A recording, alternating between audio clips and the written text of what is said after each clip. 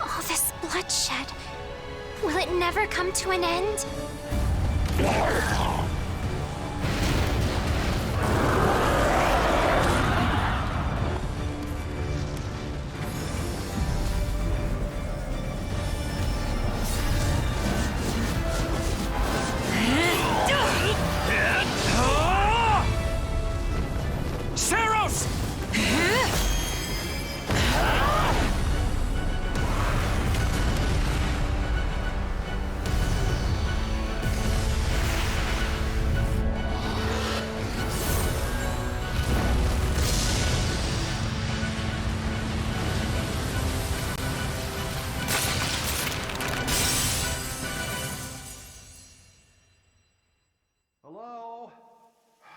Is that freeloader, huh?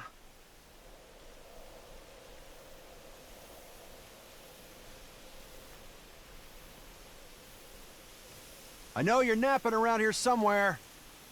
On your feet and back to work already, yeah?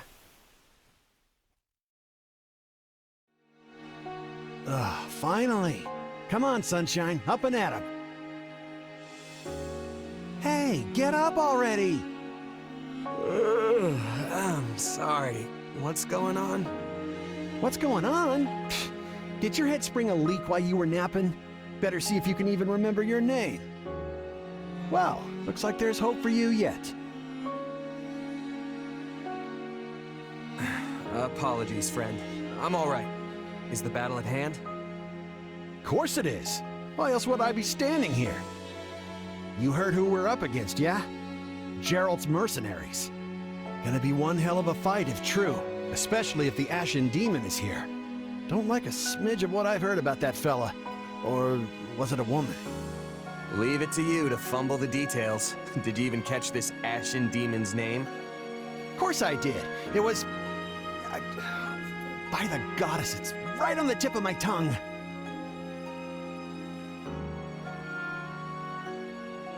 Yeah, that's it. Demon or no demon, our job is to fight and win. You sound just like the captain. I know they paid up front, but come on. Well, at least one of you has some courage. You've certainly come a long way since I plucked you from that mountain village. But this battle is about more than just victory. Gerald's team has a sterling reputation. Rumor has it they've never blundered even a single job. But once we put them to rout, we'll finally be the greatest mercenaries in all of Leicester. Enemy activity detected, Captain. Looks like we'll be fighting by moonlight. Mind you don't kill each other in the dark. Wasn't expecting a fight so soon, but I guess there's nothing for it. You ready? Ready as I'll ever be. Good luck, friend. And double to you. All right, let's get down to business. We're up against Gerald's mercenaries. The captain ran off ahead of us. Is she gonna be okay? Master your fear and advance! The main force is here. We're saved! Now push! Push the enemy back! About time a foe with some teeth showed up. But they still don't stand a chance against Burling's mercenaries. Now, isn't this a sight? You must be the infamous Ashen Demon. I can't wait to tear you apart. This'll be the end of the Ashen Demon. No one can beat the captain. Got you! Captain. How? They took out Leslie like she was nothing. Ugh, I can't believe I'm losing to some damn kid. No. Just when my dream was finally in sight. You monster.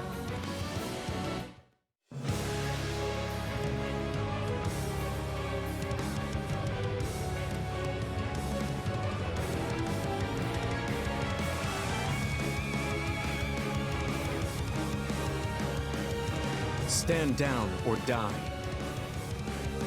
We're gonna stand, we're gonna fight, and we're gonna avenge the captain. Why am I so scared? It's just one merc. Run! Run while you can! Gets no! This can't be happening!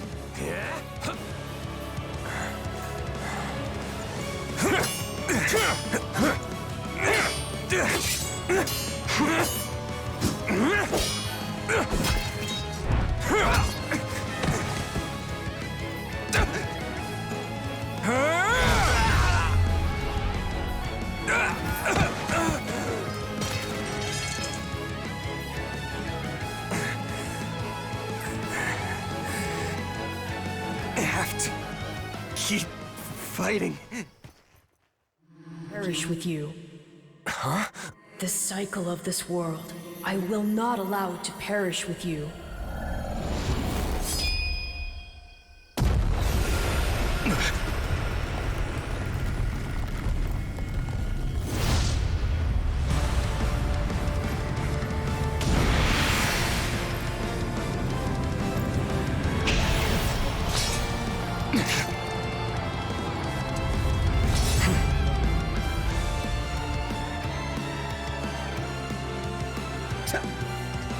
Where did you get that power?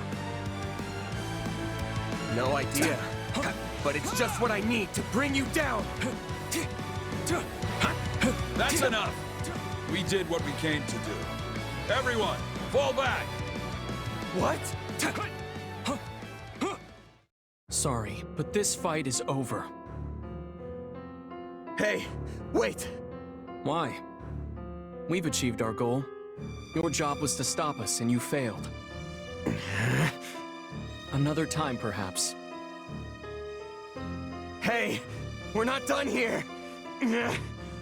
Wait, why am I so tired?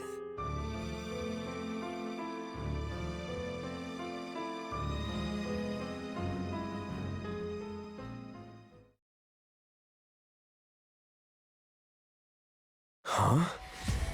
Where am I? Oh good, you're awake. Not sure I would have been able to sleep at night with your blood on my hands. Yeah. Who are you? Ha! Now that is a tricky question. For the moment, why don't you call me Arval? Arval, huh? But for now, let me speak plain. You are slated to die. Right now, I'm the only thing holding your meager life together. And to be blunt, it's beginning to tire me. Thank you? Oh, my. That's the first time anyone has ever shown me gratitude. And I must say, I like it very much. Hear me well. You are a crucial piece of this world's cyclical... No, this will never do. You're far too groggy to absorb what I'm saying. For now, I needn't tell you how you'll get back on your feet. I need only convince you that you will. Is this a dream? I remember collapsing, but then... You're half right, which also means you're half wrong. But full marks for effort. Still, the important thing is what you do after you wake. And what should that be? Recall, please, how the Ashen Demon bested you. Came within an inch of snuffing out your life. If you attempt the fight again the same way, you will reach the same conclusion. This would force me to step in once more, which would be most annoying and also rather counterproductive, if I'm honest. You don't need to worry. I won't lose next time. Although who's to say when that time will come? Who indeed? My captain and comrades are dead. The company is finished. So, there's only one thing I can do. Start over. Huh. I thought you to be more sentimental. Did they not take you in? Care for you? Gold's the only thing that ever held us together, and death is something we're all too used to. I never knew my real parents, and I lost the mother who raised me. Partings just come easy to me, I guess. The best way to honor my fallen comrades is by training hard and growing even stronger. Then I'll crush Geralt's mercenaries and the Ashen Demon with them. That's what I'm going to live for now. Oh, but I like your spirit, though I expected no less from my partner in destiny. I'm sorry, what? Yes, I suppose that was a bit sudden. I should remember, take intimacy in smaller steps. The point is that I'm here to guide you, and I promise to help you find the strength to see your dreams realized.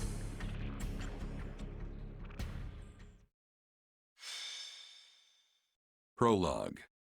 A Chance Encounter. The continent of Fodlan, said to be protected by a goddess, has existed for uncountable ages. Now, 3 ruling powers control the land. To the south is a region held for more than 1,000 years by the Adrestian Empire. To the north is the Holy Kingdom of Fargus, ruled by the royal family and its knights. And to the east, a league of nobles that bends no knee rules the Leicester Alliance.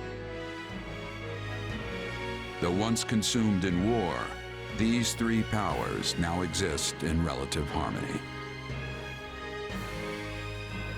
Nestled between them is Garreg Mach Monastery, seat of the Church of Seros, the land's widely practiced faith, and a power that helps to maintain peace across the continent.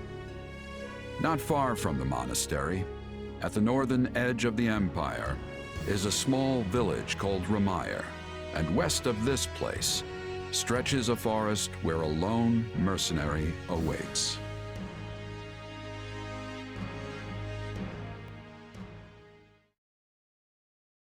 Hey, wake up! Ugh, how many times must we do this? Get up already! Huh? That's weird. I could have sworn I heard someone calling me. It's still dark out, though. Hello, yes, I was calling you. Many times, I might add. Come on, I told you not to sneak up on me like that. As if I have a choice. Do you know how many times you would have died by now if not for me? I'll tell you. 22. The 3 times you leapt off a cliff to quote-unquote get tougher saved you. Those 5 mad attempts to dispatch a horde of monsters by yourself saved you. And tonight, despite my repeated warnings, you took the wrong path and ended up having to sleep on a bed of leaves in the middle of the woods. You're right. This was all my fault, and I'm sorry. Strange. That's exactly what I wanted to hear, yet somehow I'm the one who feels bad now. I must remember this tactic. At any rate, we all make a few mistakes along the way. And by we, I mean you. And by a few, I mean far, far more than average. Now then, with that out of the way, would you like to know why I've roused you from your mud-caked slumber? Actually, it's probably easier to show rather than tell at this point. Look over there, if you would. Hmm? Stop plowing ahead, Claude. You're going to get us lost. Lost schmost. We've got it on Imperial authority that this is the way to the village. True, I said there was a village, but how could anyone know where it is in the thick of these mountains? I can't even say for certain where we are in all this gloom. Okay, new plan. I'll rely on my keen senses to navigate. Lucky for you, they're sharp as an arrow. Hold, both of you. Someone's here. Another bandit, perhaps? They're mistaking you for some common backwater thief. What cheek. Hold on there. I'm no bandit. I'm a mercenary.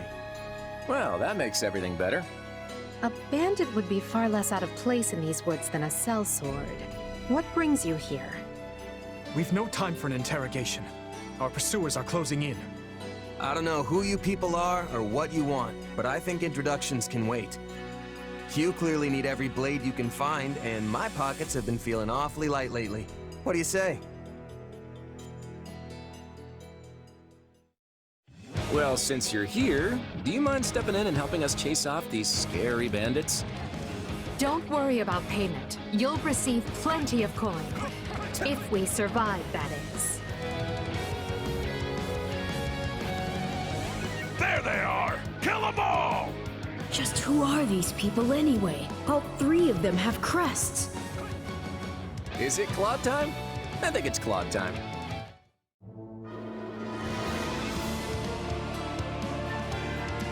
Repent, foul bandits! The Knights of Seros are here, and we'll cut you down for terrorizing our students. This battle is practically won if the Knights have arrived. The Knights of Seros? Not now! If I don't kill at least one of them, Brett, I'm finished! This is where you die, dogs! Form ranks and capture those bandits. Quickly now.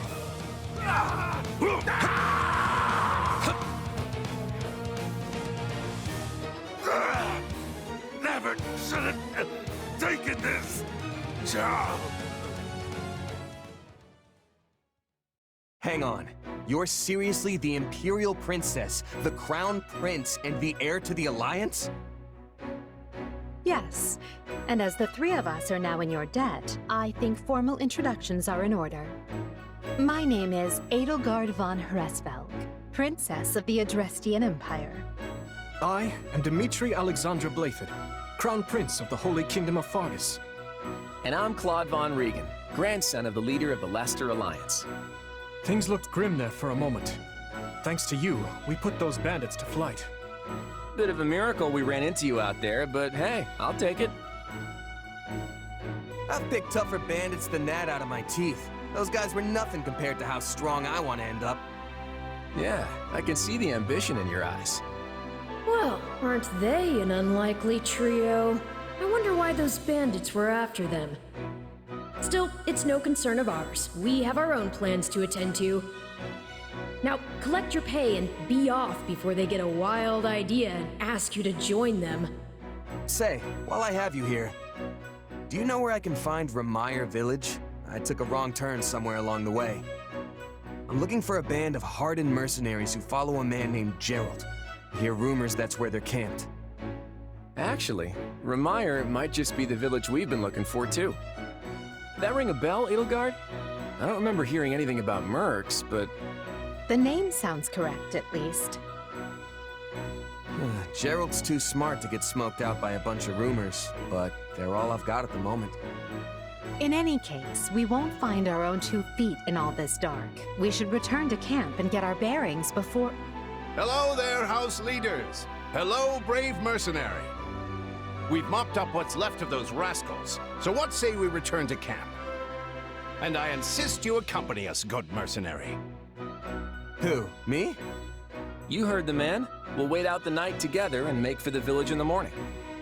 It's a great plan, especially if you want to get paid, as we're a tiny bit short on pocket change at the moment. Yes. And those mercenaries you're looking for? Gerald's band, was it? They may be in Remire Village tonight, but there's no telling when they'll move on. If you come back to our camp, we have maps that may help you get one step ahead of them. This is clearly the wisest course of action, not to mention that I would enjoy conversing with you further. But of course, the choice is yours. Trust me, I don't want to go either. But there's little sense in denying the wishes of 3 noble scions. Let's play along for now and see how this unfolds. All right, but just for the night. Perfect. Then might I borrow you for a moment after we reach camp? There's a matter we must speak about. Nothing alarming, I promise you. Right then, so off we go? But, if I may, did I hear you mention a Geralt earlier? Yes, do you know him? He heads up a pretty elite band of mercenaries, so I imagine his name is spread all over Fodlan by now. Mercenaries, is it? No. No, it can't be him. Can it? Well, I'll just have to meet this Geralt myself. After I've seen my duties through, of course. After all, if I don't finish my assigned tasks, I'm mission the point. Get it? Missing? Mission? Come now, this is good stuff! That's our Alois. Come on, let's get moving before he really gets going. My sincere apologies for asking this of you. I know you're heading for Remire Village in order to find Gerald's mercenaries, but... well, perhaps you might consider changing your mind and accompanying us to Garreg-Mach Monastery instead. And why would I do that, exactly? Because you've done us a great service, and we don't have the means in camp to properly reward you. At the monastery, however, we can repay your kindness in full. Also, between you and me, this evening's turn of events was quite the embarrassment for the church. We allowed students of the Officers' Academy out of our sight, and house leaders of great political consequence at that. And then they crossed swords with bandits. If word got out, well, let's just say it would sit poorly with everyone. So you see why we must ensure you are well compensated. Also, there may be some papers for you to sign, perhaps in blood. This sounds more like hush money than a reward. Yes, that's exactly what I told the fool knight who suggested it. Me, I'd just as soon send you on your way, but I fear I'm obligated to escort you back. Anyway, the whole thing will be much easier if you simply agree to come along. Just as a formality, of course. I think that was a threat. And here I thought he was a big softy. Well, what do you think? Garreg-Mach is in the opposite direction of where we need to be, but this man seems rather set on having us accompany them. You make a poor case, Alois, but I can see where this is heading. I'll come with you to the monastery, but I'm not staying a single minute longer than I have to. Bless you, my friend. What a noble soul you are. I'd say you saved my bacon, but that would be utterly hammy. Alois, has anyone ever told you that you're... Don't. Some truths are simply too painful to bear. While I'm no expert, I fear the poor man's heart couldn't handle the shock. Told me what?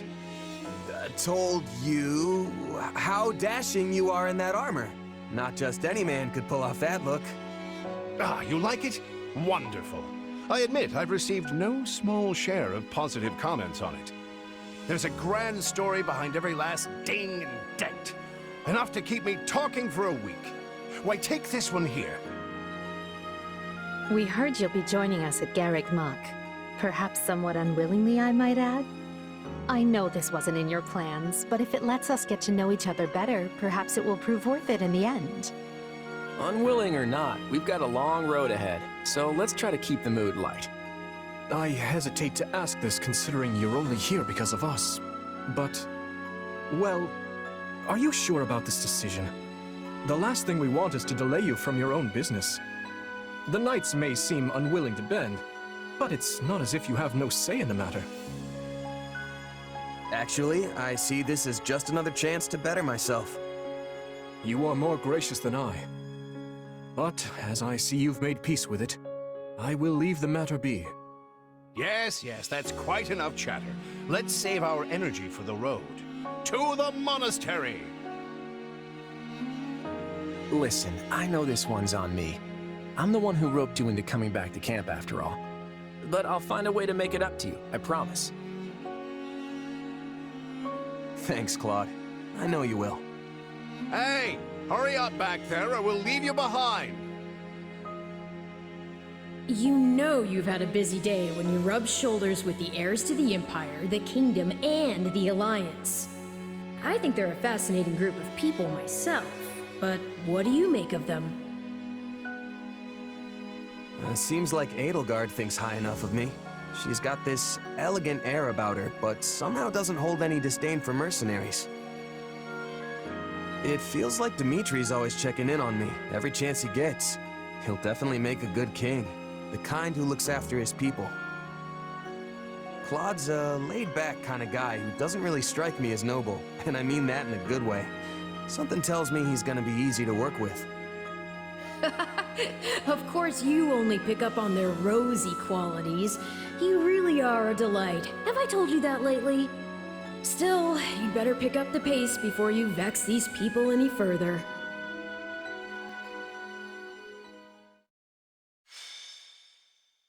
Prologue. 3 Houses. Deep in the forest, the mercenary meets a trio of youths, each a student at Garreg Mach's Officers' Academy, and a leader of one of the school's 3 houses. Striking down the bandit chief who attacked the students brings undue attention to the mercenary, who soon arrives at the hallowed gates of Garreg Mach.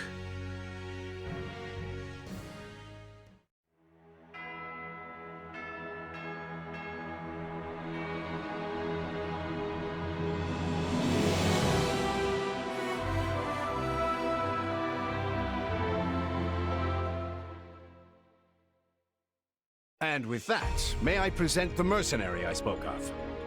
Greetings. My name is Rhea, and I am the Archbishop of the Church of Seros. Thank you from the bottom of my heart for rescuing our students. I'm just glad I could help. Such modesty is not required around me. Your actions were truly commendable. However, the reason we summoned you here was not simply to express our gratitude. We have a proposal for you. One made on behalf of the church itself. What kind of proposal? Someone told you of the Officers' Academy here at the monastery, yes? We would have you join this academy as a student. You what? Though you are a mercenary, I understand you are not currently beholden to any one particular employer.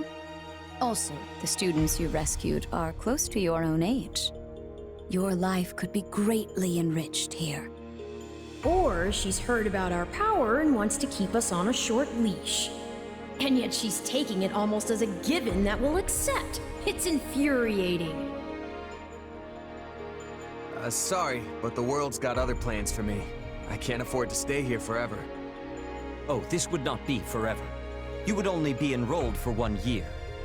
Bear in mind that the Knights of Seros and many other powerful warriors pass through these gates.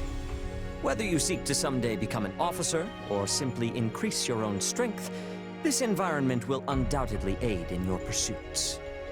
They've really talked us into a corner here. I think I see where this is going.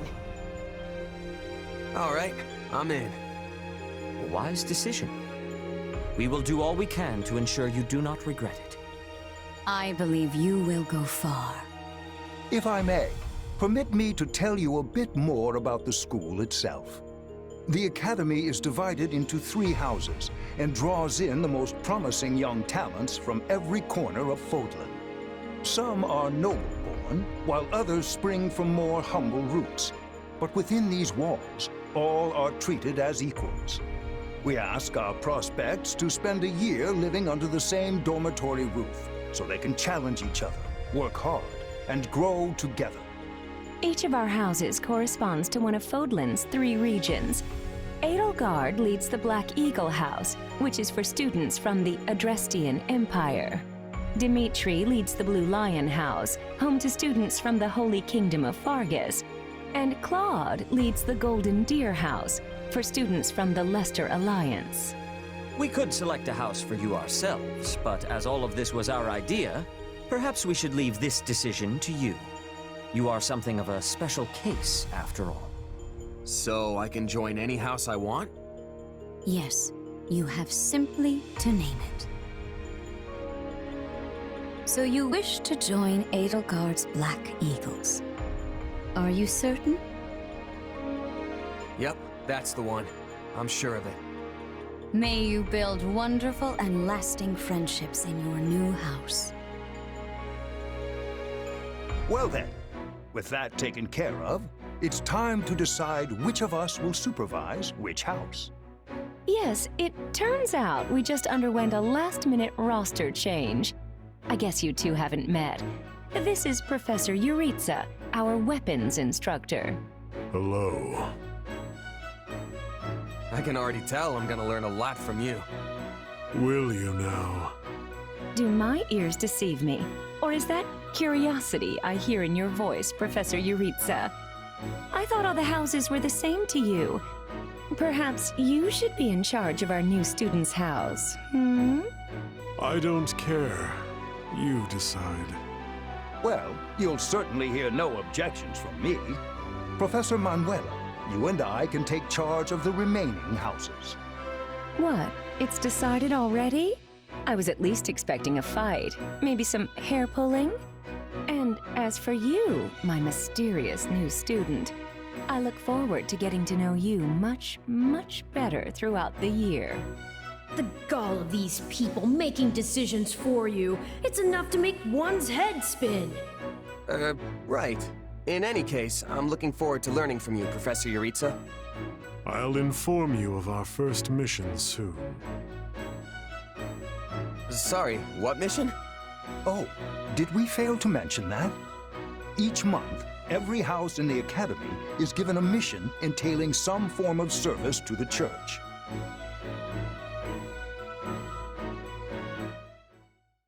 Well, what do you think? I believe there is a very good chance it will work. Perhaps, Lady Edelgard. But is that chance not outweighed by the danger of matters going awry? We have managed to walk the knife's edge so far. But what you are suggesting is open hostility. If they so much as catch wind of our intentions, things will go sideways very quickly. Regardless, this is our last opportunity to save her. Frankly, it's a miracle we even have the chance. I thought you once proclaimed not to believe in miracles, Lady Edelgard. And I don't. At least not the kind one has to sit around and wait for. But right now, everyone is exactly where we need them. Her, the bandits, the string pullers, and the perfect instructor with the perfect mission. I'm going to make this miracle happen, and I will do so for our future. Then we'd best have a plan in place to finish the job, in case they catch on. I expected you to burn a few bridges, but this plan would be akin to setting half the countryside on fire. Which is exactly why I'm counting on you, Hubert, and why I'm grateful to have you by my side. Welcome to the Black Eagle House. I'm pleased you selected us. Whoa, wait, what? You're a student now? And not only that, you're one of us? That's great! Wait, stop! I don't know this person! Oh, why are there so many new faces? That's what you get for skipping this year's first field excursion, Burn. A lot happened. There was even a bandit attack. Did you really not hear about any of this? Bandits? Now I'm extra glad I skipped out. I must say, the church took a bold step in enrolling you. A decision which I, of course, fully support. You helped Edelgard, and we stand to learn quite a bit from one so skilled. Yes, I have eagerness to examine the fighting of mercenaries. We should be sparring, 1 versus 1. If anyone needs me, I'll be asleep and... Wait, hold on. Do you have a crest? Did Professor Hanneman even check? Oh, he checked all right. Sorry to say, I'm certifiably crestless. Strange. You definitely seem the type. But I suppose I'm just imagining it. And now you know the rest of our house. As you already met some of us in camp, I assume you knew what you were getting into. We may not be perfect, but we support each other as best we can. Please try your utmost to get along with everyone. Here approaches Professor Yuritsa. That makes all of us. Remember your mission? We are to eliminate the remaining members of the Iron King's thieves that attacked our camp. The chief, Costas, has already been struck down, and now only a scattering of brigands remain. Even with our limited experience, we should be able to defeat them handily. Good. Prepare yourself. Of course, Oh, he's gone. So it would seem. Right then. We'd better get all of our waterfowl in a row. Wait, but I need to tell the professor I can't participate? Oh, good work, Bernie. Why didn't you speak up sooner? I know what you mean. I never even got the chance to break out my best. Leave it to me, Professor. He's a real tough nut, that's for sure. Says just as much as he has to, then makes tracks. Strength and silence don't always go hand in hand, though. Indeed. Just look at Caspar's father, Count Burgles. When that man shouts an order, It is so loud that the seas themselves part and the clouds retreat. Whatever the case, I expect all Black Eagles to participate in this mission, including you, Bernadetta. You can do this. And I look forward to seeing our mercenary friend here in action. Careful, Edelgard. If you set me loose out there, there won't be any bandits left for you.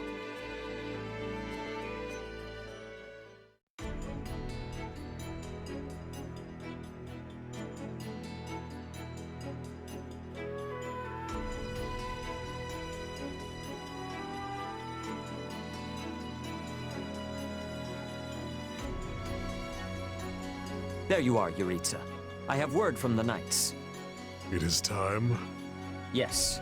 The bandits have fled north into the canyon bordering Count Ro's land in the kingdom. But the Knights have cut off their escape, and now stand ready to provide whatever support the students may require. We'll leave at once. I needn't remind you, this is the first real battle for some of our charges. I trust you will keep them safe. Though I likely do not need to worry with an old hand like you at their side. No, you don't.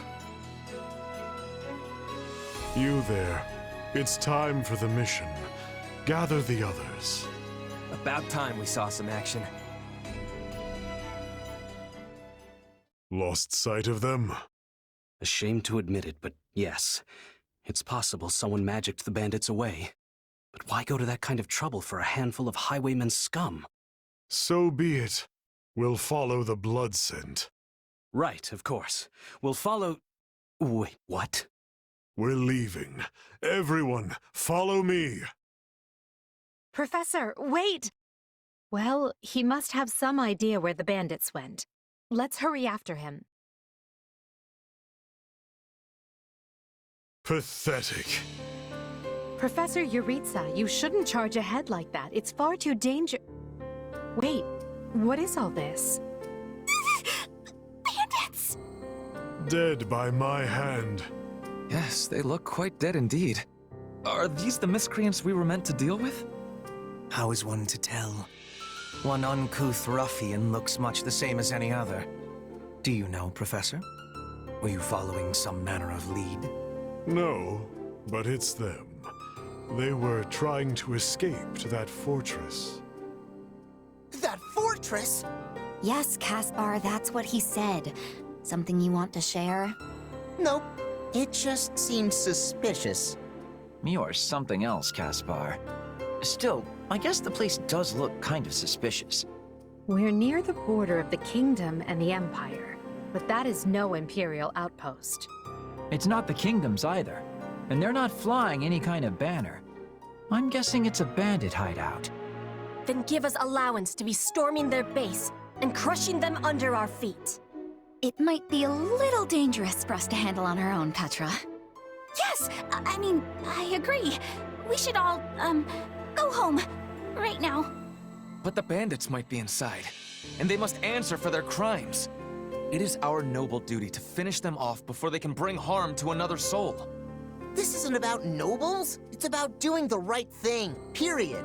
And striking down evil is the Caspar way. We'll be heroes if we manage to take out the entire bandit outpost. This is the kind of stuff I live for. Since when are you so gung-ho? Oh, right. Since always. Enough. This is not our decision to make. Professor Yuritsa? The mission stands. Enter the fortress. Dispatch any bandits you find. There are no signs of life. We may be chasing ghosts. Professor, are you having the ability to speak with ghost spirits? It is just an expression, Petra. It means there is probably no one here. Ah, I am understanding now. You have my thanks. This language has much peculiarity some of the times. Well, if that's settled, let us make ready. Make sure you're prepared before we head out. We'll put the bandits to rout. Follow me. Huh? Hey! We got intruders! You must be a bad guy if you're pointing a weapon at me. Get ready to pay! I'd say that takes care of securing the bandit hideout. Unless something else concerns you, Professor. Search the basement. Something is amiss. Hey, there's a prisoner down here. And she looks like an academy student. Are you here to rescue me? Lady Edelgard! Monica, how did you... No, my questions can wait. Thank you for saving me. Don't let the girl escape, or Kranya will make us wish we were dead. It's not safe here. We must take the girl and run. Okay, we should be safe here. I mean, I hope we are at least. All right. Who came in here and trashed my beautiful stronghold?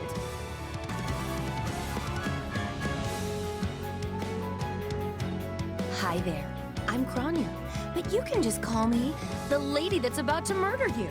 or, don't. It's her. So be it. Kill her. If you truly are Kranya, then it is you who will die this day. Good. Then we can proceed as planned. If you've got any pretty last words lined up, now would be the time. Not that I'm going to pay attention. Oh, you're not going anywhere, Monica. I have something very special planned for you. They defeated a demonic beast? Impossible! Talus isn't going to like this at all. You'll pay for this. You'll all pay.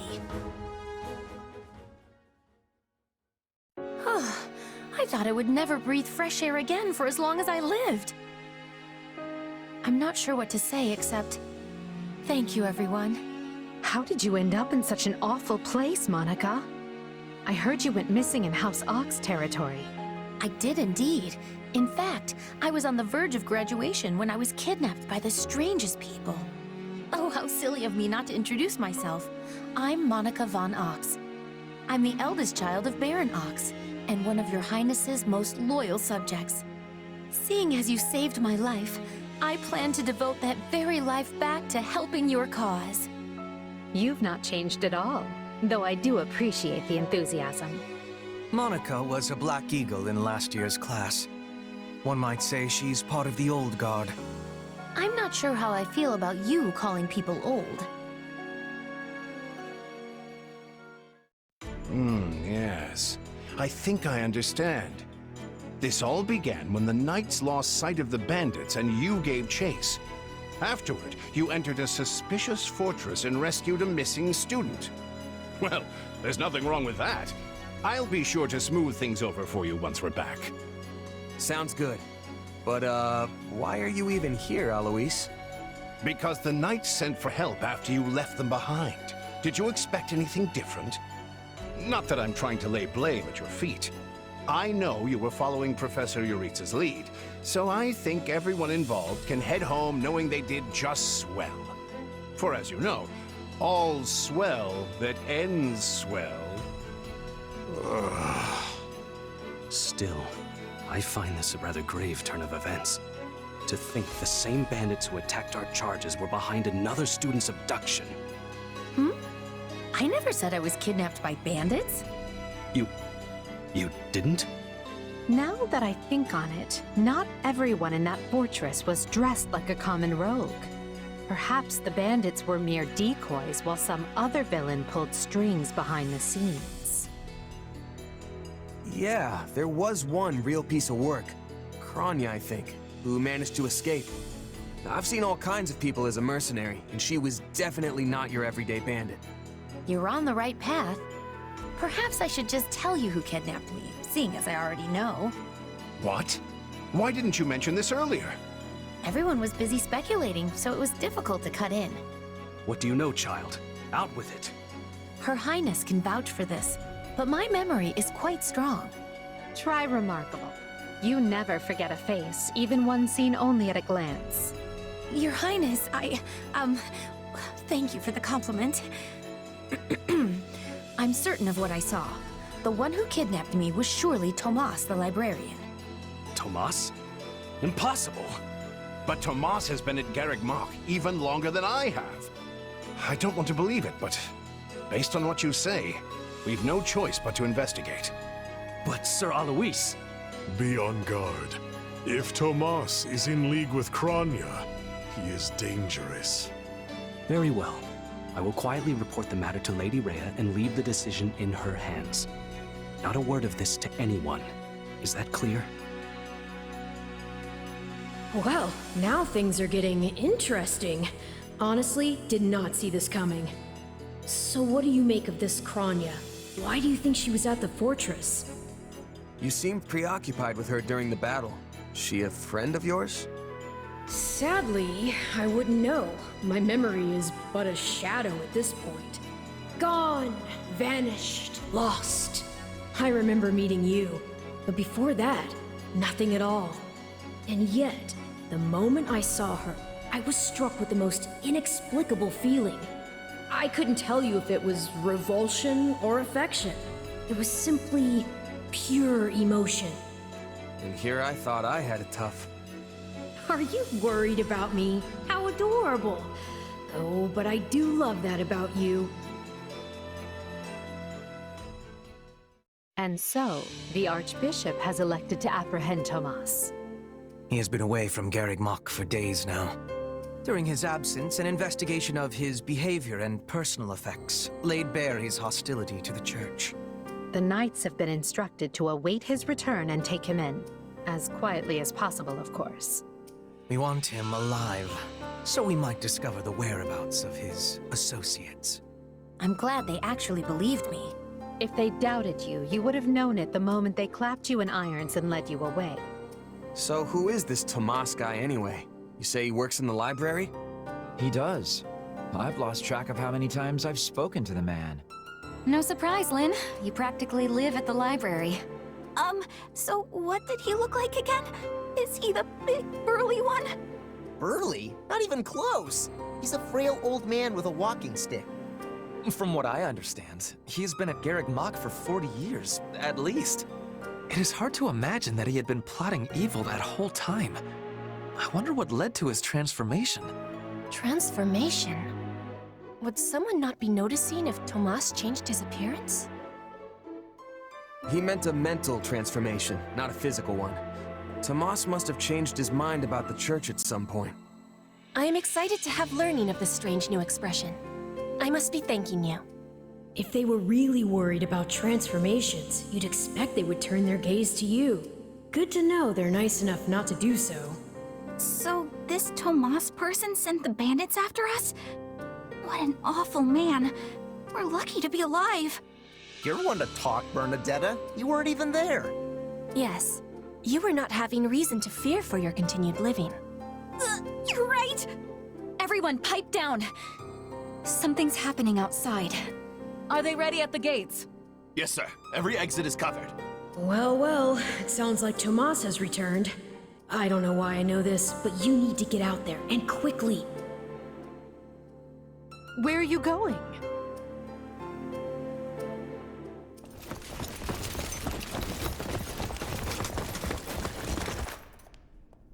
There he is!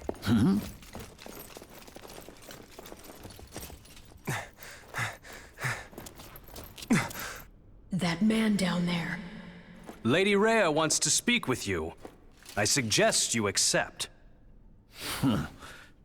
This doddering persona of mine will benefit me no further.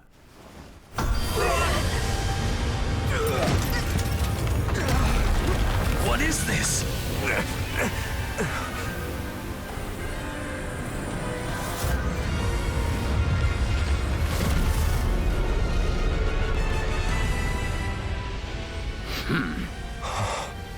Familiar, right?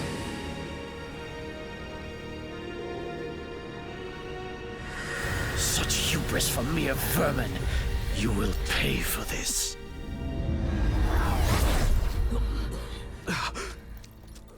Find him! Right! What he did was just like...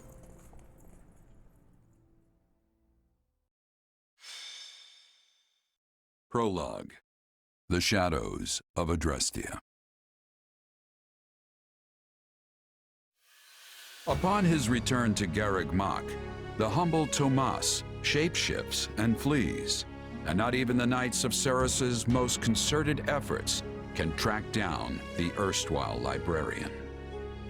Meanwhile, Edelgard seizes upon Monica's rescue as a chance to start down a radically different path than she had originally planned. Things went like clockwork with Monica. Thanks to Professor Yuritsa playing his part so ably. And equally to those arrogant fools for letting their guards down. I doubt we will see such fortune next time. Next time? Don't tell me. The moment has come to take matters into our own hands at the Imperial capital. This is our chance to finally be rid of them. But, Lady Edelgard, we aren't ready. We'll need an entire host to keep them in check. And we have one. The Church.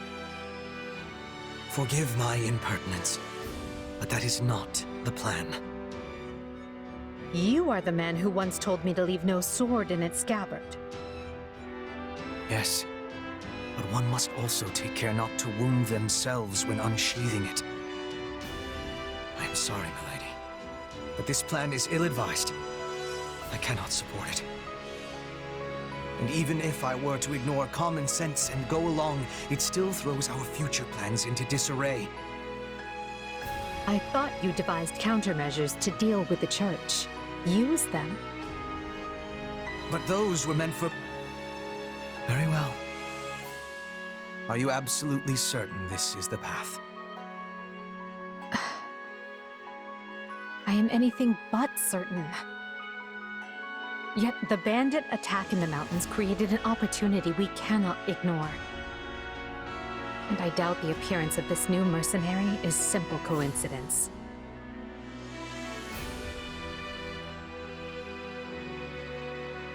Plans can be rewritten, Hubert. Either we're doing this, or we're not. Will you sit around and wait for a miracle? Or will you help me seize control of my fate? I am with you, Lady Edelgard. As ever. Then let us walk forward on this path, and see where it takes us. I apologize for bringing this to you on such short notice, Archbishop. Not at all, Edelgard. But might I ask, what prompted this sudden desire to return to Enbarr? We believe one of Tomas's collaborators may have infiltrated the capital. My word! Tomas tended the library at Garreg Mach for decades, with nary a blemish on his record. And then, without warning, he drops his disguise and reveals himself to be a vile sorcerer of terrible ability. Someone at the capital also fits that pattern. A man we know all too well. And who might that be? My uncle, and regent of the Empire, Volkard von Arundel. His lordship briefly defected from the Empire before reappearing several years later. But he returned a changed man, and began seizing power almost immediately. Witnesses claim he wields dark magic in secret, and is able to change his appearance at will. That does sound suspicious, if these witnesses can be believed. I would ask that you do believe them, as the information comes from my own House Vestra. I see. And when you return to the capital, how do you propose to deal with this uncle of yours? Lord Arundel has the support of a number of influential nobles, including the Prime Minister, Duke Ayer. And while we have allies of our own, it's likely they'll require some convincing. To that end, we wish to bring our friends here at the Academy, their daughters and sons, with us under the supervision of Professor Yuritsa. We hoped you would consider deploying the Knights of Seiros, so the Imperial Army doesn't get any strange ideas. You wish to march on the Empire, with the Church's knights at your back? Your support would give credence to our claims. Additionally, the Knights would keep the populace in check upon our arrival, thereby preventing the city from descending into utter chaos. The more I hear of this, the more credible the threat sounds. It's clear you have thought carefully and planned well. We intend to seize the palace with our own forces, and will do our utmost to contain the conflict there. But we still need your help. Please. I have 2 conditions. The first, when you capture Lord Arundel, he is to be turned over to the Knights at once. The second, our Knights are not to engage in battle directly. I would have it no other way. Step lightly, Edelgard. Should these claims about Lord Arundel prove false, we will take action accordingly. Make no mistake as to who will be held accountable. Understood. But please know we have nothing to gain from deceiving the Church. Very well. I will summon the Knights and let you instruct them as to your plan. May the Goddess watch over you all.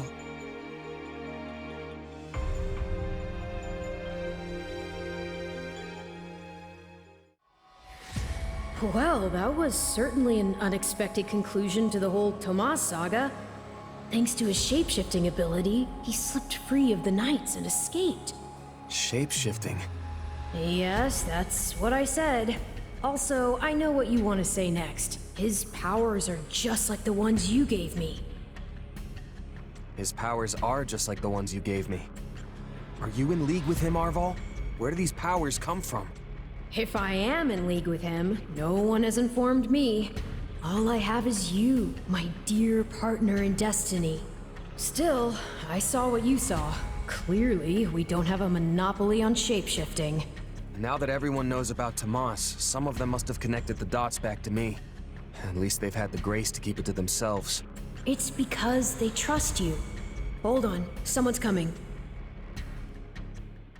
Ah, there you are. Something wrong? I must return to the Imperial capital soon for an important matter. Will you join me? Most of the other Black Eagles are coming. What's this about? I fear I must keep that to myself until we're closer to the capital. But I promise you this. There will be battle, and you will have a chance to shine. Are you sure? I mean, these powers I have... Are like the ones Tomas used? Yes, that is a bit disquieting. Still, you've given me no reason to mistrust you. You could have wrested yourself free of us from the start, but instead you chose to stay here at the monastery. You fought by our side and helped us save Monica. I think I can give you the benefit of the doubt. But here's my true proposal. If you accompany us, there's a good chance you'll learn where your powers come from. Ooh, now that is intriguing. In that case, I accept. Thanks. What? Solon's been unmasked? Yes, my lord. Rooted right out of the monastery. First Kranya's debacle, and now this. What in the world is going on? I know not, my lord. What are we to do? Keep our composure for a start. Send word to the kingdom and see that Cleobulus is informed. Tell him to remain prudent. If he must go into hiding, so be it. At once, my lord. Yes? Lord Regent, I have urgent tidings to report. You may enter. Forgive the intrusion, my lord, but we just learned the Knights of Seros march on Enbarr. Their purpose is unclear, but they will arrive by morning. We've been turning ourselves upside down to make ready. The Knights of Seros? No. Do you think... There's only one person who could be behind it. How dare she bare her fangs at us? They may already be within the palace walls. Mobilize the guards and search. If anyone so much as looks at you askance, kill them on the spot. Yes, my lord. Her Highness has given the signal, Valdemar. Already? I had thought they were still negotiating. Things are moving rather quickly. The situation must have changed. Our children are still at Garrick Mach, after all. I admire how strong she's become. I just wish we'd had more time to appraise her competence. Well, if she's caught us with our breeches down, imagine how they feel. I can't wait to see the confused look on those dastards' faces. Oh, I'm going to enjoy every second of this. As if you'd be content to watch. Once the battle starts, you'll be knee-deep in gore with all the rest. Which means I'll have to make it clear where I stand. We can't afford to tear the Ministry apart by having the pen and sword at odds. These are your instructions. I imagine they may not come as a surprise to many of you. For some time now, Enbarr Palace has been infested with the same darkness you saw in Tomas. They have made a puppet of the Emperor and plot with disloyal subjects to seize control of the Empire. Our objective is to stamp these traitors out, seize the palace, and reclaim the Empire for our own. You realize it's just us, right, 80? That sounds kind of impossible. Still, the Empire is having many soldiers. Perhaps you could be changing their minds? Those who can be won over will be. And the realization they are fighting the Imperial Princess ought to dull the others' blades. We have also secured the cooperation of several nobles inside the palace. Very impressive, Your Highness.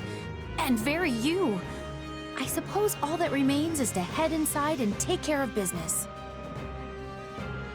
Just you watch. We'll take them all down and have the bards singing our names by nightfall.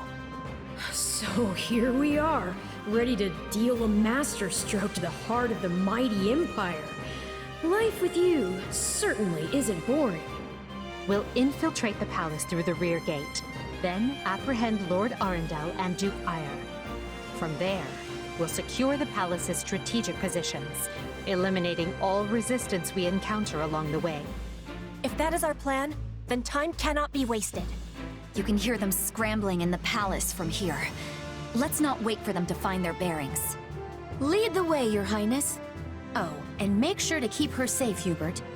You know every square inch of that place, after all. Just mind you don't fall prey to your own distractions. These villains have had free run of my house for too long. Today, I take it all back. It was easy enough slipping in the back. The knight's unexpected visit must have thrown the court into disarray. In that case, we'd best find and apprehend Duke Ire and Lord Arundel before they grow wise to our scheme. Duke Ire should be in the throne room. We'll enter through the back way. 80? No offense, but what's to stop him from running away? Oh, I already solved that particular problem. The time has come, Ministers. Show the Duke your true allegiance lies with the Empire.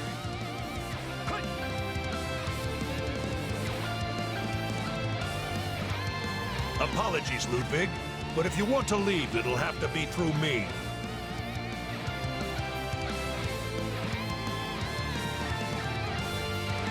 And if you want back in, you must go through me. Although I must seem like nothing in comparison to that bear at the front gates.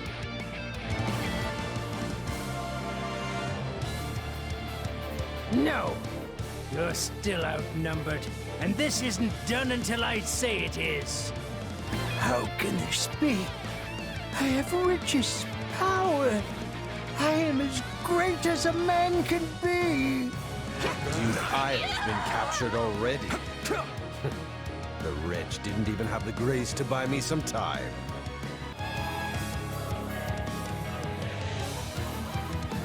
Wretched vermin.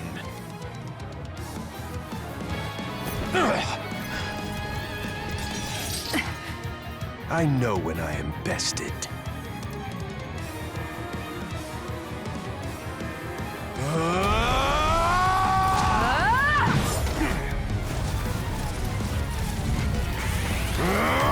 Not happening!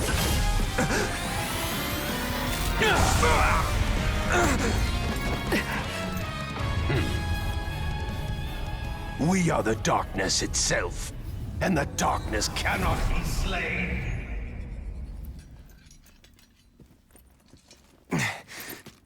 He escaped. Cowardly of him. But we can take comfort in our victory either way. Yeah, I guess.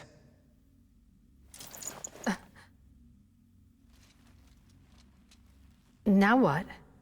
Huh? Are you kidding me? When mercs celebrate a win, we slap our open palms together like that. A commendable victory, Lady Edelgard. Thank you, Hubert. Still, I don't much like how those rats managed to keep skittering away. I imagine that guy's pretty close with Kranya and Tomas, since he shapeshifted and all. Yes. They are all part of a clandestine organization attempting to conquer Fodlan from the shadows. Those who slither in the dark. Huh. Never heard of them. So, what is the plan now, Your Highness? We make ready for my coronation.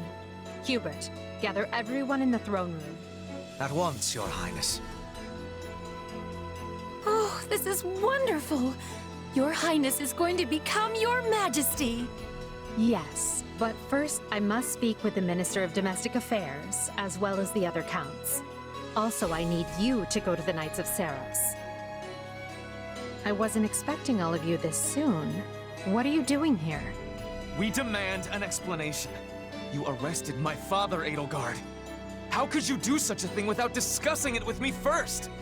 I'm probably not getting the finer points here, but you basically defeated both my father and Ferdinand's. Is that right? I wasn't fighting your father, Caspar. He was aiding me, as was Count Hevring. So, what about my father? Did you arrest him? Unfortunately not. Okay. Look, I'm sure you have your reasons for all of this, but maybe you should sit down and talk us all through it. And I intend to. We'll reconvene later and clear everything up then. Monica, join me. We'll talk as we go. And you say I have 2 years to complete these preparations? In cooperation with Count Hevring, of course. You and Hubert can finalize the details later. As I won't be choosing a prime minister for some time, I realize this may result in extra work for you. However, that also means more latitude to do things as you see fit, so long as you ensure we're prepared for a 5-year war. I will not rest until I discover a solution, Your Highness. So long as our military leaders don't tread on my toes, I shouldn't have too much difficulty. For something this big, you better believe we'll have plenty of need for resources. Leave it to a narrow-minded quill carrier like you to call that treading on your toes. In Her Majesty's name, I will decide what is and isn't appropriate regarding your needs. Also, anyone would seem narrow-minded when compared to a swollen-headed juggernaut such as yourself. A juggernaut, huh? Yeah, I like the sound of that. I see someone allowed his sarcasm lessons to lapse. Moving on. Lord Arundel's followers will doubtless attempt to interfere, so we'll need to keep a close eye on them. Once Count Varley joins us, we can discuss the matter I mentioned further. It seems he's just arrived, Your Majesty. Apologies for my tardiness. Gregoire von Varley at the court service. My, but attendance seems light. Where is the Lord Regent and the rest of our noble six? Duke Eyre stands accused of treason and has been dismissed as Prime Minister. He currently awaits judgment in one of our finer dungeons. Lord Arundel is a fugitive from the same crime, and will be taken in soon. Dead or alive, it makes no difference. Well, this is a rather shocking turn of events. I had no idea Ludwig was capable of such things. Still, rest assured that I am nothing like him. Indeed. And as for the others, Duke Gert was dispatched to Western Fodlan to conduct negotiations. And my father, the late Marquis Vestra, perished in the struggle to capture Duke Eyre.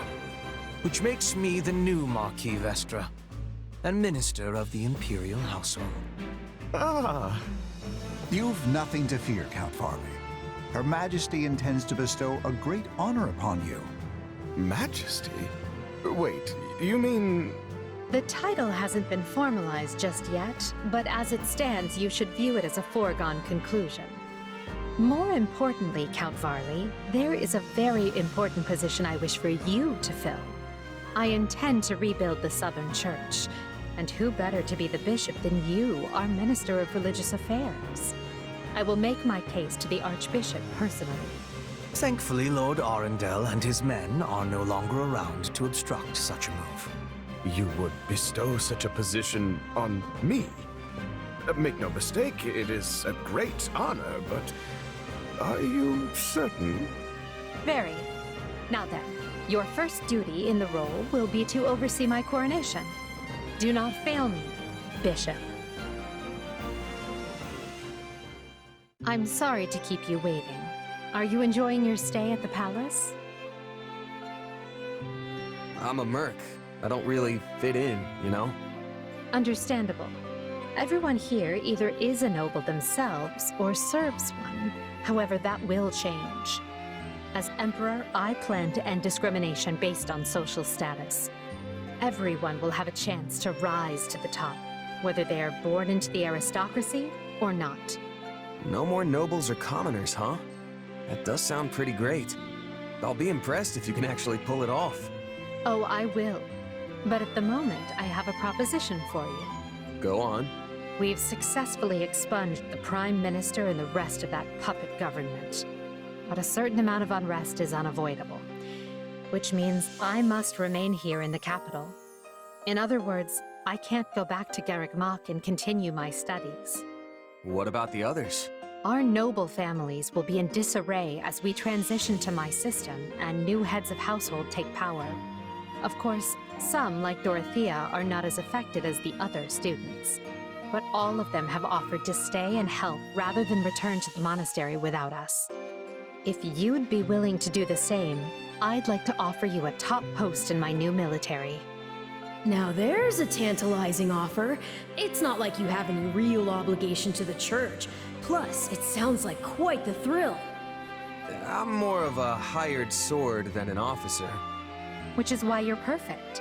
Hubert wants to recruit mercenaries such as yourself and form a new unit. I can't put some noble in command of them. That would be ill-advised. But they would listen to a capable fighter such as you. You're Hubert's first and only choice. I don't know if I really have the experience for it. But if you have that much faith in me, I won't let you down. Having deposed Lord Arundel and Duke Eyre, Edelgard quickly arranges for her coronation, her eyes now fixed firmly on the monumental task laid out before her. All the while, the kingdom of Fargus is thrown into unrest over the right of succession, while the Leicester Alliance finds themselves pitted against an invading Almiran horde.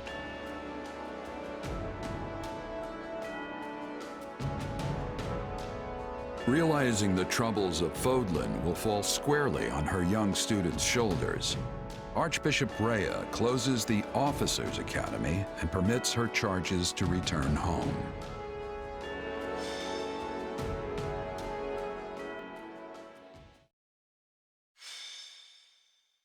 Scarlet Blaze. The struggle commences.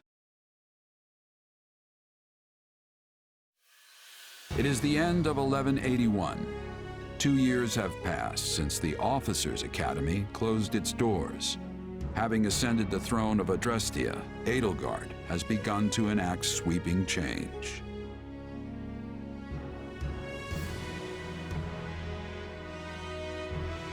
The Holy Kingdom of Fargus now calls Dimitri its king, while Claude reigns over the Leicester Alliance.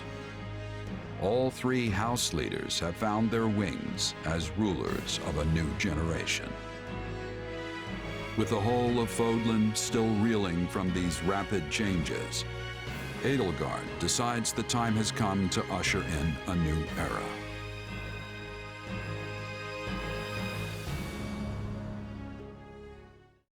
People of Fodlan, the Empire will stand by no longer.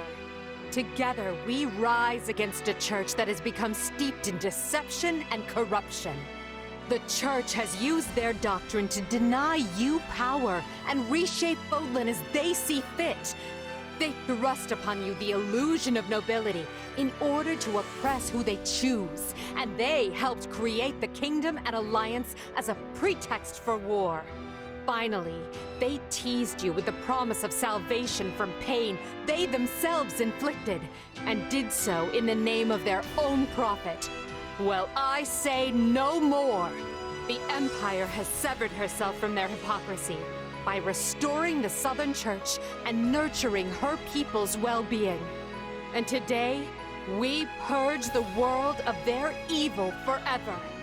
We will retake Garreg Mach from the Central Church and stamp out any nobles who abet its depravity. By my title as Emperor Edelgard von Hresvelg of Adrestia, I hereby declare war against the false Church of Seiros. The past 2 years have flown by in but the blink of an eye. And while they felt short, they were certainly eventful. The Empire has come far since we removed Arundel from power. We reformed the government, remedied our diplomatic troubles, and bolstered our military. And most significantly, we gave strength to the Southern Church, creating the perfect wedge against the Church of Seiros. A shame our bishop has become the target of relentless censure as a result. Why, the Central Church even targeted him for assassination. Poor Count Varley. It could not have happened to a finer man.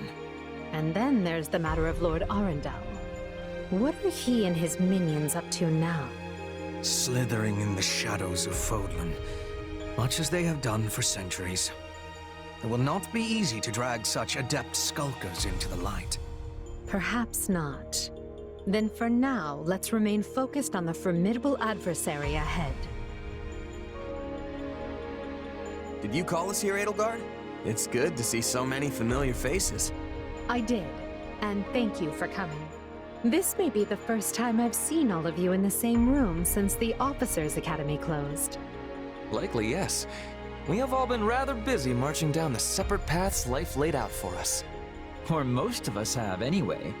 Others, such as myself, managed to eschew work in favor of a more leisurely existence. Hey!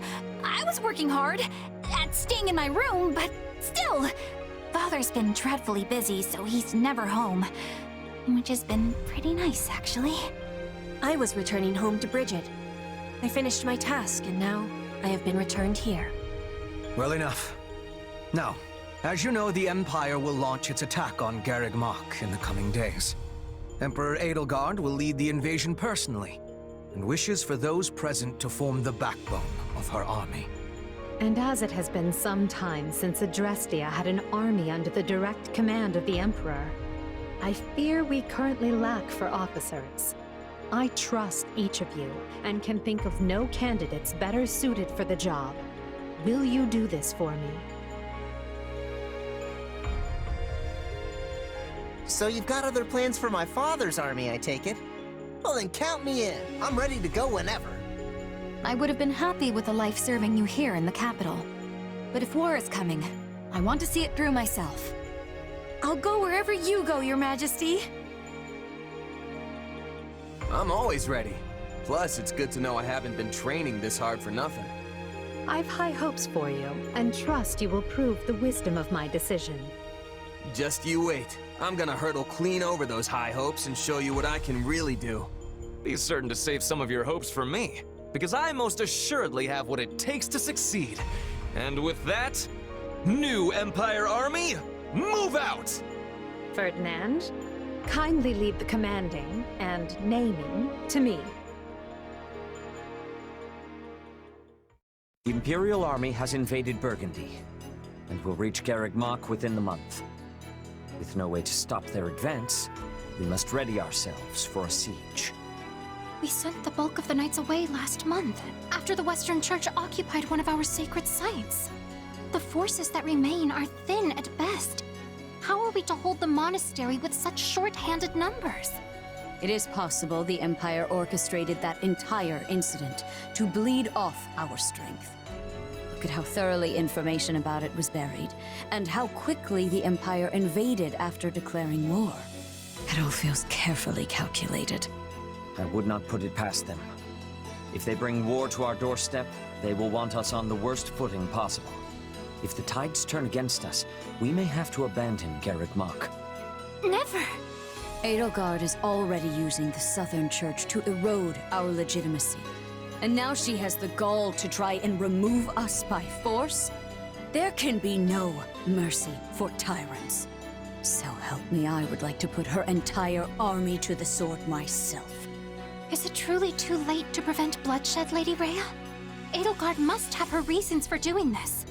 If so, they elude me. The woman seems to consider our church's very existence an abomination. Yet she has gone to the trouble of reviving the Southern Church, which implies she does not mean to destroy the faith outright. Perhaps Garreg Mach is the true prize she seeks. Or worse, this entire invasion could merely be a precursor to conquering all of Fodlan. Her purpose matters not. Our charge is to defend the monastery at all costs. I took an oath. I swore I would never again suffer the boots of thieves to sully this land. Rhea. It is a low form of comedy we find ourselves engaged in this day. To think the descendants of their empire will be the first to invade Garreg Mach. All the more reason to prevent it. I care not if we shared blood countless generations ago. I will not permit anyone to defile Mother's resting place. Feels like an eternity since I've seen the walls of Garreg Mach. Who knew we'd leave as students and return at the head of the Imperial Army? Lady Rhea must be so angry at us. Oh, why did I agree to come along? We'll be lucky if angry is as far as her feelings go on the subject. I imagine she's apoplectic.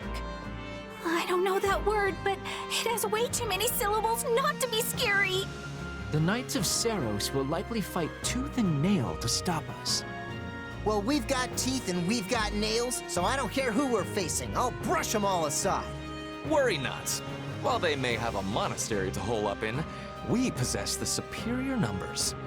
Garreg Mach is well fortified, but not impregnable. We can't assume victory based on numbers alone. Anything could happen. So, let's just be careful. Good. And remember, our goal is to seize the monastery, not raze it to the ground. The soldiers are ready, Your Majesty. We can begin the attack at once. The scouting is also finished. We know with certainty where the enemy will be taking its positioning. We are owing this to Monica and her perfect memory. She has incredible knowledge of this place. As usual, Monica, your talents are invaluable. I really didn't do much, Your Majesty. That is, it was truly an honor to assist you. Not to say I've finished helping you, of course. In fact, I am always at the ready. Don't ever change, Monica. And finally, who do we have here? This is my little sister, Fleisch. I was given approval to make her my attendant. Fleisch von Bergley's at your service, Your Majesty. My brother and I are, in your hands. Ah, so you're Caspar's famous aunt who's actually younger than he is. Yes, Your Majesty. The very same. Fleisch is too green for battle, but she'll be providing support from behind the front lines. You can rely on me. I realize saying this might make the situation worse, but there's no need to be so nervous. If you act to the best of your abilities, all will be well. Now then, everyone, the time has come. The time to take Garreg Mach and reclaim Fodlan. Jumping straight into the maw of our enemies, eh? Ooh, how exciting! Is this where I should talk about my heart racing? Huh? Since when do we talk about your feelings? That's new. Do not throw away your lives, friends. Be not reckless as you attend to our defense. A defensive position within the monastery walls? This is merely a stalling tactic. We must dispatch them at once. Then the brute force approach it is. Garreg Mach must fall.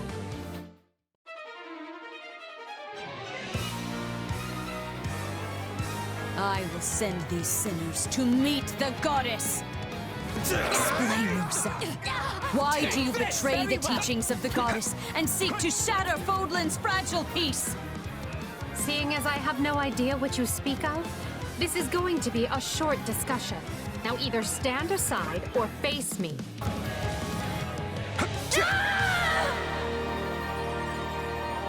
I yield you the monastery for now, Edelgard. But know this, there will be no forgiveness for your blasphemous actions this day.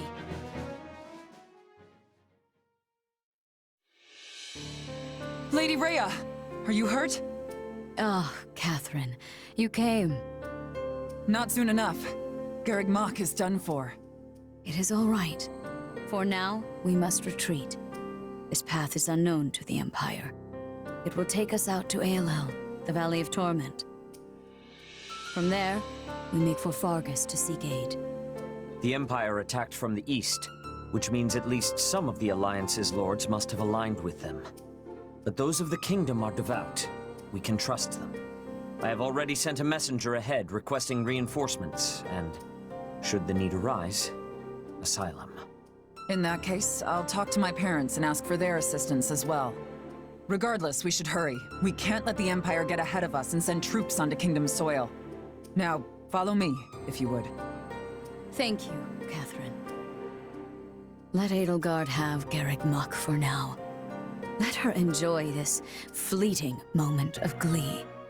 Because when we return here, Edelgard von Hresvelg will suffer a death beyond her greatest imagining. Garreg Mach, you remain ever as resplendent as the day I left you. The place cannot be so dear to your heart that it requires inferior poetry for an introduction. Inferior? I will have you know that line comes from one of my favorite operas.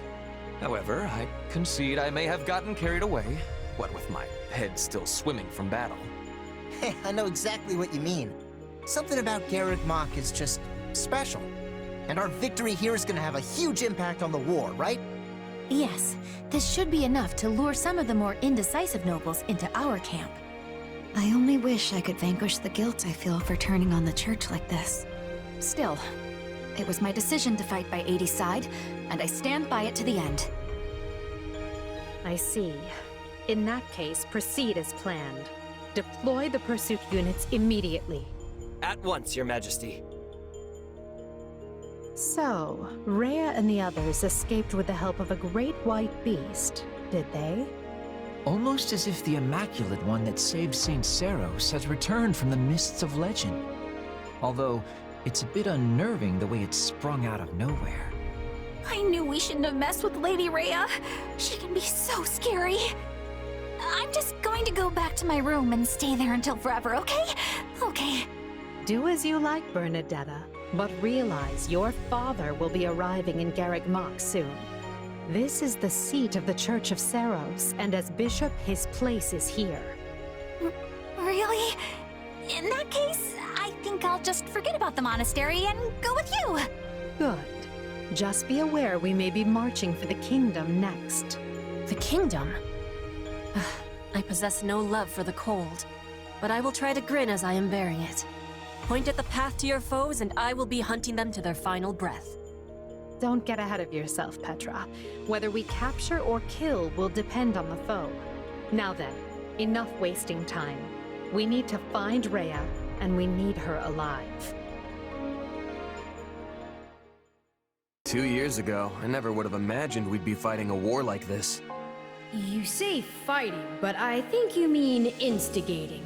Let's be fully clear about our role in all of this. Still, this is a positive turn of events for you, yes? How do you mean? When a war breaks out, every mercenary in the land starts crawling out of the woodwork. And those associates you happen to be working with should be tough enough to take on you-know-who. Geralt's mercenaries. Yeah, good point. And then you can give them their just desserts or die trying. Could have done without that last part, thanks. Relax, relax. You know I'm on your side. Our destinies are forever intertwined.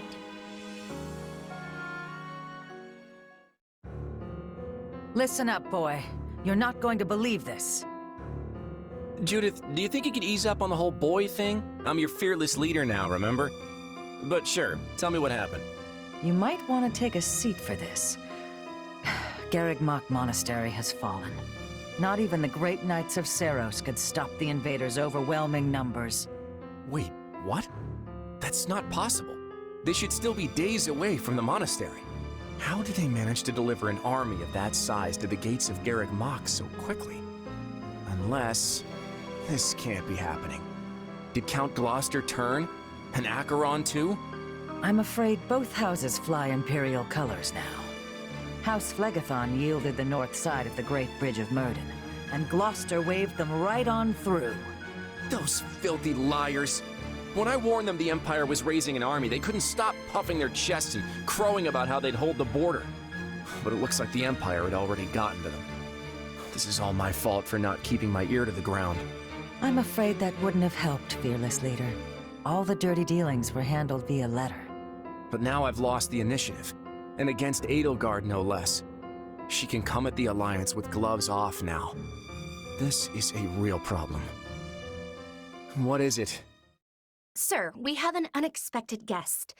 It's, Lord Holst of House Goneril. Holst? What's the strongest man in Leicester doing at my door? Besides thinking about battering it down, I mean. You can ask him yourself, sir. He is present. Apologies for dropping by without warning, my lord. I just happened to be near Deirdre when word reached me about Garreg Mach. I didn't realize you were in our neck of the woods, Holst, but please, come make yourself at home. As fate would have it, I was just pulling my hair out over the exact same problem. Can you believe that Count Gloucester? He turned on us like it was nothing. If I don't handle this situation with the Empire delicately, it will fracture the Alliance. If you have any sage advice, now would be a great time for it. Or muscle. I'll take muscle if that's what I can get. I came here to help however I can. We must work together to keep Leicester safe, and more importantly, free.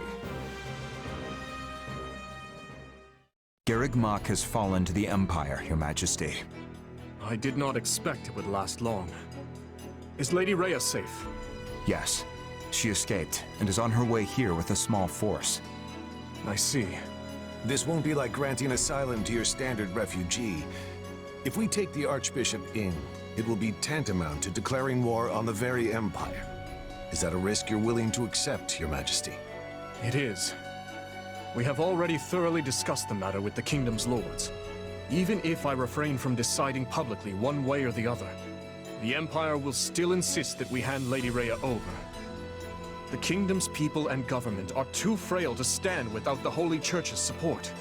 I agree with her ultimate goal, but such a situation calls for gradual reform over time. The Emperor's desire to tear it up rapidly will not do. Then it is a good thing we've prepared for such contingencies. I will start by sending a party to ALL to welcome our new guests. Thank you. I would go myself if I could, but I'm needed here to prepare for the war. For now, send messengers to Counts Galatea and Cairn, imploring them to muster troops for our defense. Oh, and send for House Fraldarius as well. Let's make sure our new Duke earns his title. Grave news, Your Majesty. What is it now? Count Rowe has declared fealty to the Empire and is marshalling his troops as we speak. Also, one of his bannermen, Lord Lenato, is moving to hunt down and slay the Archbishop. We have long held our suspicions about House Rowe, but I never expected their actions to plunge us into war. And after all the discussions we've had to prevent exactly this, he must believe his reason is just. Very well then. Our plans have changed. I will go and meet with Lady Rhea personally, and House Fraldarius will serve as my guard. Inform Galatea and Cairn. They are to gather their troops in Erebus and Geraint lands. Lord Lenato was once a faithful servant to the crown. Will you now see him executed? I have no mercy for traitors, no matter their pasts. On the contrary, I have an obligation to protect the kingdom from his kind. We've struggled long to attain this peace. I will not permit the Empire to crush it beneath their foot now.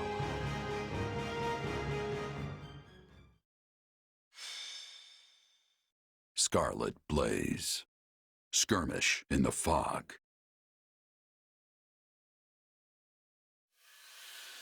The Empire captures Garreg Mach, and when the lords of Fargus and Leicester declare their allegiances to the Central Church, they incur Edelgard's ire.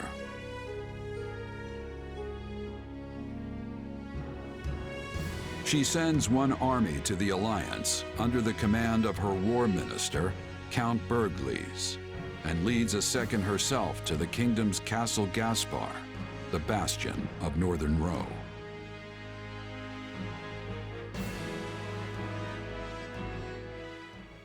Lady Edelgard, we have received an urgent message from Count Rowe. Apparently, he has taken up arms against the kingdom. What is he thinking? He was supposed to join his troops with ours so we could use our combined strength to strong-arm more of their neighbors into declaring fealty for us. What use is a plan if the man won't follow it? It also seems that Lord Lonato, one of Rowe's castled bannermen, has gone so far as to mount a one-man crusade against the Archbishop. He has long held deep enmity for Lady Rhea, and likely leapt into action at news of Garreg Mach's fall. I should have suspected he would lack self-control when it came to his vengeance. Naturally, the kingdom mobilized troops in response, and now move to strike Lonato down as we speak. So where does this put us? Can we get reinforcements to him in time? You want to save the man, Your Majesty? If I may, we would march all that way for what, exactly? Imagine the consequences of leaving him to die. We need our vassals to believe the Empire will always come to their aid. Always. Of course, Your Majesty. I will make the arrangements straight away. The region northeast of Castle Gaspar is shrouded in deep fog this time of year. That likely accounts for why they are currently only engaging in minor skirmishes. Which means we still have time to intervene. Good. Now make our plans known to the others. I'm counting on you, Hubert. At once, Your Majesty. All of this makes me even more concerned about the situation in Leicester. Nothing has impeded Minister Berglies' march east, has it? It has not. In fact, Count Gloucester has given him leave to garrison our troops there. I hear he has begun turning the screws on House Ordelia, and any other lords who have yet to make their allegiances clear. On the other hand, the Alliance's more powerful houses have united in their condemnation of Count Gloucester's actions. The Minister may soon face a battle with Houses Regan and Goneril, if not others. I can't picture a battle the Minister wouldn't win most handily. Still, the Alliance's new leader, Claude, is an unknown quantity. We can't risk underestimating his skill. Quite right. One can never be too cautious. So, what did you want to talk about, Hubert? I thought we might discuss you, actually. You wish to know more about those eldritch powers of yours, yes? Oh, right. Edelgard said I might have a chance to get to the bottom of that. Kinda figured she'd forgotten, since it's been 2 years now. Pray accept my apology on her behalf. It has been more trying to find answers than we originally expected. With Lord Arundel lost to the winds, it has been a trial combing through what little evidence he left behind. And of course, we are undertaking all of this in the midst of painstaking preparations for war. Lord Arundel is the guy who could shapeshift like Tomas, right? The one who escaped? Correct. However, we have recently learned that he goes by another name. Tallis. Did you figure out if my powers are the same as his? And what are my powers anyway? Not some kind of curse, I hope. A fine question. I think it is safe to assume that you possess some form of magic. However, it is not the same ilk as the white and black magic we are familiar with. Yours is, shall we say, dark magic. Heathen craft that is structured differently from conventional spells. Ah. You are familiar with those who slither in the dark, yes? People like Tomas, Kranya, and Tallis. We believe they possess the same power as you. That's tough to accept, but the similarities are too great for it to be anything else. Still, what you think does not matter in the end, because my mind is already made up. So what? Are you gonna banish me someplace far away because I'm too dangerous? It's fine if you do. I'm used to being cut loose. That's just how life as a sellsword goes. Do not be absurd. If we were done with you, we would kill you, not banish you. Fortunately, you are exceedingly talented, and Her Majesty trusts you implicitly. The way I see it, we stand to profit best by keeping you in our service. So you trust me too? Thanks, I guess. But now we have a more important question to answer. Namely, how you came by your powers.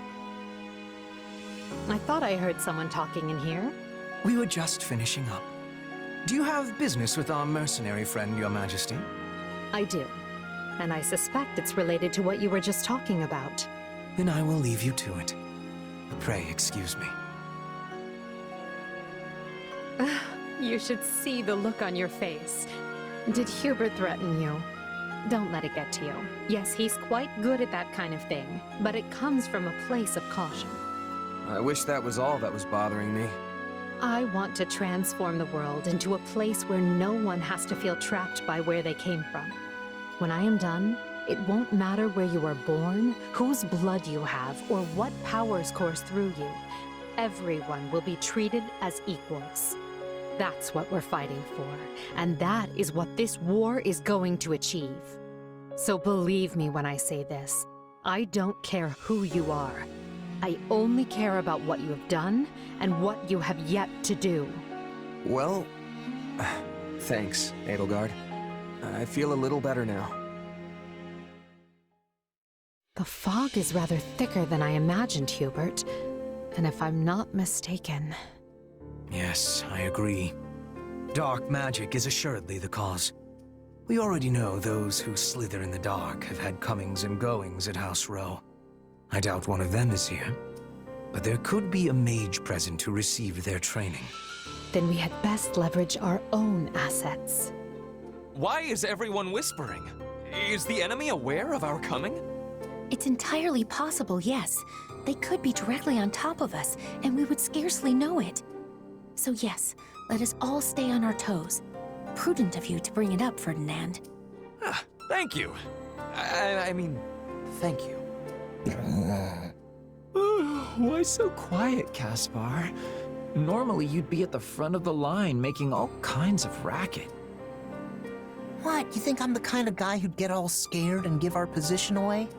Sorry, I'm not afraid of anything. You're unusually quiet, Petra. Did you not get enough sleep or something? I am listening to our surroundings. Nothing has more danger than fog. One incorrect step and you will be losing your life. Can we all try to relax? I'm pretty sure we're alone out here, so let's just calm down before we wear ourselves out. Sometimes you all make me think we're still back at the academy. Is that supposed to be a compliment? Well, great. I was hoping to finish this before reinforcements arrived, but so be it. I will prioritize locating Lord Lonato. Can I leave the Imperial troops to you? I know what to do, so let me do it already. Just mind this fog, and make sure you don't attack the wrong side. That goes for you as well. Let us see if you can live up to your reputation. The closer we get, the denser the fog. I can barely make out my own feet. Which will prove useful for Lord Lonato. As he possesses low numbers, the man will doubtless take any edge he can get. We need to find him before the kingdom does, and take him into our protection. My thanks for the rescue. That's one task off the to-do list. Now we just have to deal with the kingdom. So I live to see another day, do I? I knew the goddess wouldn't abandon us. I don't like how close we cut this, but I'm glad you're safe. Now we can focus on the rest of the fight. Your fun ends here.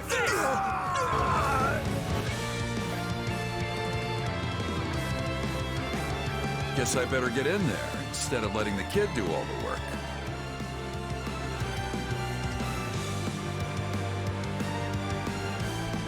Count me in, Captain. I may be a new arrival, but no one can rival my enthusiasm. On. Out of the way! This fight has run its course. All of you, retreat! Well, we did it.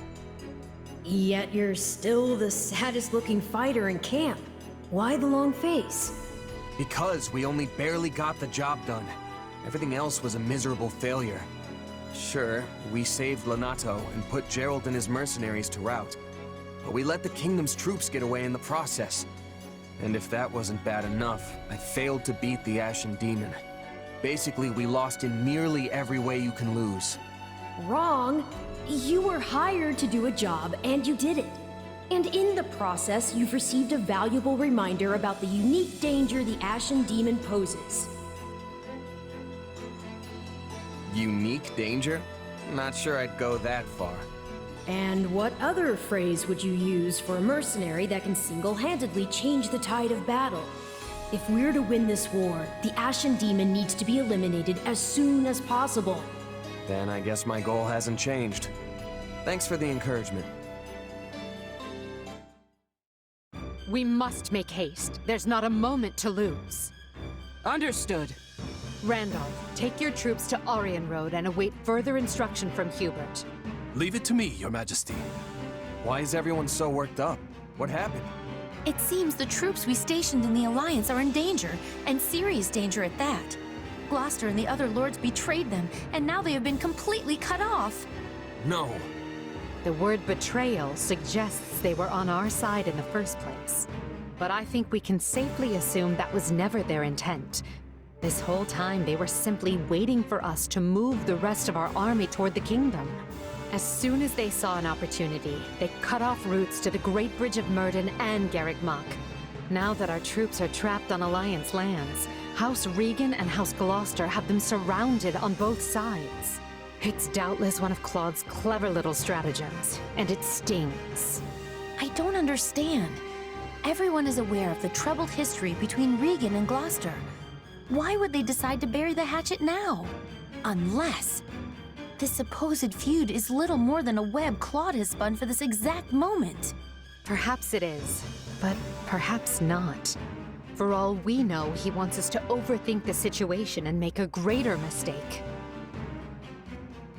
We'd better stay on our toes. This all fell together too perfectly to be some kind of unhappy accident. I suppose. All I know is that our reinforcements will never make it there in time. The direct route east risks running into both Kingdom and Alliance forces. But if we attempt to skirt around them, we will all be aged and gray before we ever reach Gloucester. Which means our only option is marching south. We'll regroup on this side of the Aramid River, retake the Great Bridge of Myrddin to cover our backs, and then cut through the enemy cordon. That doesn't sound a whole lot faster. Will our troops be able to hold out that long? I would say no, but these are no ordinary soldiers. They are commanded by our greatest warrior, Count Leopold von Bergliez, the Minister of Military Affairs, and a man who has never lost even one battle. If anyone can rally our troops and convince them to hold, it's him. What a brilliant trap. The Regan boys even craftier than they say. I agree, sir. Even Count Gloucester's inept army seems to be acting with remarkable discipline. But will the reinforcements reach us in time? The real question is, are they coming at all? Because if they're on the way, they'll make it in time. So long as I draw breath, they will make it. So count on them coming. Her Majesty would never abandon us. Yes, sir. Soldiers of the Empire, I know fear gnaws at your hearts, and that's nothing to be ashamed of. Don't run from this fear. Embrace it. Take measure of the enemy that surrounds us, and look them square in the face. Yes, we're outmaneuvered and face a vicious fight ahead. But pray to the goddess for protection, and her fire will fill your soul and temper your resolve. Our only duty here is to stay alive, be fearful of death, and let not a single soldier fall needlessly. Raise your voices with me now. Let me hear your courage. We will not lose.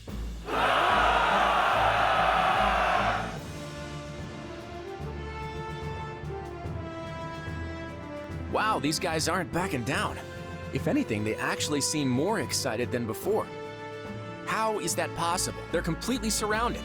No one will ever reach them in time. Yes, but Count Berglies is their commander. And I'm guessing a lot of those troops are veterans of the Dagda and Bridget War. During that conflict, the Count's troops held off wave after wave of Dagda soldiers right to the very end.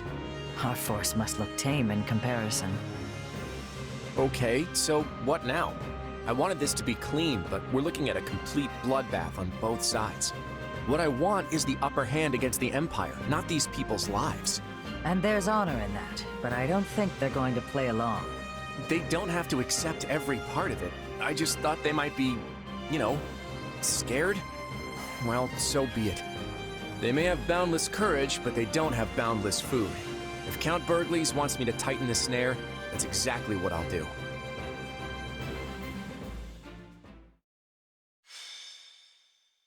Scarlet Blaze.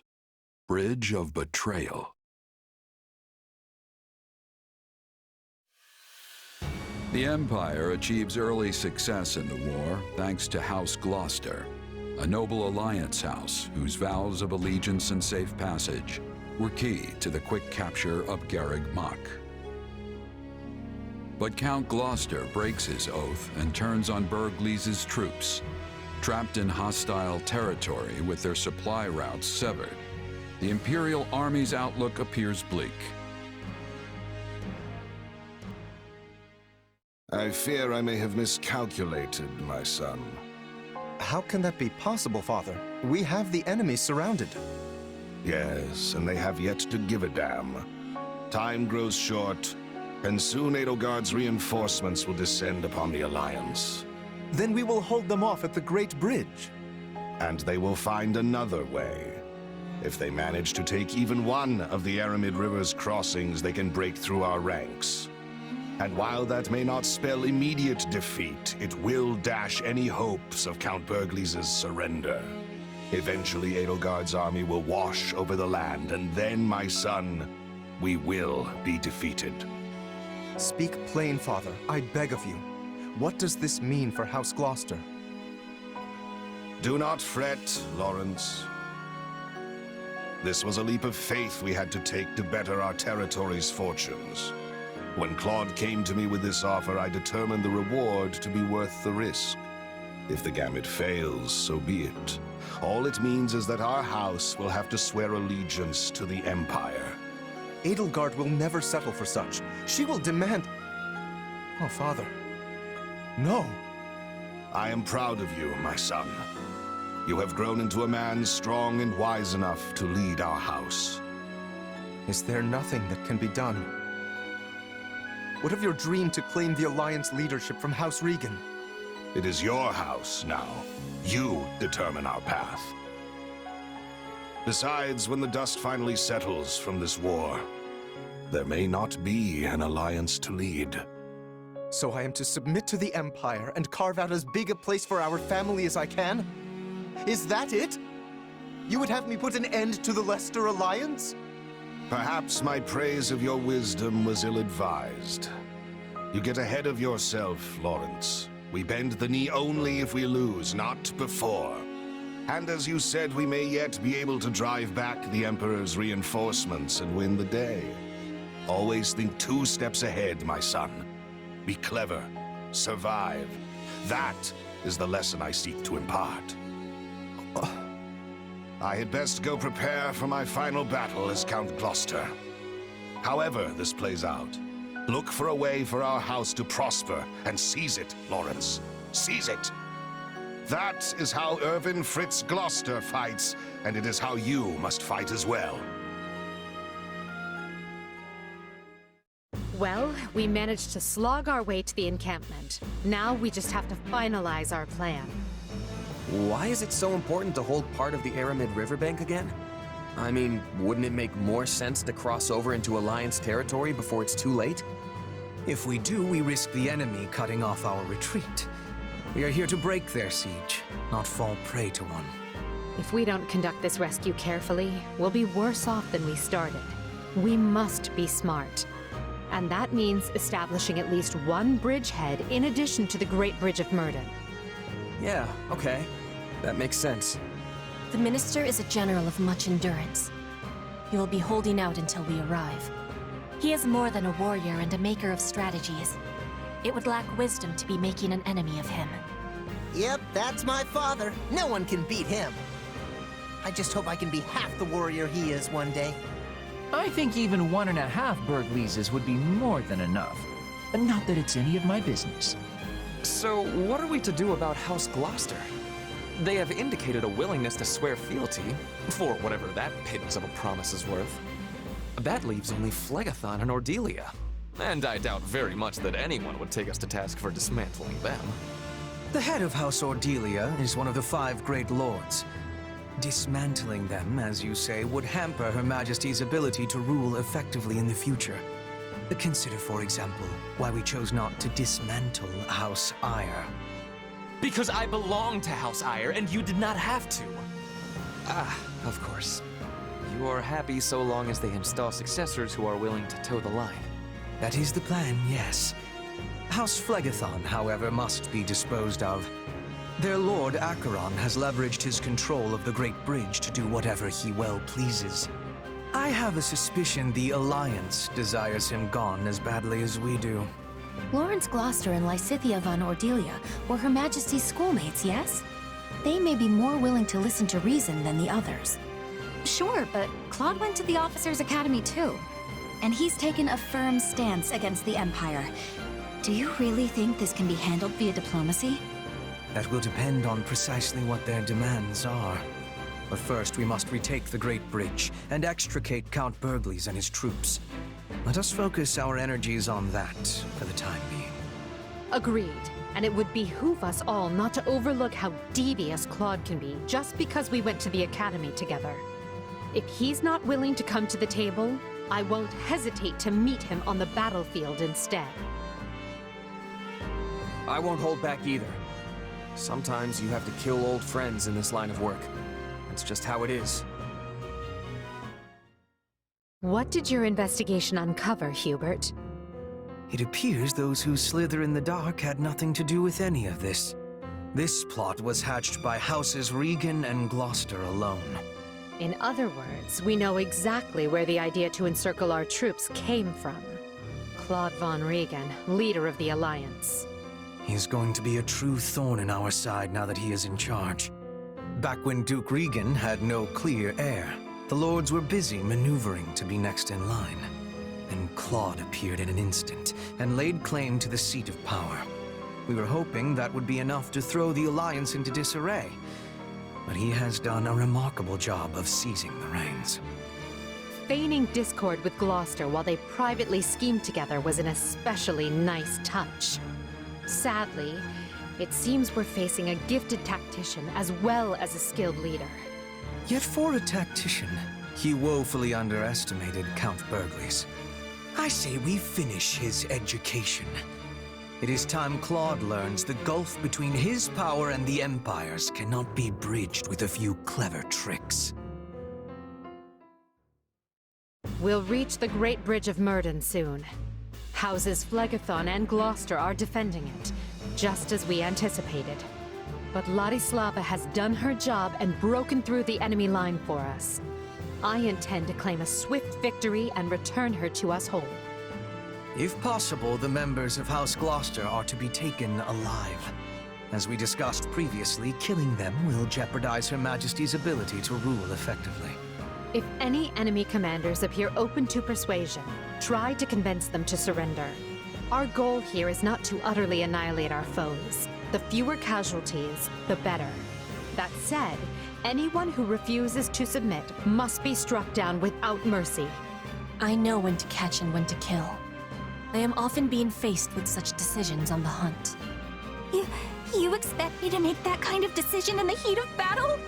You just do what you always do, Bernadetta. If it's all right with you, I prefer to focus on the diplomacy part. I'm not much for bloodshed. Then you may leave that part to me. I will happily deal with any soldiers you cannot. It should be a simple enough matter to determine which of our enemies wishes to live and which will choose the way of death. We'd better not misjudge anyone, or else our lives will be the ones in danger. Then we should fight first and ask questions later. When in doubt, take them out. Am I right? We can sweat the small stuff when the battle's over. Until then, I'll do what I do best. I believe we should all do what we do best. If we do, I feel confident we will emerge on top when the dust settles. Victory is the most important thing, so leave the vanguard to me. Then, if everyone is prepared, let us show them the might of the Empire. They certainly aren't fooling around with these defenses. Count Gloucester must be located on the far bank. Ladislava is holding the central checkpoint. We'll mount our attack from there.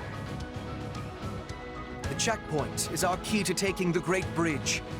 Without it, we have not even a slim hope of victory. Her Majesty is counting on me, and I will not let her down. Those are my lands at the other end of this bridge, and you lot are not welcome. There is a fool even by Alliance standards. Let us do them a favor and introduce him to an early grave.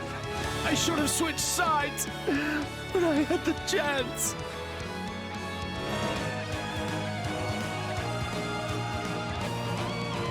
Those are Gloucester lands you see beyond me, and I will not suffer one heel of your boots to sully them. I'm more wounded than I realized. Enough. Stand down. Count Gloucester will soon be in our custody. Further resistance can serve no purpose. So be it. I am no use to my people if I die here. Lawrence, no! You monsters! How dare you hurt my son!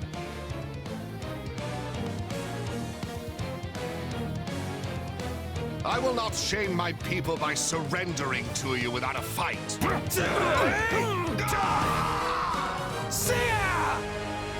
I can fight no more, Your Majesty. All of House Gloucester bows to your will. We won, but this is no time to rest easy. There's a lot more work still to be done. Agreed. We will leave some troops here with the wounded to hold our position. Then take the reconsolidated force north without delay. Sadly, there can be no victory celebration until we have extricated Count Berglies and the others. Based on our projections, they will run out of provisions at any moment. We can also assume they know we have made it to Gloucester, meaning they will be waiting for us. But each hour they wait is another hour their stomachs remain empty. If we peel away House Gloucester's troops, we can create an opening in the enemy ranks.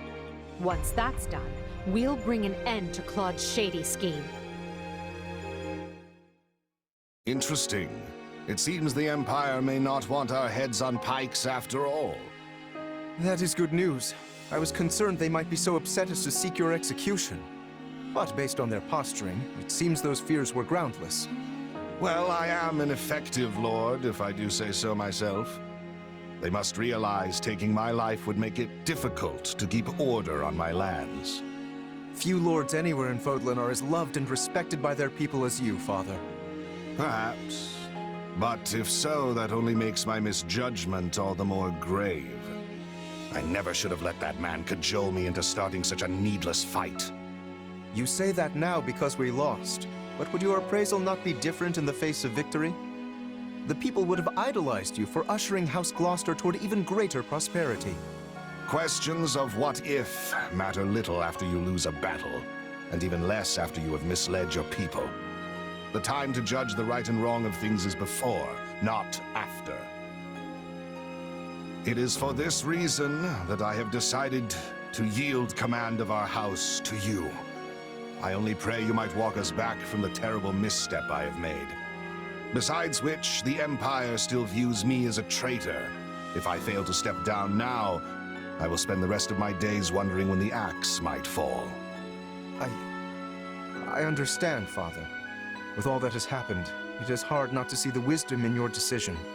I will find a way to build a newer, stronger House Gloucester alongside the Empire. And just as it did before, our house will shine brighter than any in Leicester. Your Majesty, Gloucester has yielded his lands and titles to his firstborn son, Lawrence. This new Count Gloucester has expressed a desire to join the Empire. No doubt, he wishes to make his loyalty plain by taking a clear stand against House Regan. Well, I see no reason to reject his offer. See that his soldiers are properly integrated. As you wish, Your Majesty. Sometimes I have no idea what goes through your noble heads. How can you possibly trust a house that just plunged a knife into your back? If a merc pulled a stunt like that, they'd either be cast aside or cut down where they stood. I believe it, and I'd like to do the same. But not just anyone can hold Gloucester territory together, and I have no one else to take Lawrence's place. Oh, right. I forgot that only mercs are replaceable. I did not think your feelings would be so easily hurt. Regardless, that's just the way of things in Fodlan. But as I've told you, I intend to change this. The age of deciding our rulers by blood must end. A day will come when anyone can vie for the right to rule, and then we will be free of this wretched system. So stand with me. Help me make it so.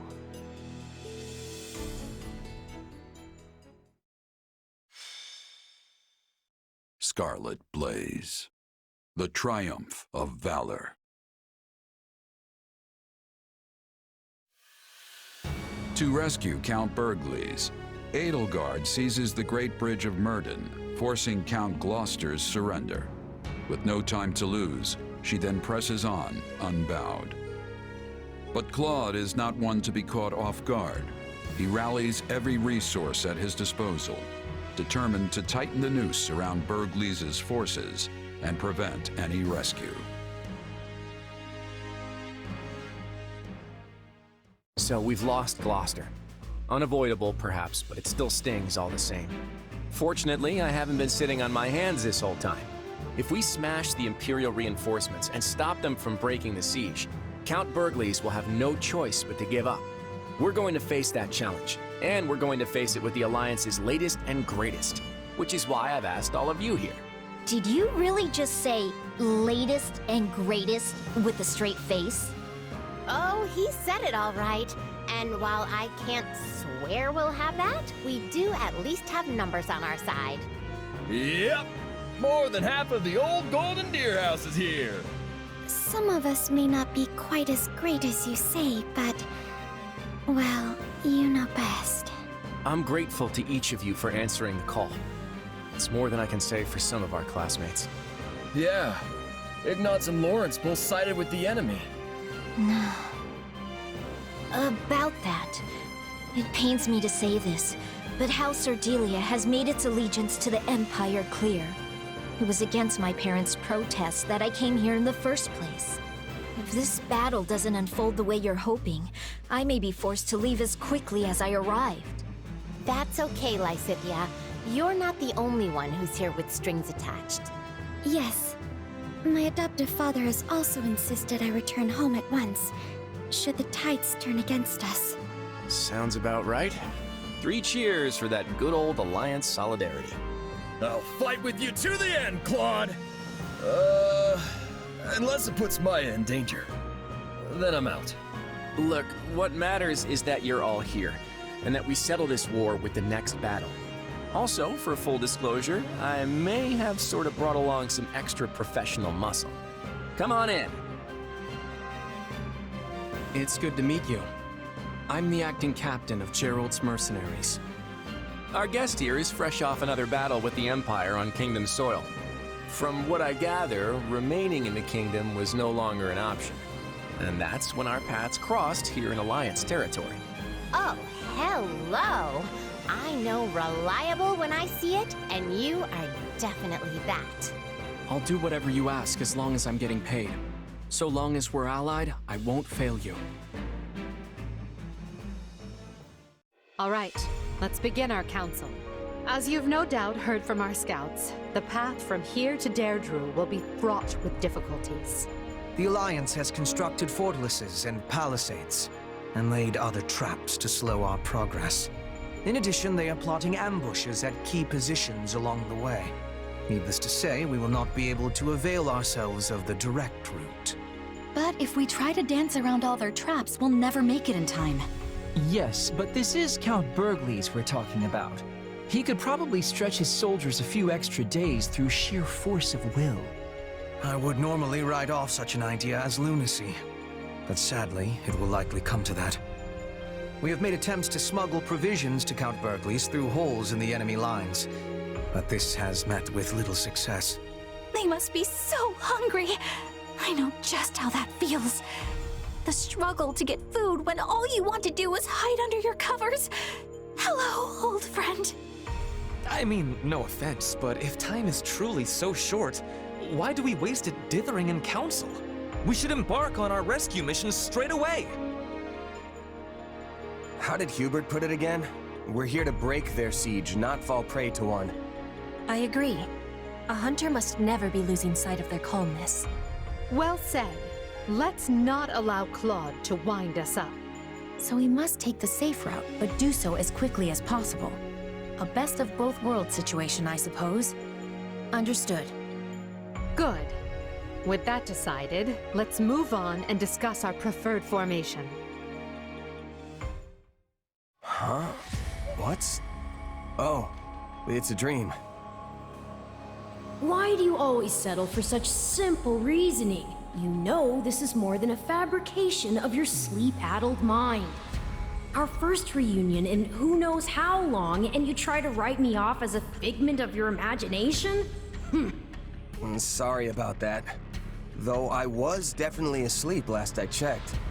Anyway, what do you want? To warn you, something is troubling me, eating away at me actually. I can't quite put my finger on it, but I can sense a presence closing in on you. A dangerous one. Well, whoever it is, I'll watch my back. Same as always. I know you're the cautious type, but this threat calls for additional vigilance. It could be that you're going to face the Ashen Demon again soon. Good, because this time, I'm gonna win. I have to. Fortunately, I'm pretty used to these powers of yours by now. Then I'll let myself stay just a tiny bit optimistic. Just don't forget that your opponent has had as much time to grow as you. Your future isn't the only one at stake here. The demon could also put an end to Edelgard's vision with as little as one swing of a sword. Whatever happens, we can't let all our hard work be undone. I won't let anything happen. Not to Edelgard, or to the others. That's the spirit. I know you can do this. After all, you're my... Yeah. I'm your partner in destiny. I finally got you to say it! How wonderful! I knew Count Bergles was formidable, but I clearly did not give the man enough credit. I thought for certain he would have fallen by now, and yet here we are. If we're handing out credit, Claude deserves some as well. Maintaining a siege for this long takes its own toll on morale. Yet his troops remain disciplined, well-positioned, and ready to engage us. One advantage to a siege is mobility. They can deploy soldiers up and down the line as needed to keep the upper hand. In other words, they are outfitted with many highly mobile units, which means they can respond quickly to enemy reinforcements as well. If we rush in blindly and are driven back, it would likely break our allies' spirits for good. Not even Count Bergles would be able to rally them again. Surrender would be the only option. Why are they wavering now when we're so close? We're not looking to win the war today. We just have to break the siege. We should attack their lines at multiple positions. We don't need to win the battle. We just need them to break formation long enough for the Count and his troops to get out of there.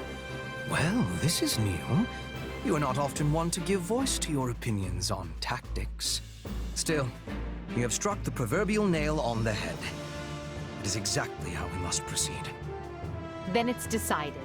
I look forward to your exploits on the battlefield. Today, we free our Imperial allies and reward their continued valor in the face of impossible odds. Count Bergley's controls the stronghold in the center of the plain, but the enemy has him completely cut off from aid. Our goal is to break the siege so he and his troops can evacuate safely. So much for securing a surrender before reinforcements arrive. Well, you all know what to do. Engage the enemy. The siege is broken, men.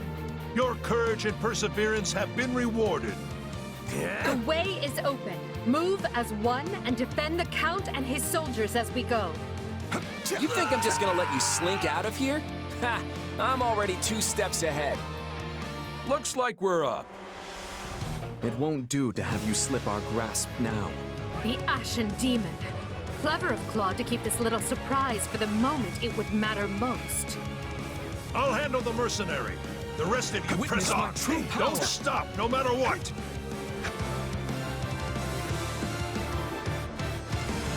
The battle's lost if they've made it this far, but maybe I can still take out an officer or 2. How many times have we fought now? Either way, this will be the last. You're right about that. I'm not letting you leave here alive, Ashen Demon!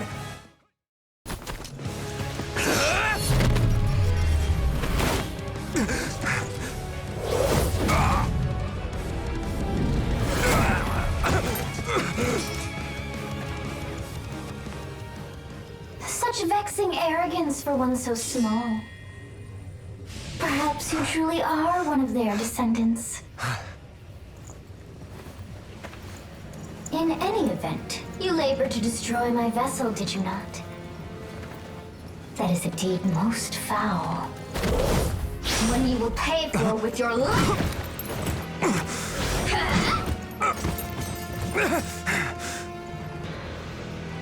You cannot hope to win so bound in flesh. Pitiful. This isn't a fight you can win. Get out of there! You can run all you like. Why do you fight me?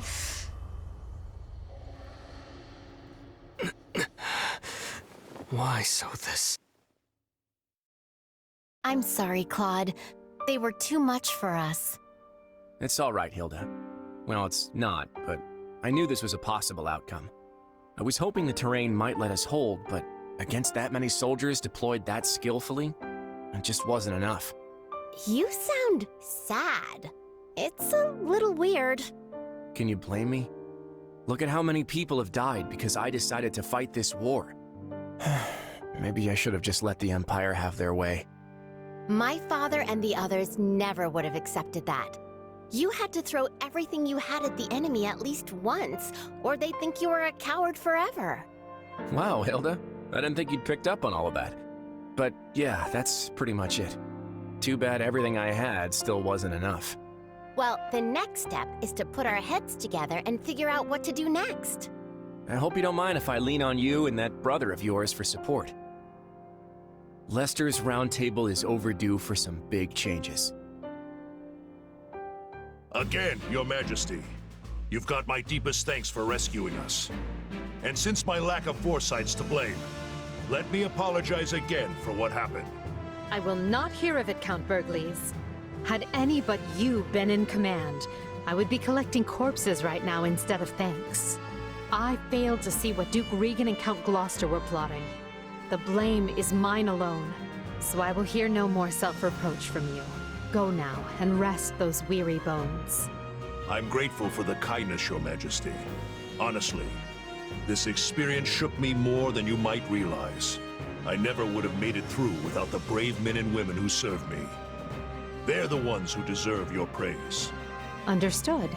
I will see they are duly rewarded. Hubert, summon Monica and have that put in writing as an official decree.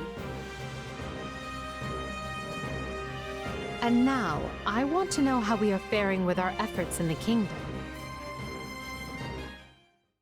And here I'd thought we won. As did I. Who knew the Ashen Demon had that kind of strength? Not that I'm making excuses, You gave me power of my own, and it still wasn't close to enough. That's not true. Of course it is. What am I even up against here? It's like I looked away for 1 second, and suddenly I was facing someone else entirely. That would explain what was troubling me before. That is the unique danger I sensed. Still, you can win this fight. I know you can. And I'll do whatever I can to make it so. We'll claim victory over that monster together. You know what? You're right. I'll be strong enough one day if I just keep at it. Still, one day could be years from now at this rate. We should probably think of a backup plan. And hey, the Ashen Demon's a mercenary, right? Might be best for the Empire to toss some coin their way and put the rivalry behind us. You want to hire that thing? Seriously? Fighting side by side with the Ashen Demon? Are you mad? You make it sound like the worst idea in the world. We have a war to win here, remember? Gotta keep an open mind. I understand now. You've witnessed your adversary's true strength and convinced yourself you cannot win. What? No. I just know a valuable resource when I see one. And we're far better off with them than we are against them. If that's really how you feel, then so be it. But trust me, you don't need to worry. You'll get stronger soon, I promise. So maybe don't go relinquishing your prey just yet. After all, I desire nothing more than to see you achieve your goals.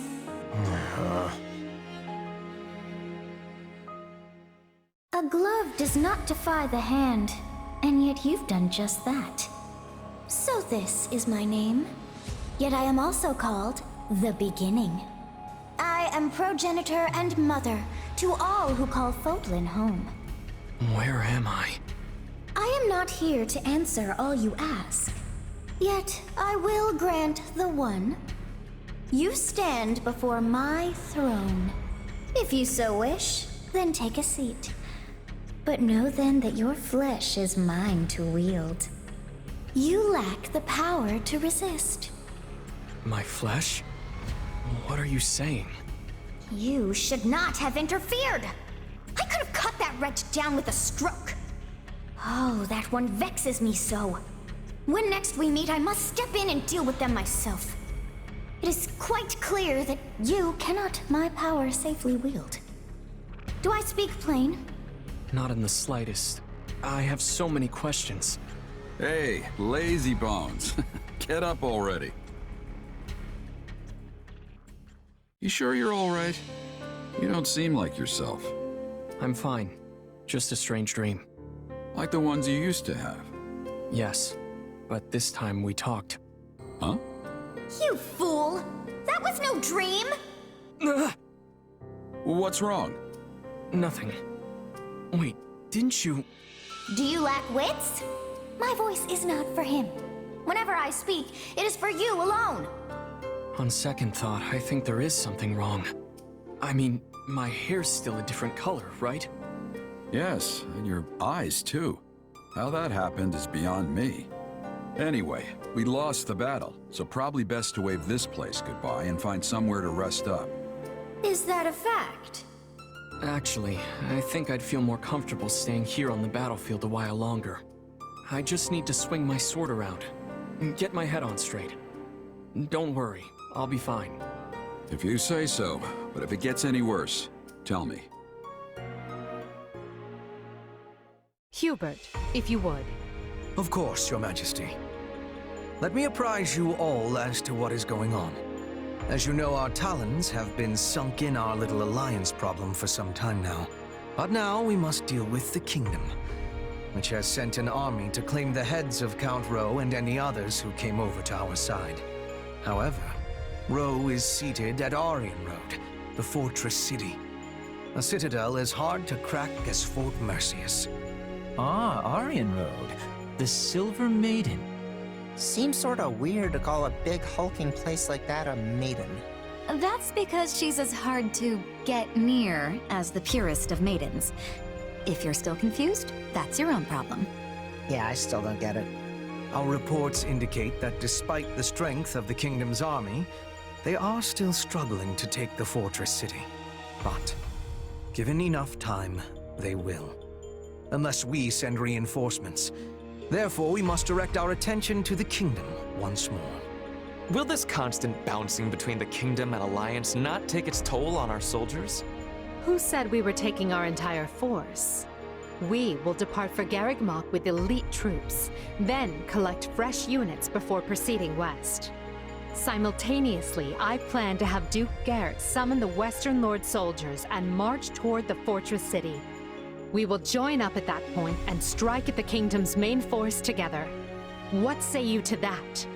I would say it is the ideal strategy, at least on paper. Okay, let's keep our optimism in check here. I mean, speaking from personal experience, nothing ever turns out the way you want it to. Should we be having concern? If the plan is good, we will find success. And the Alliance? They may attempt another one of their schemes while we're distracted. They will not. Her Majesty is taking a measured approach to resolving matters with Leicester. Count Bergles is worn as thin as they are. We will have him set up camp at the Great Bridge and continue negotiations from there. To our advantage, Gloucester's new Count Lawrence has decided to join the Empire. Additionally, the daughters of Houses Ordelia and Edmund have been given leave to fight by our side.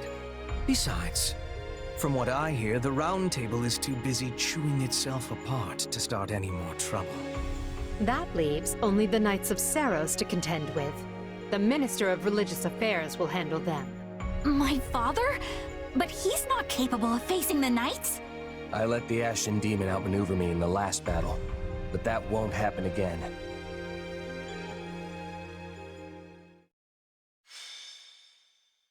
Scarlet Blaze. The Maiden's Peril.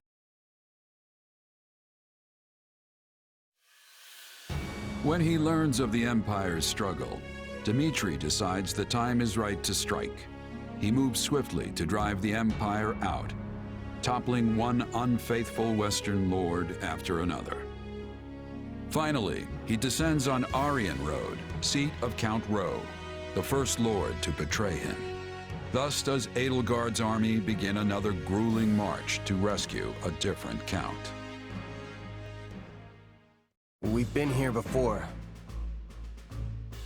But we were in such a rush to rescue Lonato that we never got more than a glimpse of Aryan Road. Can't really appreciate the scale that quick. And now we're back to bail it out. If only Claude hadn't hatched his futile scheme. We could have avoided all these needless battles and saved countless lives. Yet, in a more positive light, he handed us the perfect opportunity to show that not even the Alliance and Kingdom together can match the Empire's strength. Once we crush the army of Fargus, our superiority will be clear for all to see. And will that actually result in fewer casualties going forward? Because that is what would put Her Majesty's heart at ease. I will make no guarantees for matters beyond our control.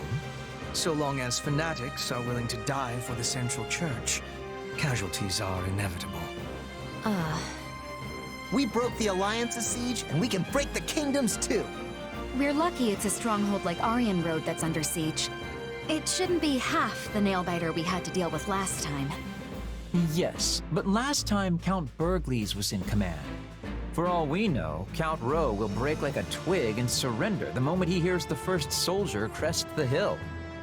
As I see it, we have two options.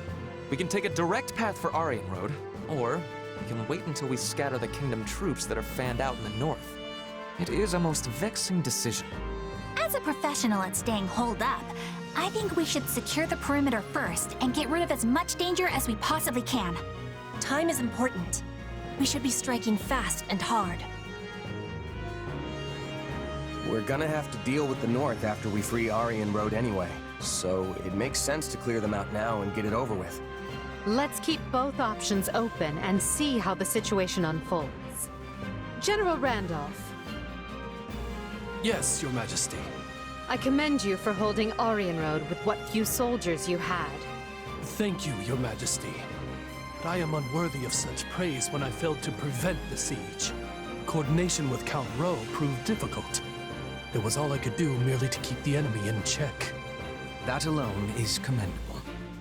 A more foolish man would have rushed to glory and gotten himself and his underlings killed in the process. I have a key role for you in the coming rescue, General. I know you are up to the task. Of course, Your Majesty. My brother and I will give our all. Very good. But do not let your eagerness for victory come at the cost of lives. We have many more battles ahead and must conduct ourselves accordingly. Hey there, Edelgard. Leafing through documents, are we? This is new. Yeah, completely out of character, I know. But one of these reports has been stuck in my mind. Back when Count Rowe declared fealty to the Empire, other lords committed to doing the same, right? But the moment we left and the Kingdom army marched south, they fell right back in line. It's like they never betrayed Fargus in the first place. Good memory. That's exactly what happened. Houses Elidor and Duval both made overtures to join the Empire. So why is the Kingdom welcoming them back without so much as a wrist slap? Is this another House Gloucester thing where the politics demand it? Seems like their importance as noble families outstrips the fact that they're all two-faced liars. Politics are doubtless involved, but the heads of houses can change, as they did with Gloucester. We're not bound to place importance on any one individual, only the bloodline. So the Kingdom's aristocracy gets the same free pass as the Alliance's? Yes, and the Empire's as well, even though I do my best to treat everyone equally. I cannot afford to slight a minister's house, for example. They broke fealty to the former Prime Minister when they swore it to me. Would you call that treachery? What makes it different from the actions of Count Gloucester? I don't know. You tell me. It depends on what motivated the change of heart. Was it for land? For status? To exact revenge or seize glory? Because I view a betrayal for any of those reasons to be utterly worthless. Yeah, money and vengeance are pretty shallow motives. Though, that's why I'm here. I'm not talking about mercenaries. I'm talking about lords. Each of their decisions has the ability to upend the lives of thousands, if not more. Only a person with the character to realize that is truly fit to lead. I've worked for plenty of nobles in my time. Until now, I couldn't have cared less what it means to actually be one. But then you gave me responsibility over all these soldiers, and well, I guess I'm starting to see the world in a different way. And the people who live in it, too. I see. I admit your grand designs sail clear over my head sometimes. Most of the time, actually. But that's why I stand by you. I feel like one of these days, something important's gonna rub off on me. And I feel the same. You've opened my eyes to all manner of things I might never have seen otherwise. You are a commoner without the fetters of a family name, wielding your sword directly for me. That's more valuable than you may realize. Can you believe this, Gwendol? We've waited what feels like decades, and still no Imperial army. What is the Emperor thinking? She promised to protect us. Calm yourself, my lord. They will come. We've received reports of a large army forming to the south of Aryan Road. They will scatter this siege to the wind. I have no doubt of that. They had better. It's her promises that swayed me into betraying the kingdom in the first place. I didn't do this just so my lands could be leveled by the King of Fargus's fiery wrath. The Silver Maiden will keep us safe. She yields to no invader. Viscount Elidor and Count Duval have both sent messages, imploring me to surrender for the sake of my people. Yes, perhaps it's not too late. I can lure the Imperial army in and kill them, then beg the king for mercy. My lord. Lonato, you fool. Your rashness is to blame for all of this. This is no time to go soft, my lord. Turning our coats a second time would be abominable. One betrayal can be explained away with the right sort of excuse. But a second paints the lot of us as feckless curs. Ugh. Then what would you have me do? Gwendol, you tell me. Command it, my lord, and I will gladly go to my grave. You, however, must not. Yet unless you have fought life and limb for your people, You cannot surrender with honor intact. Anything less would earn you the people's scorn, just as it did your ancestors. Ha! Ha ha ha! Yes, of course. It certainly would not do to forget that Roe blood is stained with treachery. Well, so be it. A weather vane must go with the wind, and a born traitor must finish the sedition he started. Wise words, my lord. Your people will thank you for this course of action. This isn't good. It seems the fortress gates have been partially breached. The kingdom's soldiers are pouring into Aryan Road. Does that make us right on time or a bit too late? Dimitri is no ordinary king if he managed to pry a citadel like this apart. I assume our soldiers stand ready? We go on your command. If we dally too long, some of our officers and troops are likely to surrender to the enemy. That includes Count Roe, who has a most notorious sense of self-preservation. Yeah, him and every other noble. Come now, that is simply not true. Why, take me, for example. I am the perfect embodiment of what every noble should aspire to be. You can tell us all about it later, Ferdinand.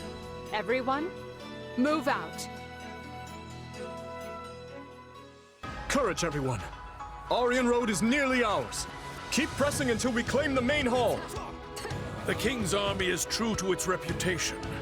Even I can only stall for so much time. They're closing in on the main hall. We must help them, and quickly. We must reach the main hall before Count Roe is put in peril. Take your best shot. Move, Your Majesty. I will guard your escape. That will not be necessary to do. Stay with our king and live on. Swear that you will return to us, Ingrid. I could not bear to lose you. Bring victory to Fargus, Your Majesty. I've got you now! Is the king safe? Good. Then I've done what I set out to do. She laid down her life to protect Dimitri and proved loyal to the very end. We must hurry, Your Majesty. The others have already withdrawn. I know. Forgive me, Ingrid. It saddens me beyond measure to leave you here. The blame is mine, Your Majesty. I should have taken guard of the rear. Then I would only be mourning your death instead.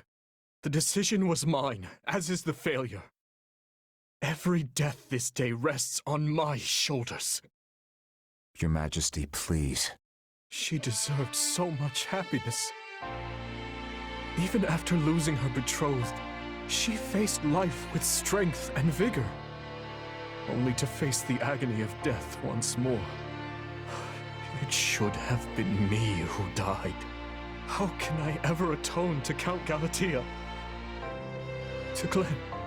Please, don't torment yourself. Ingrid chose to be there, and she did so for you. Do not take that from her.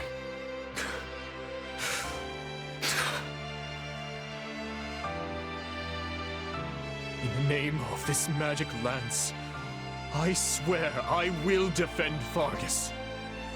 So rest now.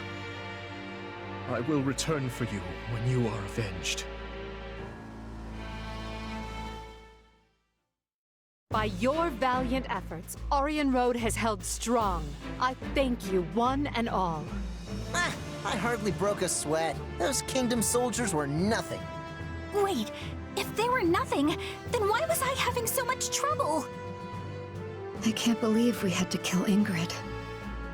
She was a most formidable commander, Dorothea. We had no choice if we hoped to claim victory. I know that. You think I don't know that?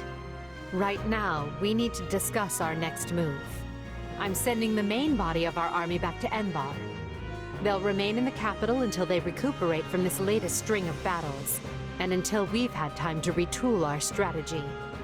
We hold Aryan Road and the Western Church in the west, the Great Bridge of Myrden to the east, and Garreg Mach between them.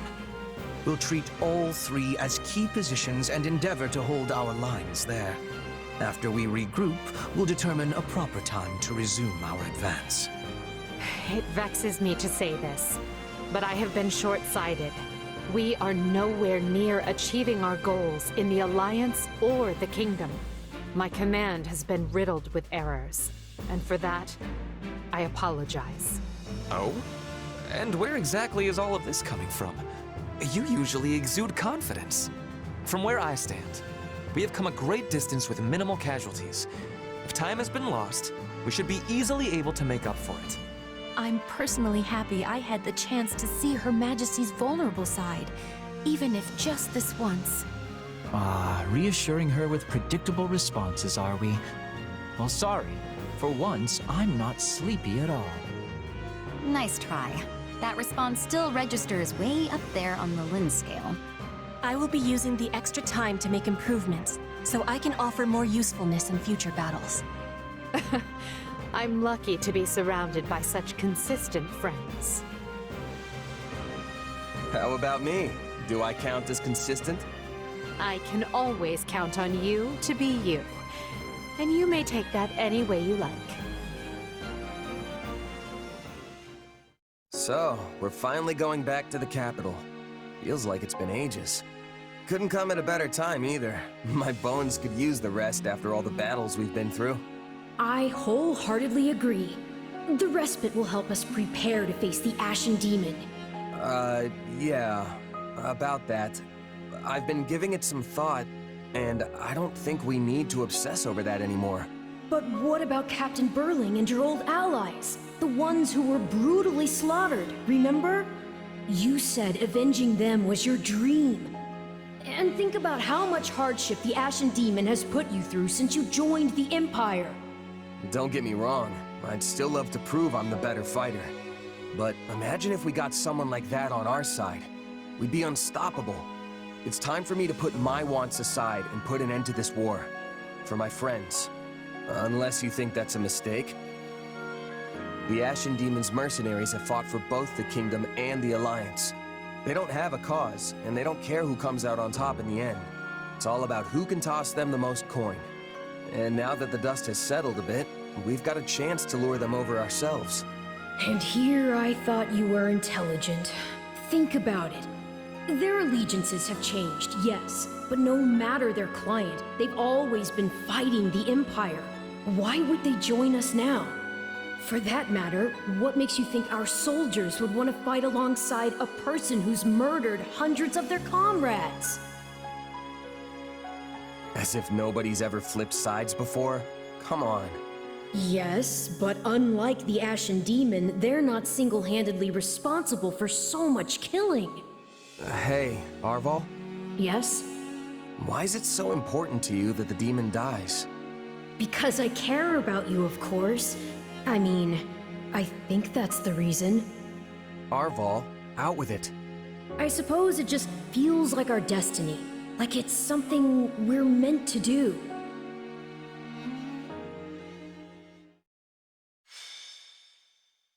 Scarlet Blaze. Unrest in Enbarr. Despite successfully defending Aryan Road, Edelgard concludes it is no longer possible for her to hold the eastern and western lines at the same time, and pauses to explore solutions. Almost as if trading places, she sends Count Bergliez to the Kingdom front and returns her own forces to the imperial capital of Enbarr. Okay, I get that this little chat needs to be a secret, but if we get any deeper into the woods, someone's gonna be looking for our corpses. One can never be too safe. We do not know where our enemy lurks these days. Lysithia's here too? What's she got to do with this? Lysithia has had contact in the past with those who slither in the dark. I asked her to come along so she might be privy to all of the information.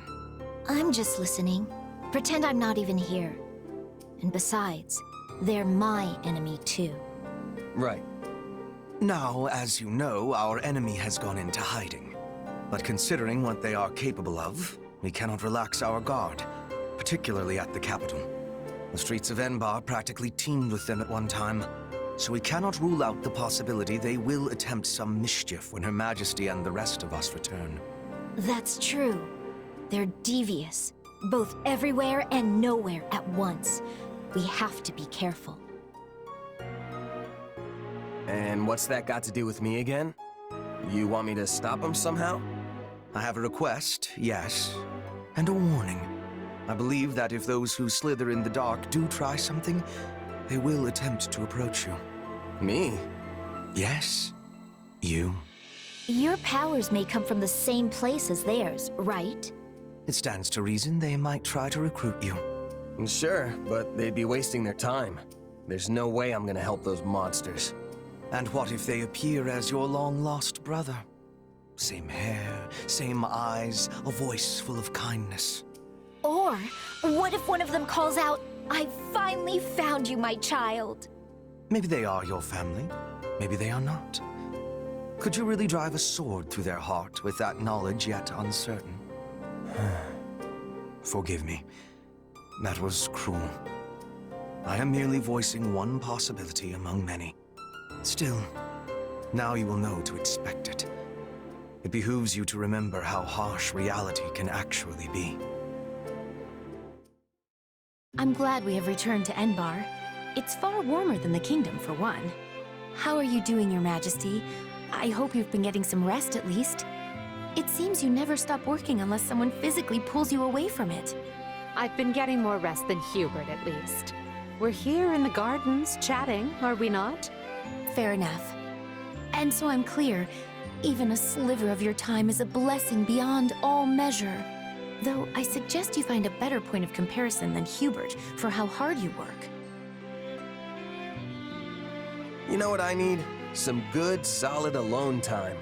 Just kicking back and taking it easy for a bit. I agree. When you're busy, taking it easy begins to sound like quite the luxury. What's happening in the throne room? Hubert, what's wrong? Intruders in the palace, Your Majesty. They entered through one of the secret passages, and are even now attempting to hunt you down. I sent soldiers to intercept them, but we should be prepared for anything. Do you think it's those who slither in the dark? I know not. But they could not have breached that passage without assistance from the inside. Though there are only a few who know of that passage, and would be capable of acting as a guide. Your Majesty, might you kindly step this way? Hubert, do you really think he would do that?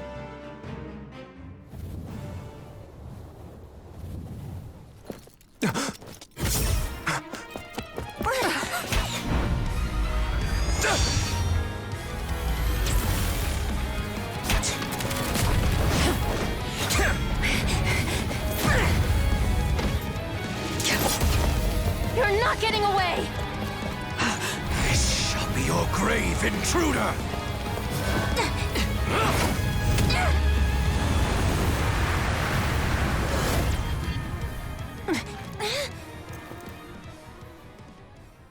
You simpleton! Were you trying to annihilate me as well? Thanks to you, the assassin made their escape! As though one of your paltry skill would have caught such elusive prey in the first place. What matters now is that we give pursuit. All trespassers must be felled without mercy.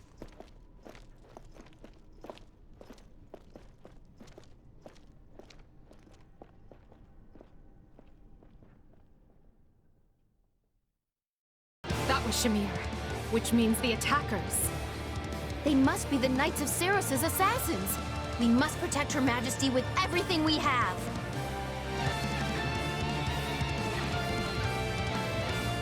You're not my target, which means you're wasting my time.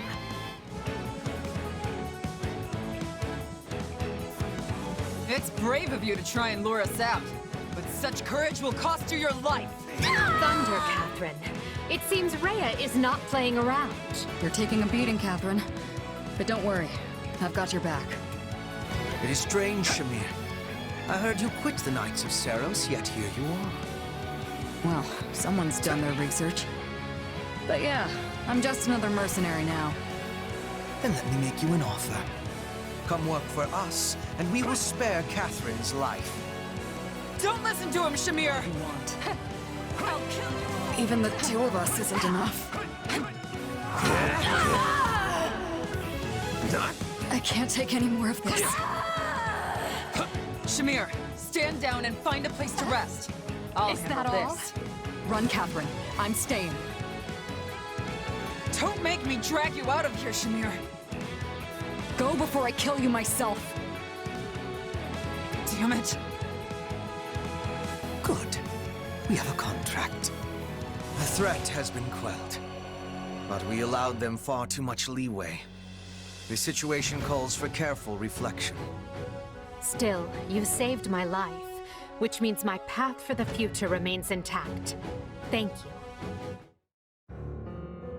Hubert, did you hear? My father has... vanished. Yes. We should have killed the dastard when we had the chance.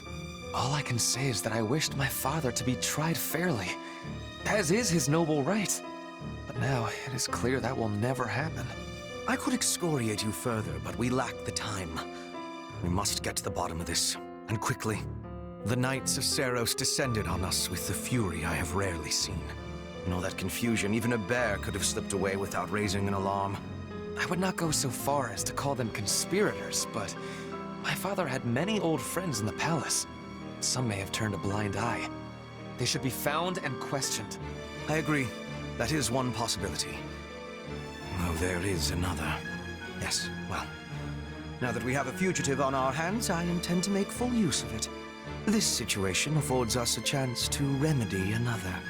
If that is the beginning of a scheme, Hubert, you do a terribly poor job of veiling it. It is no concern of yours. Not yet, at any rate. Right. Lovely. Well, so long as whatever you're planning has Edelgard's blessing and will be of aid to the Empire, I will brook no complaint. All will be revealed in time.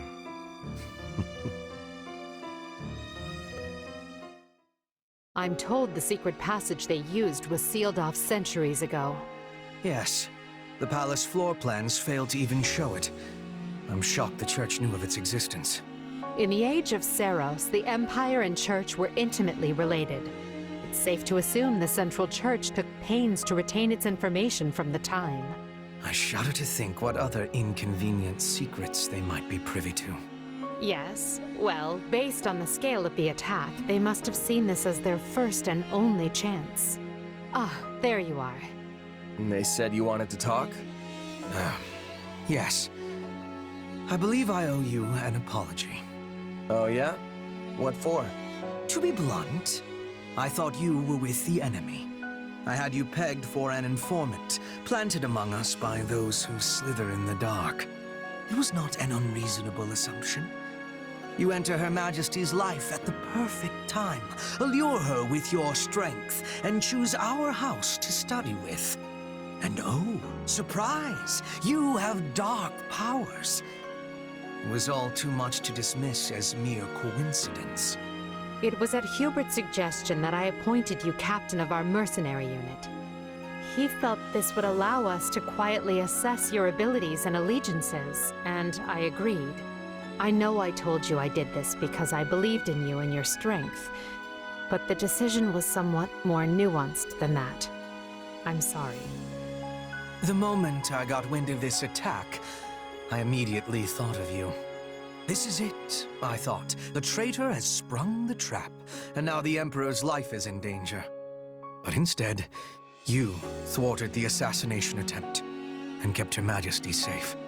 I was wrong about you. Deeply so. And for that, I am ashamed beyond measure. Pray forgive me. Don't worry about it. I would have done the same. Honestly, I thought it was weird how quick you both trusted me. Good to finally know the reason behind it all. That does not excuse our actions. We had no right to deceive you as we did. But I swear, we will make amends. You have but to let us know how. You can start by trusting me. Or, if that's not in the cards, have the decency to tell me you don't to my face.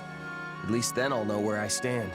I doubt doing so would have changed anything. But I understand the sentiment. We will attempt to be better going forward. Be better? Really? Hubert, why not just promise to be more forthright?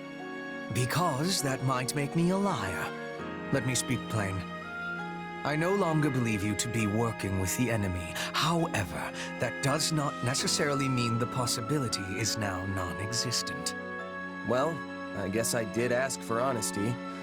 But look, do you guys trust me or not? Of course we trust you. Or I do, at least. So please, let us begin this relationship anew on solid ground.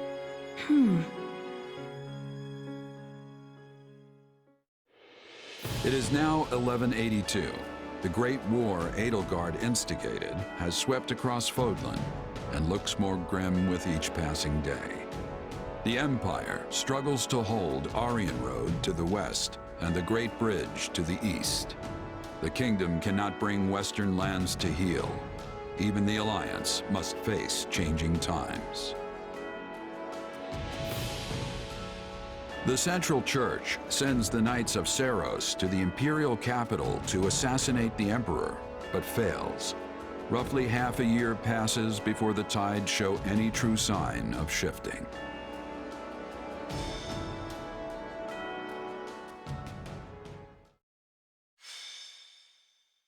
Scarlet Blaze. Shifting history. 5 months have passed since the attack on the Emperor, and 1182 nears a close. Though each army schemes, the battle maps barely change. But now, history is about to resume its course.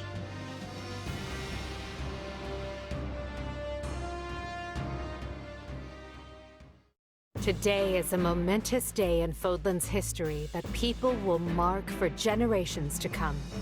Then why do you look so conflicted? I'm not conflicted, Claude. I'm just painfully aware of how much stronger I need to be. That's why I'm counting on you and the Alliance to make up the difference. Hey, I've got feeling unprepared down to a science, so let's say we help each other out. If we work together, we can achieve what's best for both of us, right? Indeed. I have reviewed the terms, Your Majesty. All that remains is the placement of your seals. Everything looks good to me. I'm especially glad we found a solution to the control of Maiden. You've done fine work here, Hubert. Thanks. And thanks to you as well, Holst. You know I'm not good at this sort of thing. I've never known you to shy away from ceremonial affairs like this. But it is the most significant pact since the founding of the Leicester Alliance, so your caution was most prudent. I must admit, I was quite nervous. Thankfully, I managed not to follow it up. You surely jest. You did your work masterfully, without batting an eye. I am truly impressed that Leicester's most valiant general is so well versed in diplomacy. Don't be insulting, Hubert. Sir Holst is a duke. A man can be brave in battle and still know how to get things done. Take our Minister of Military Affairs, for example. A man for whom the term looks can be deceiving was likely invented. Speaking of Count Bergleys, where is he? I thought he'd be here so we could go head-to-head. We never did get to finish our battle. I'm afraid the Count couldn't make it, but perhaps you'd consider my bodyguard instead? I'm certain you'll find the challenge to your liking. Is this your first time meeting, by the way? It is. Well, friend, care to go around with me? They say this Holst character is the strongest man in Leicester. But is he as strong as the Ashen Demon? I wouldn't miss it for the world. Now that's what I like to hear. I hope you mean later and not this very second. It would be a shame to get blood all over this nice paperwork. Yes. All eyes are on us. We must make this a grand gesture and show our soldiers that Adrestia and Leicester have joined forces for a brighter future. Well, let's get to it. As leader of all the lords and knights who sit at the round table of the Leicester Alliance, I, Claude von Regan, hereby swear this pact. Leicester pledges to work in harmony with the Adrestian Empire and do everything in its power to secure a peaceful future for Fodlan. By the covenant between the red blood and the white sword that crowns the double-headed eagle, I, Edelgard von Hresfeld, hereby swear this pact.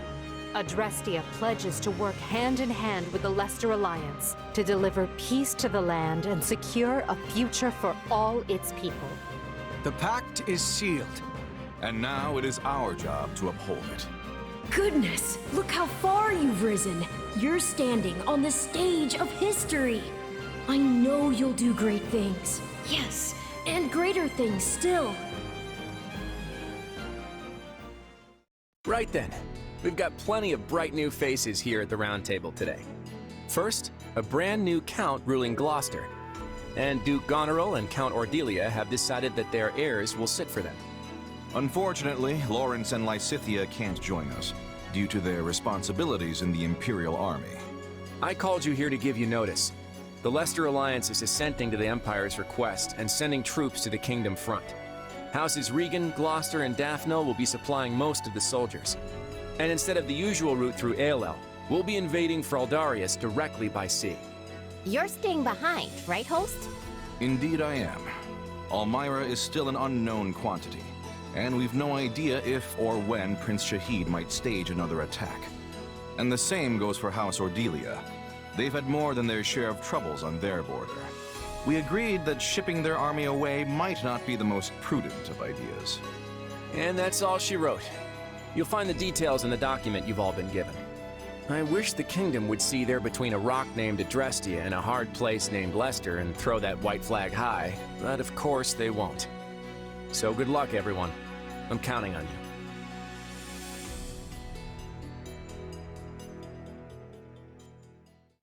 And so, the Alliance has agreed to bring their troops to bear and attack the Kingdom from the east. At the same time, we will resume our invasion from the west using Aryan Road as a foothold. We'll subjugate the Kingdom's lords one by one as we work our way toward Blaythid. News of the pact will doubtless have spread throughout the kingdom by now. Provided enough houses see the futility in fighting, we may be able to avoid unnecessary bloodshed. However, that is likely wishful thinking. We should instead expect the worst and prepare accordingly. You think? Some of them already bent the knee to us once, along with Count Rowe. Wouldn't they jump at a chance to swap sides again? An idea I am certain has already occurred to the king. Lately, we have been scrambling to reorganize, dealing with an attack by the Knights of Seros and negotiating a pact with Leicester.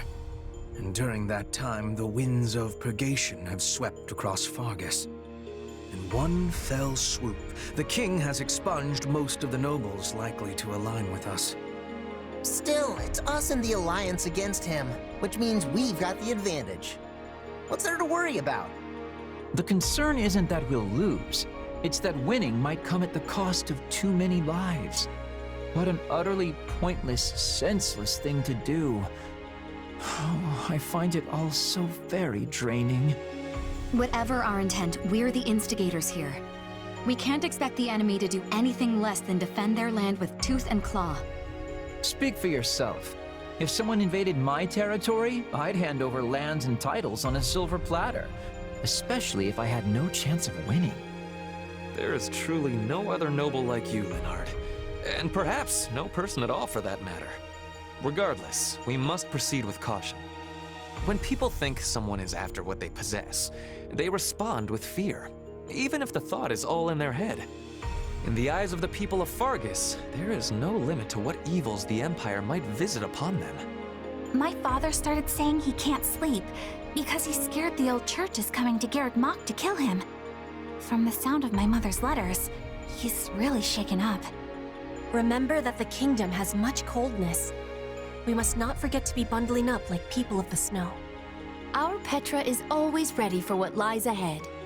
I wish I had better understanding of your Fodlan ways, so I could be giving more assistance to everyone. Don't worry about it, Petra. With all the different factions in this thing, even we have a hard time keeping it straight. This all must seem so backward compared to the way things were in Brigid. In any case, the battles ahead will be more brutal than any we have yet fought. Keep a vigilant eye out for both yourselves and each other. That is all. Dismissed. Guess things aren't gonna be so easy anymore. We're under some real pressure to win.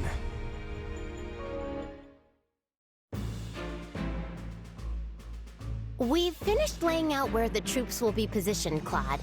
But, are you sure about this? Am I sure about what? This isn't even remotely like a standard attack formation. It's like you're going out of your way to limit casualties. Not true.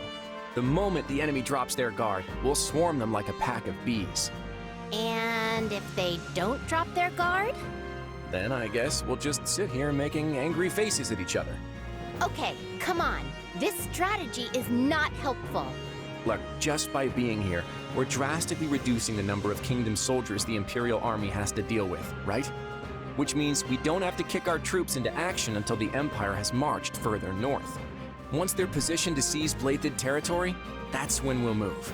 And if it all goes wrong, the losses could have catastrophic consequences for the future of the Alliance. I'm not used to you being so worried about the big picture, Hilda. You've grown. I wasn't going to stay a kid forever, you know. Apparently not. I'm impressed. Look, Hilda, I promise you, your fears are misplaced this time. The Empire's already compensated us for any potential losses, and will continue to do so. You don't think I would have signed that fancy pact if they weren't taking care of us, right? Sure, but are they good for their word? Because I have doubts about that. I want to believe the pact will hold, I really do. But they strike me as folks who won't think twice about sticking an axe between your shoulders if the situation calls for it. Fortunately, I can be pretty ruthless myself when it suits me. If I don't like something the Empire's doing, it might even be me who ends up breaking the pact. If that's supposed to make me feel better, it is absolutely not working. Easy, easy. I'm just throwing out a what if here. Just promise that you'll always have my back, even when things look their worst, all right? I need you. Oh, fine.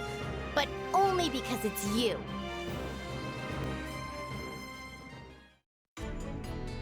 A report, Your Majesty. The Imperial Army marches on Western Fargus. Just when we'd brought peace back to the area, too. We should get ready to provide aid at once. Rodrigue has already been dispatched to Mateus, along with all the soldiers I can currently spare. And I've sent Annette and Gustav to the Baron's side. Though if it's for better or worse is yet to be seen. I don't doubt we'd all ride to the rescue if we could. But that's clearly not possible given the situation. Agreed. Now that Claude's joined up with the enemy, we can't risk doing anything foolish. If we move our soldiers even a breath away from the northeast, the Alliance will be all over us. All we can do now is divide our forces to keep the enemy in check and meet their attacks as they come. We never should have let this happen in the first place. But who could have seen the Empire and Alliance forming such a union? Boar, are you seriously going to just stand by and watch? They'll overrun us if we don't stem the tide. Though it smacks of desperation, I'm told the Western Front has enlisted the services of Gerald's mercenaries. They're the same band that carried the battle at Magdred Way. So I hope we can make good use of them again. Is this really the plan? Burn through mercenaries while we hole up here? Do try not to be so grim.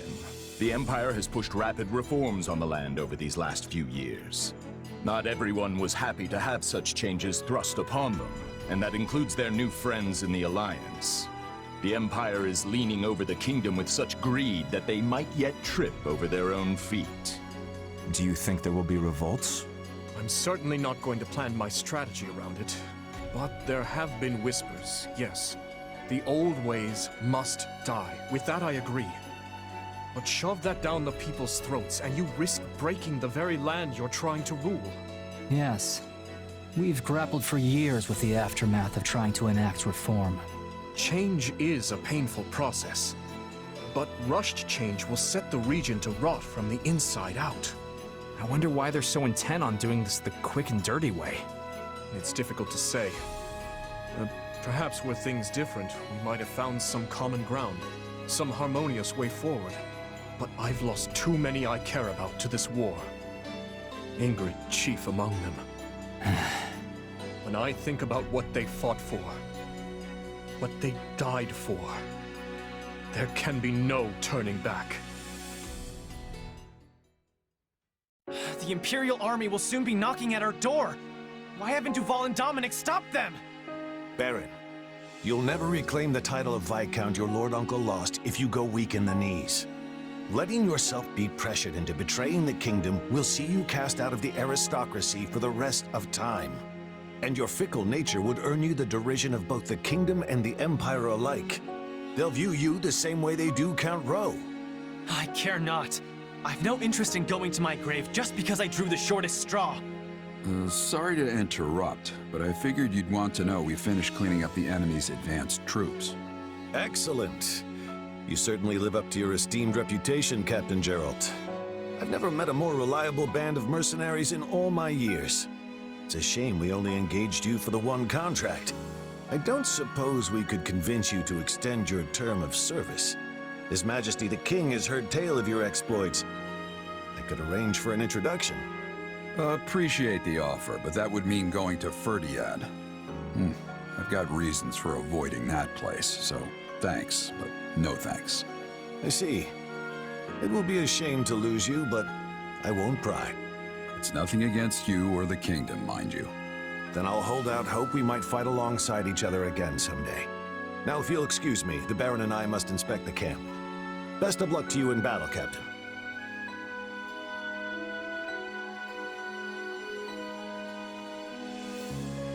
You feeling any better? I have to say, I'm still not used to this new look of yours. That makes two of us. But it will bother me less once I'm on the battlefield. If you say so. With the war in the state it's in, the Empire is throwing everything they've got at this thing. I don't know if it's that or something else, but I've got a bad feeling. So watch yourself out there. I will. You do the same. Oh, right. I've been meaning to give you this.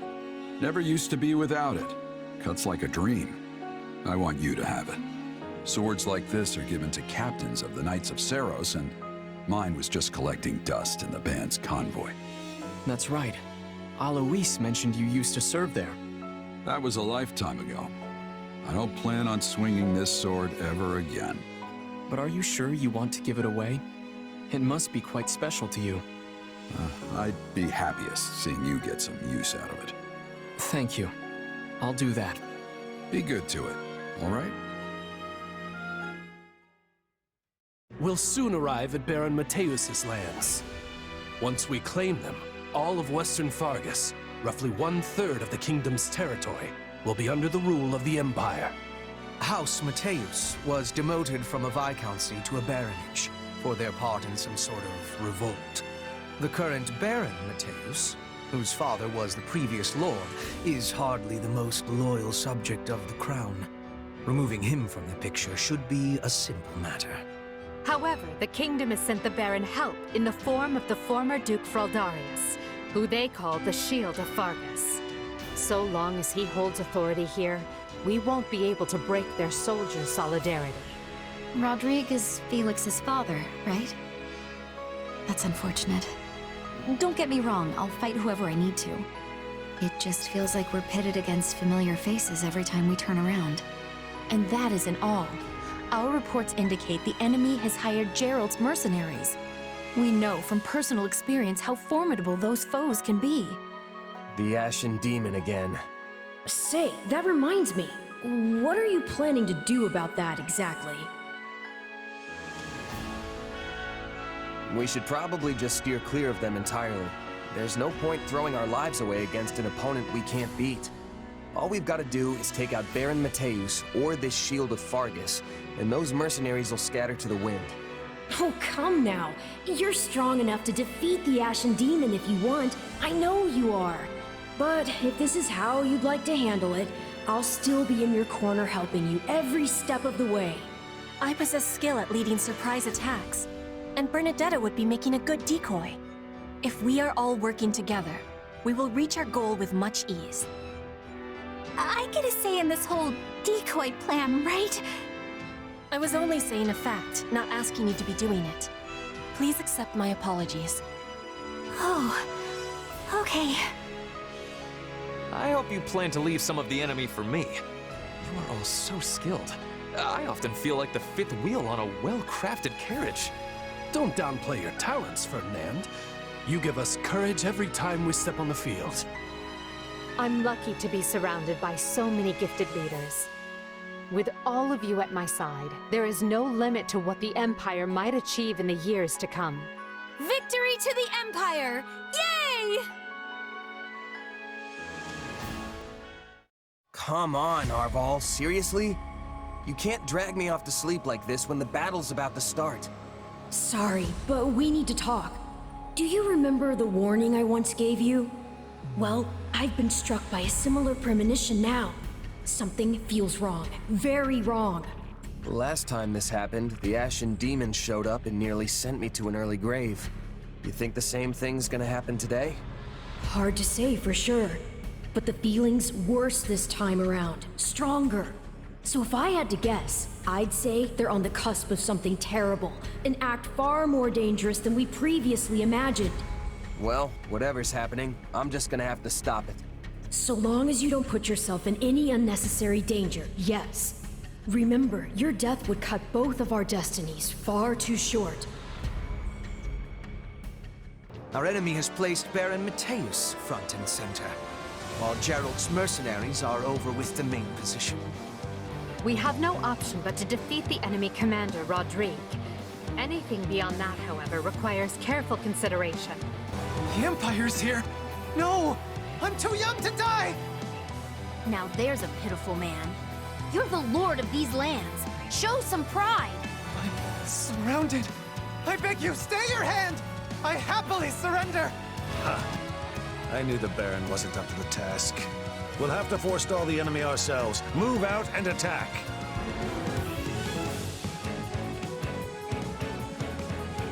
Hear from me? You must be eager to die.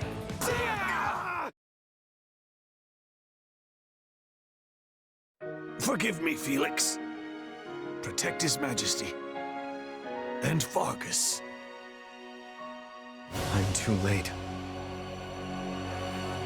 I leave to take care of one backup squad and come back to this? What a mess. Rodrigue is slain and the kingdom put to rout. Will you and your mercenaries yield? I see no other choice. What can I say? You got us. You rolled right over us and took out our employer. I know when it's time to raise the white flag. Wait, that's it? You're giving up? We've faced you in battle many times, only to be bested at every turn. Yeah, you've pretty much run us out of business by now. It's not easy finding new clients in the best of times. And no matter how good our reputation is, none of it matters if we can't actually win. At this rate, I'll have to stop calling myself the Blade Breaker. In that case, do you have any interest in working for us? The Empire?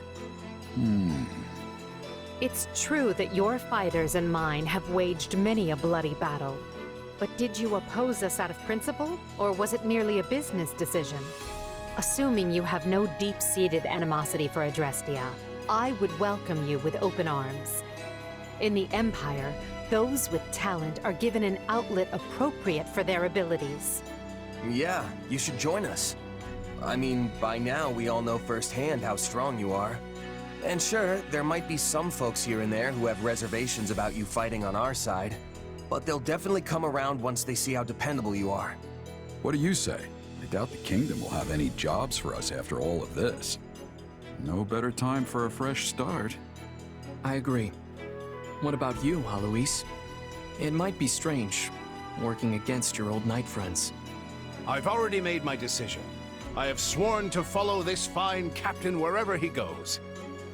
If my old allies want to come grill me over a fire, I'll just have to make myself more obscure. That's a good one. If I don't slay my foes by the sword, I will do so by the joke. Well, I guess that's that. Just tell us when we start. I'll go talk to the group and smooth things over. You two, stay here with the client. Got it. Thanks. Understood, Captain. Our troops will also want an explanation, so we'd better get to it.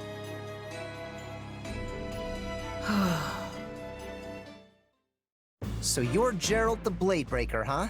And I guess that makes you the Ashen Demon. You guys look tougher than a box of nails. No wonder we've had our hands full. Please, make yourself at home. The Imperial Army is most delighted to welcome you into its embrace. My name is Ferdinand von Eyre. You might say I am something of a leader figure around here, as I essentially hold the entire army together. Oh no, not more strangers! Relax, Bern. It's not like you don't encounter strangers every time we take the battlefield. That's a good point. Wait, is it? Has anyone ever inspected you for crests before? Perhaps I might borrow you for a brief experiment. Are you having interest in a sword fight? I am curious to see the stuff of which you are made.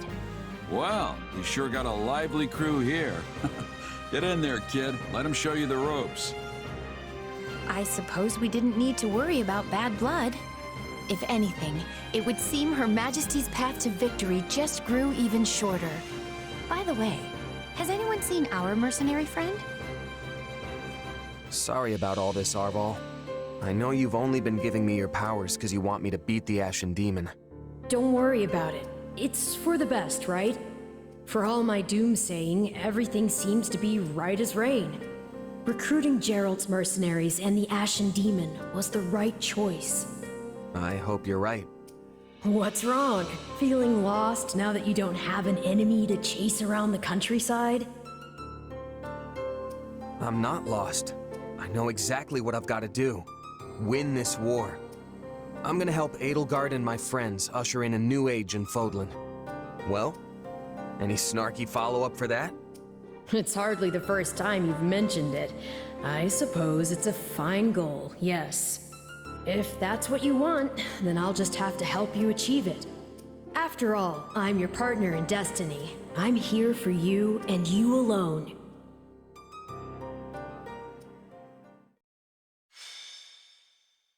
Scarlet Blaze.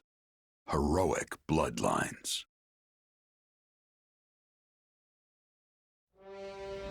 Through a new pact with the Leicester Alliance, Edelgard can direct her might at the kingdom, and though it comes at no small price, her forces steadily gain the upper hand. But the kingdom does not stand idly by. Dimitri rallies the Western Lords, led by House Dominic, blood of one of the 10 elites, in a last-ditch effort to forestall the Empire. No, brother. Anything but that. You cannot force the relic onto Annette. Calm yourself. I've merely bade her wield it, not sent her rushing off into the teeth of the enemy. It's all right, Father. I know I'm the only one who can do this. Just seeing the crest of Dominic and our hero's relic is going to improve everyone's morale. It shames me to thrust this task on you, when it should have fallen to that craven son of mine. Yes, I doubt we can expect Simon to return and wield the relic, considering how quickly he abandoned us. It seems I raised him poorly, yes. I should have taught him how our house managed to survive this long without starving or freezing. Don't look so sad, Uncle. I'll gladly carry the burden until Simon returns. But Annette... Enough, Father! Stop worrying! After all, this is nothing compared to what the soldiers are going through at the front. So many people are fighting and dying out there. Some of them my good friends. I'm not going to cower in safety while they struggle. Especially when I'm in the best position to help. Forgive me, Annette. If you sense any danger at all, child, promise me that you'll run. I couldn't bear to lose you. I know, Father. So let's just all do the best we can to keep our land safe. The nearer we get to Blythe territory, the more resistance we're likely to face. The lords surrounding the capital are the most loyal to the crown. We have Geraint, Enid, Brennius, and Belinus. There is no telling whether these houses will choose subjection or destruction. Regardless, we cannot simply ignore them as we attempt to march on the capital. We must seize control of each of their lands and establish footholds before continuing on. The Alliance is still doing everything we expected of them. There are no changes on that front. So as long as we continue tightening the vice around the kingdom, we're certain to fulfill your Majesty's goals. Glad to hear it about the Alliance. Does this mean the war will be over soon? I feel some actual motivation coming on. Well, in that case... Nope, never mind, motivation gone. That was a close one, Bernadetta. You almost got yourself assigned to the front lines. As for me, you know what to do. Just put me right at the front and let me start wrecking stuff. We shall see who does more wrecking of stuff, Caspar. I will not be letting you outshine me. Watch as I am bringing glory to Bridget and the Empire on the battlefield. I wonder if I'll find someone worth marrying before this war is over. Enough.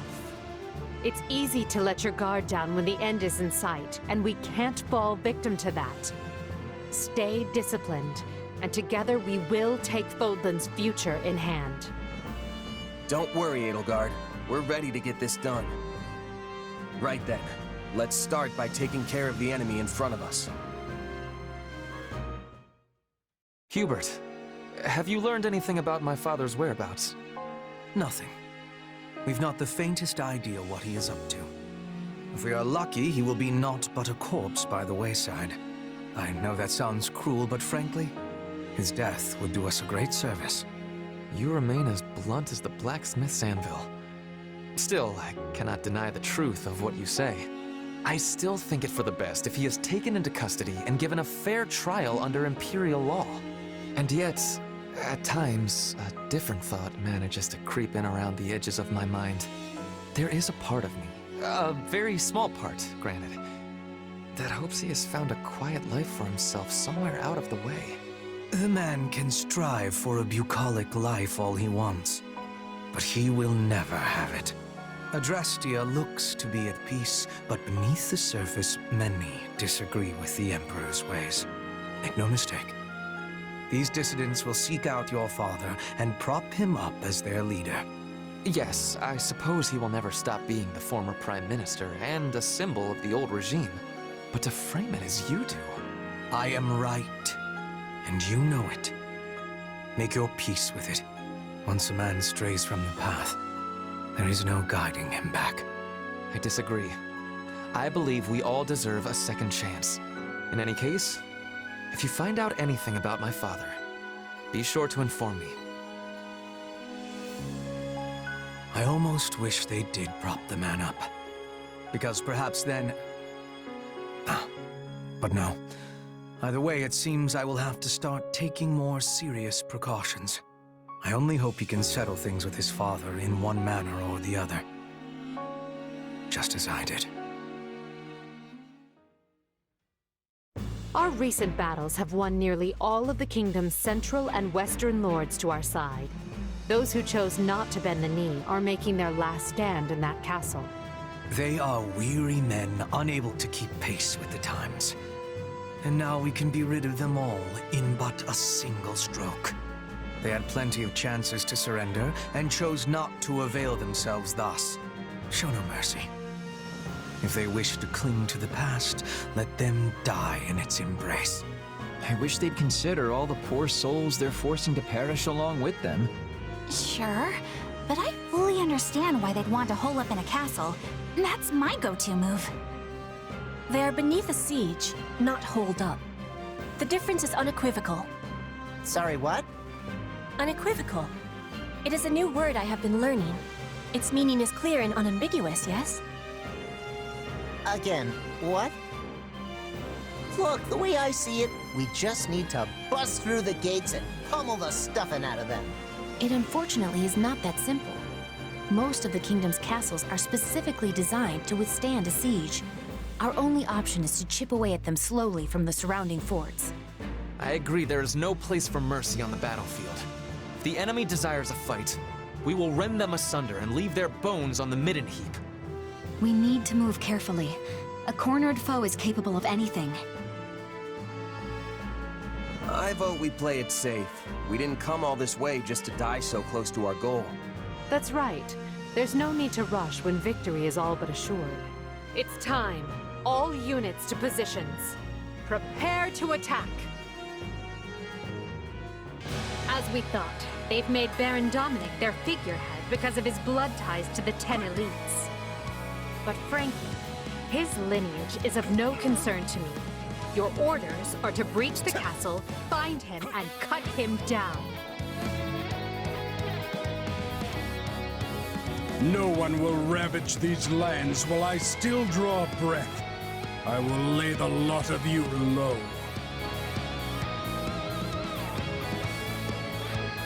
I'm not afraid to fight. I'm doing this for all the people I care about. I told you not to put yourself in danger, Annette. Annette, no. Look what they've done to you. You came for me, Father? I'm so happy. I'll never let you come to harm again. Here, this way. You must hurry to safety. Take this! Forgive me, Your Majesty. May your reign be long and glorious. Though our fates may be sealed, we will fight to the very last. I've got you now! And so I reach my end. Pray forgive me my weakness, Your Majesty. Live, my little niece, for the both of us. They deified him for being the descendant of a hero. And in return, he got a life he could never control, and a death he could never ordain. Yet surely the man was happy to die for his people.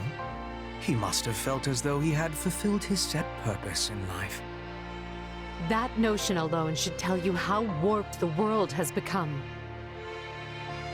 Still, right and wrong are spoils to be handed out by the victor of this war. Well said, Your Majesty. We must prevail if we are to change the world. This war is only the first step. I get it now. I beg your pardon. Everything's finally clicked for me. I understand what we're really up against here. Oh? I told you before, I don't always get where you're coming from.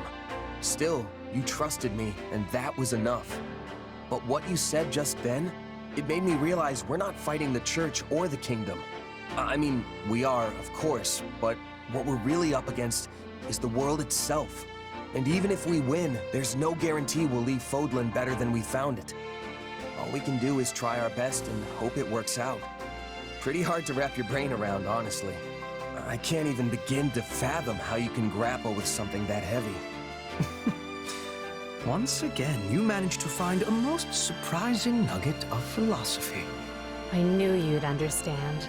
Even if I can't point to the reason why I felt that way. But I'm glad to hear you say it. Thank you.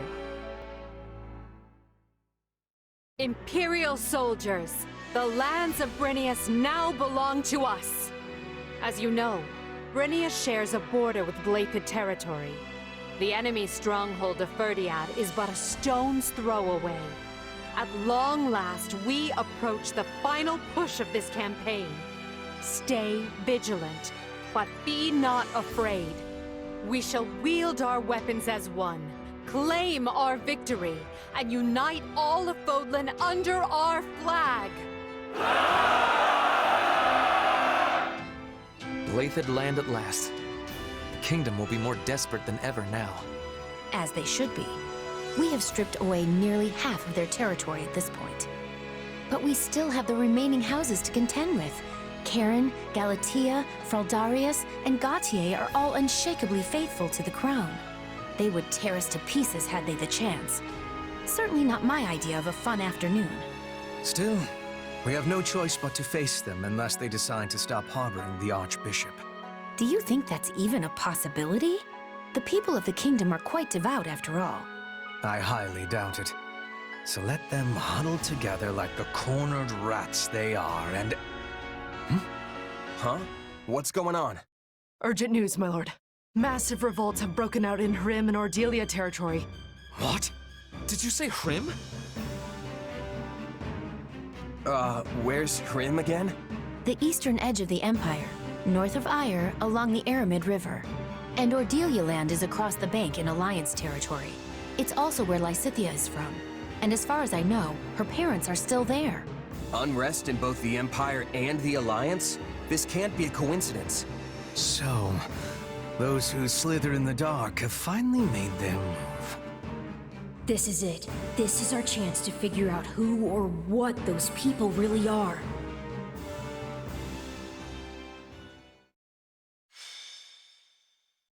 Scarlet Blaze, the rising darkness.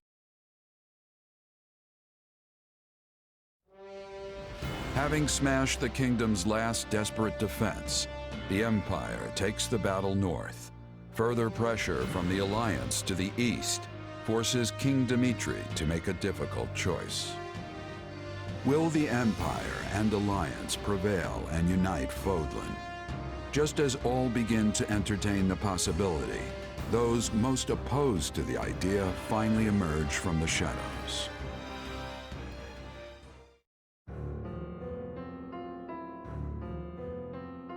Apparently, it started with attacks by bandits and insurgents, which touched off a widespread revolt. The people have taken to the streets, and now Hrim and Ordelia territory are in total chaos. We have no choice but to intervene. At present, it is just Hrim territory. But if the unrest spreads to neighboring Imperial lands, there will be no water cask large enough to quench the flames. Especially if the fires were intentionally set. And yet, redeploying our forces to deal with the unrest could be exactly what they're after. I believe it is, Your Majesty. With the aid of the Alliance, we were on the brink of securing the kingdom's surrender. The war was all but decided. It seems certain parties were not at all happy with that particular arrangement. Are you sure we have to deal with it right now? Why not go back once we finish up in the kingdom? And go back to what, exactly? An empire in flames? Sounds like we don't have a choice. No one is more reluctant than I am to turn back when victory is within our grasp. But it is the only option. Fortunately, the kingdom now lacks the soldiers to take advantage and regain their lost territory. We'll leave enough troops to hold the line and take the main force east at speed. I'll have Count Bergleys take position at Aryan Road. That sounds exhausting. But you're the boss. Do you mind if I just slink off to my room and... Oh, here come the dagger eyes. Never mind. If it's settled, let's not waste another second. Every moment we delay means more suffering for the innocent people who are caught up in this. Going to Hrimland will take us close to Ire. Needless to say, I am in favor of departing at once. Let's go find the masterminds behind this mess and send them to meet their maker. But how will we be telling the innocent people from those who are causing trouble? A fair point. If we're too reckless, many good people are going to be killed. Only one thing to do. Let's get to Hrim territory and sort this out. Do I want to know what you two are talking about? Is it not obvious? We are debating who might be behind the recent disturbance in the peace. The slithery people, right? Correct. Absurdly phrased, but correct. We may have ousted Lord Arundel and the others from power in Enbarr, but we knew it was not the end of their vile schemes. Which is why we have been preparing for the day they bared their fangs once more. Granted, we lack solid proof they are behind this. But it is the most likely explanation considering the scale of the revolts, as well as where and when they all occurred. I'll keep that in mind on the battlefield. Oh, and for the record, I like this part where you all trust me enough to tell me what's going on. A strategy I strongly oppose. But Her Majesty insisted we keep you in the loop. Must you always antagonize Hubert? I merely state fact. Though I will admit you saved the Emperor's life, once. Still, I would not be shocked in the slightest if you suddenly changed your colors and tried to kill her. Yet sharing such knowledge with you achieves a dual purpose. It helps prevent those who slither in the dark from using you, and it gives ample justification to dispose of you, should you betray us. You still don't trust me after all this time? What exactly is it gonna take? You may not have Hubert's trust, but you have mine. I'll be counting on you as always in the battles to come. If those who slither in the dark appear, we must strike them down. Everywhere you turn, you see another gruesome sight. Look what they've done to the homes, the fields, the people. These bandits are like rats. They're nothing alone, but if you let them band together... I've been here before. It was a long time ago, sure, but I can't believe this is all that's left. Apparently, the first thing they did was find and kill Viscount Hrim Standin, along with the rest of the local magistrates. With no one in charge, the bandits have taken free reign of the place. Assassinations too? They've cut us deep indeed. But why were they killing the leaders instead of taking them hostage? Are they not wanting control of the land? It would seem their interest is little more than unadulterated chaos. Someone clearly does not wish Fodlan to be united beneath the Empire's flag. This is a sick way to show it. Though I imagine there is a method to their madness. Even I won't let myself run away from a situation like this! We need to restore order as quickly as possible and return to the Kingdom front. Once I've brought an end to the war, I will never permit something this ghastly to happen again.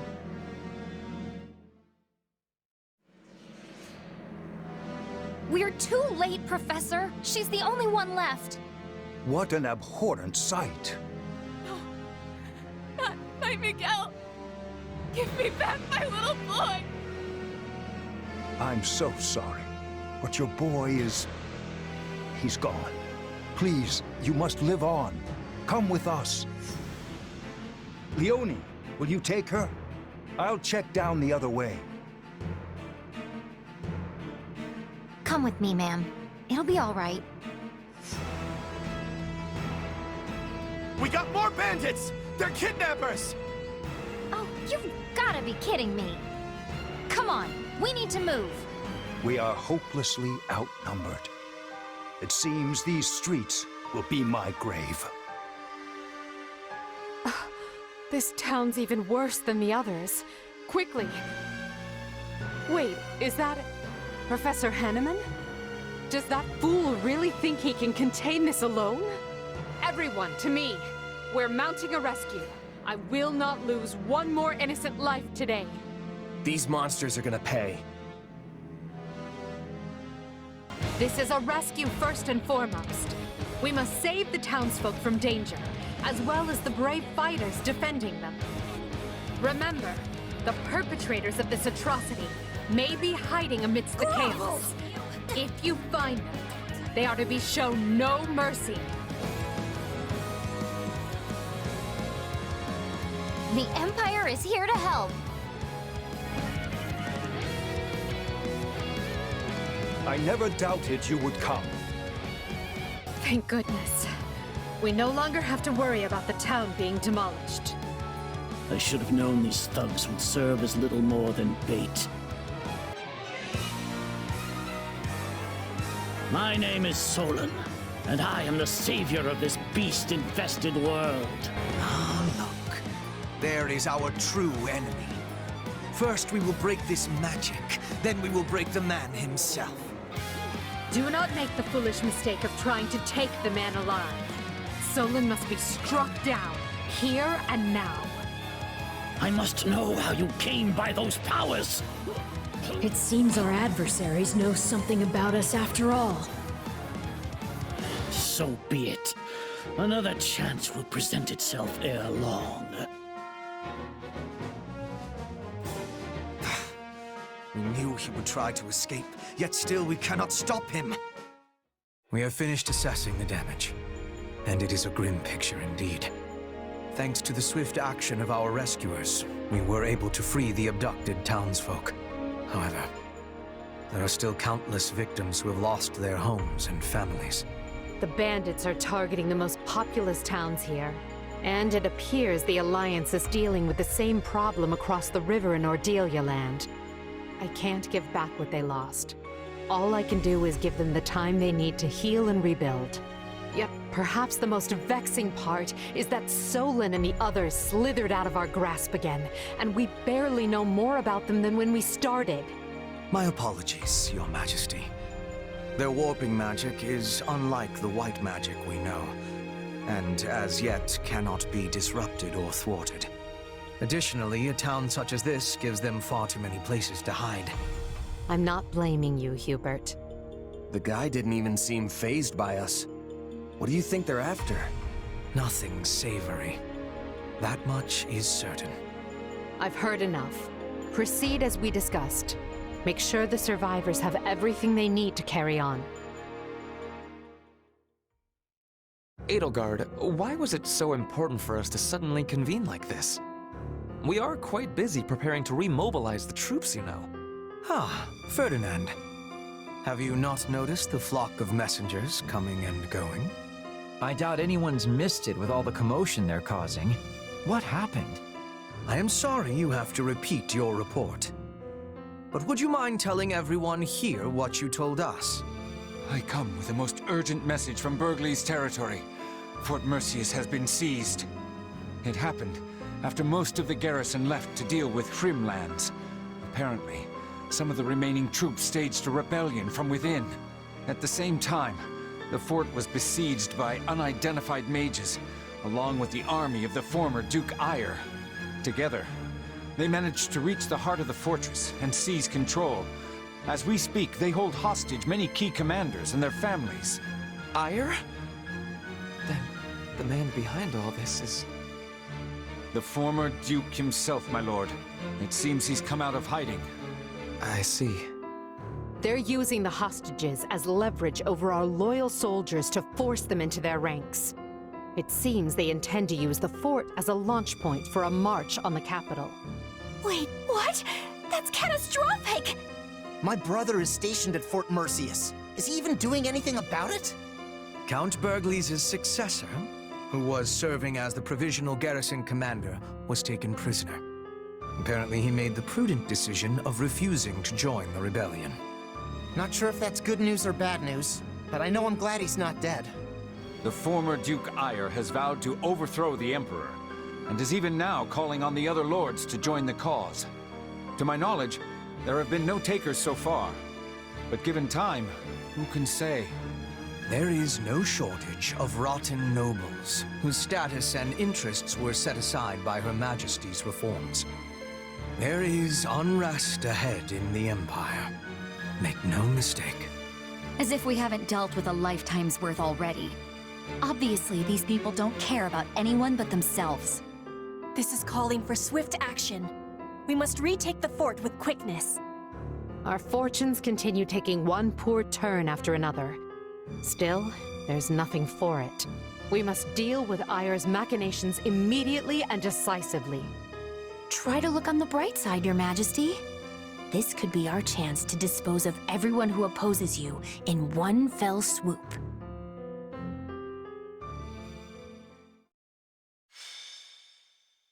Scarlet Blaze.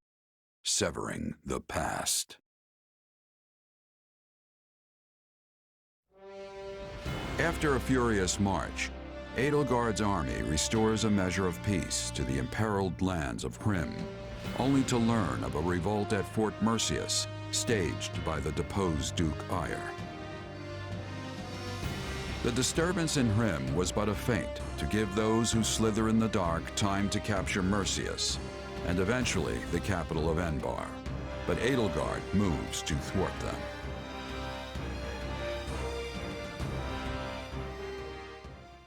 Have you heard, Duke Eyre? Viscount Menya has hastened from afar to join your cause. Our houses, Fenya and Menya, share a distant blood ancestor. And now we stand together again to save the Empire from her plight. Hastened from afar with what? That miserable smattering of soldiers? From what I hear, Menya's heir is a rabid supporter of the Emperor. Are you certain the father is not being foisted on us just to get him out of the picture? Absolutely not. And besides, all of House Fenya is united behind you. If we appeal to the other lords jointly, I'm certain a multitude of troops will flock to Fort Merceus. I should hope so. I've no idea why they'd side with that pathetic excuse for an emperor. Only I, Ludwig von Eyre, can restore Adrestia to its former glory. About those mages, they say they want to, alter the fort's defenses? Fine, fine. Let them do as they wish. So long as we're outnumbered, we must embrace creative solutions. Edelgard will strike the moment we give any indication we're after the capital. We'll lure her troops inside, then dispose of them all at once. it will be an easy victory. I always knew you were a brilliant tactician. They will never see it coming. Now, if we might discuss key posts in your future administration.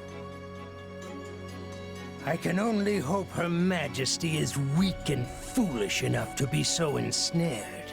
It was never my intent to divide the Empire in war. That's not what I wanted. If she'd said one word, indicating there might be a place for me, none of this would have been necessary. Enough. I must purge my mind of such thoughts. I must win. I must prevail over her. And if I cannot, you must be the one to cut me down, Ferdinand.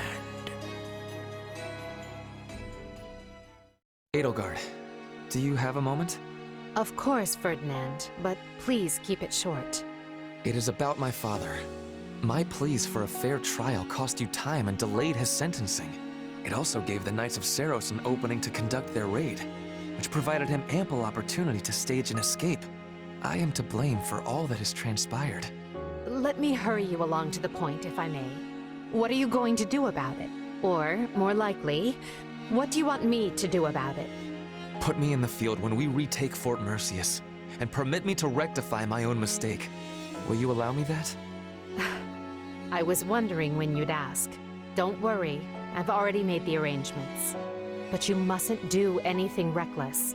You will stick to the battle plan, and that is a direct order.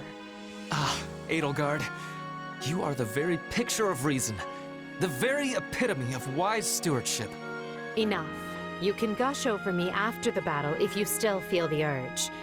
We've no idea how things will go after all, and you may be in a very different mood. True. All the same, I am grateful. Thank you. You can come out, Hubert. I know you're listening. I came to give you the latest report, Your Majesty, but decided to wait until this other business reached its conclusion. Then you know what must be done. Make sure he's given protection. Oh, I will if I find the time. You do keep me quite busy, after all. You've found a way to take care of them? I can assure you, those Cretans will rue ever setting foot in Her Majesty's fortress. They wanted thick walls, and we will give them the thickest ones a coffin can provide. This is our chance to decimate the forces of those who slither in the dark. Our scouts have returned from Fort Merceus. There's less movement than we anticipated. That likely means the former Duke Ire wants us to attack the fortress to make up for his disadvantage in troop strength. The numbers don't lie. One needs 3 times the forces of their enemy to claim a castle in a siege. Although, that's if you attempt to take it head on. So, do we have a plan or what? I mean, Fort Merceus is basically impenetrable. Actually, this one time we came home well after curfew and had to try and sneak back in.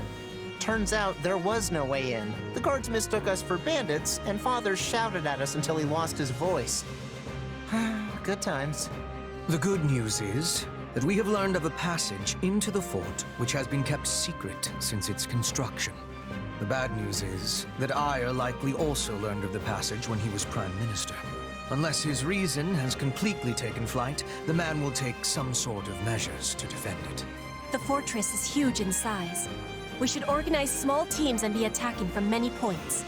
If we achieve success, we can open the gates from the inside and be giving the enemy a surprise. It only serves other regions if the Empire starts shedding Empire blood.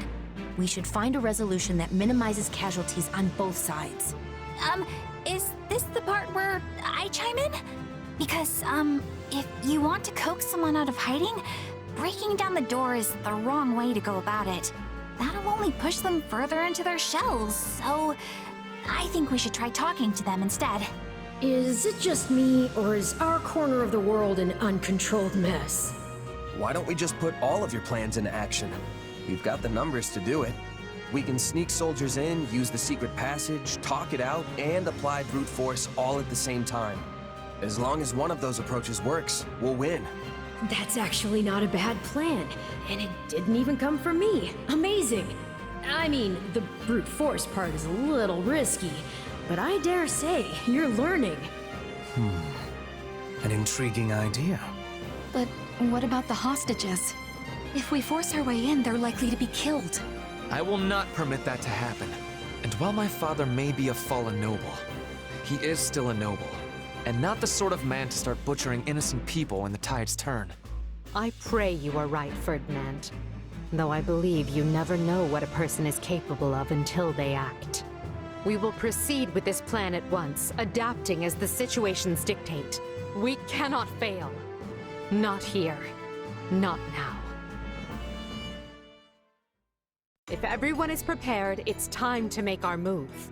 Our troops attacking the gates have been instructed not to force their way in. Before long, the enemy will notice as much and realize we're already inside. We need to locate and strike down the rebel leader. That should put an end to the insurrection. Along the way, you may encounter suspicious agents. They are the true masterminds behind the rebellion, and must all be eradicated. Got it. Now let's get going before those bloodthirsty monsters hurt any of the hostages. I haven't been this angry in a long time. When is that man going to stop being a thorn in Her Majesty's side? Ah, how splendid. But do try not to become so flush with rage that you make a foolish error. Perhaps if you grew flush with rage every now and again, you wouldn't have the complexion of a coffin dweller. Quiet, both of you. You don't have to do this, Ferdinand. You can always stay back if you have doubts. No. Fate put me on this path, and now I must walk it. Enemy soldiers have breached our fortifications! To arms! Defend the glory of the Empire! They've seen through our ruse already. Prepare to take the fortress. That's it! I'm going to rip you apart myself! No, this is wrong! I can't die! My name is Ludwig von Eyre. I see the Empire in the throes of a terrible sickness, and I intend to cure it or die in the attempt. So, my son, you come to claim your poor father's head at last. I come to do my duty. No more, no less.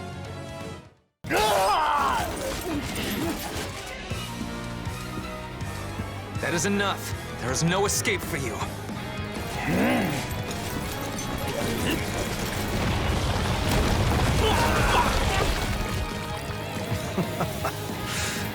Go on then. I'll leave for you the final blow. You leave me nothing. This was ever my burden to bear. Father! No, you are just a traitor now. In light of your crimes against the Empire, the punishment is death!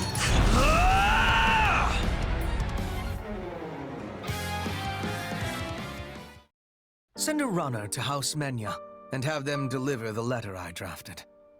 Also, take the soldiers under your command and begin investigating any magic constructs abandoned by the enemy. At once, Lord Hubert.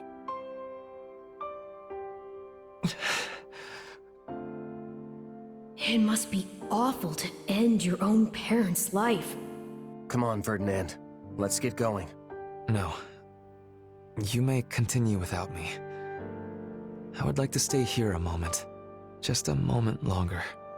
Hubert, we have a messenger from the Alliance, and I need to know where our Western campaign stands. Ferdinand, may I have a word?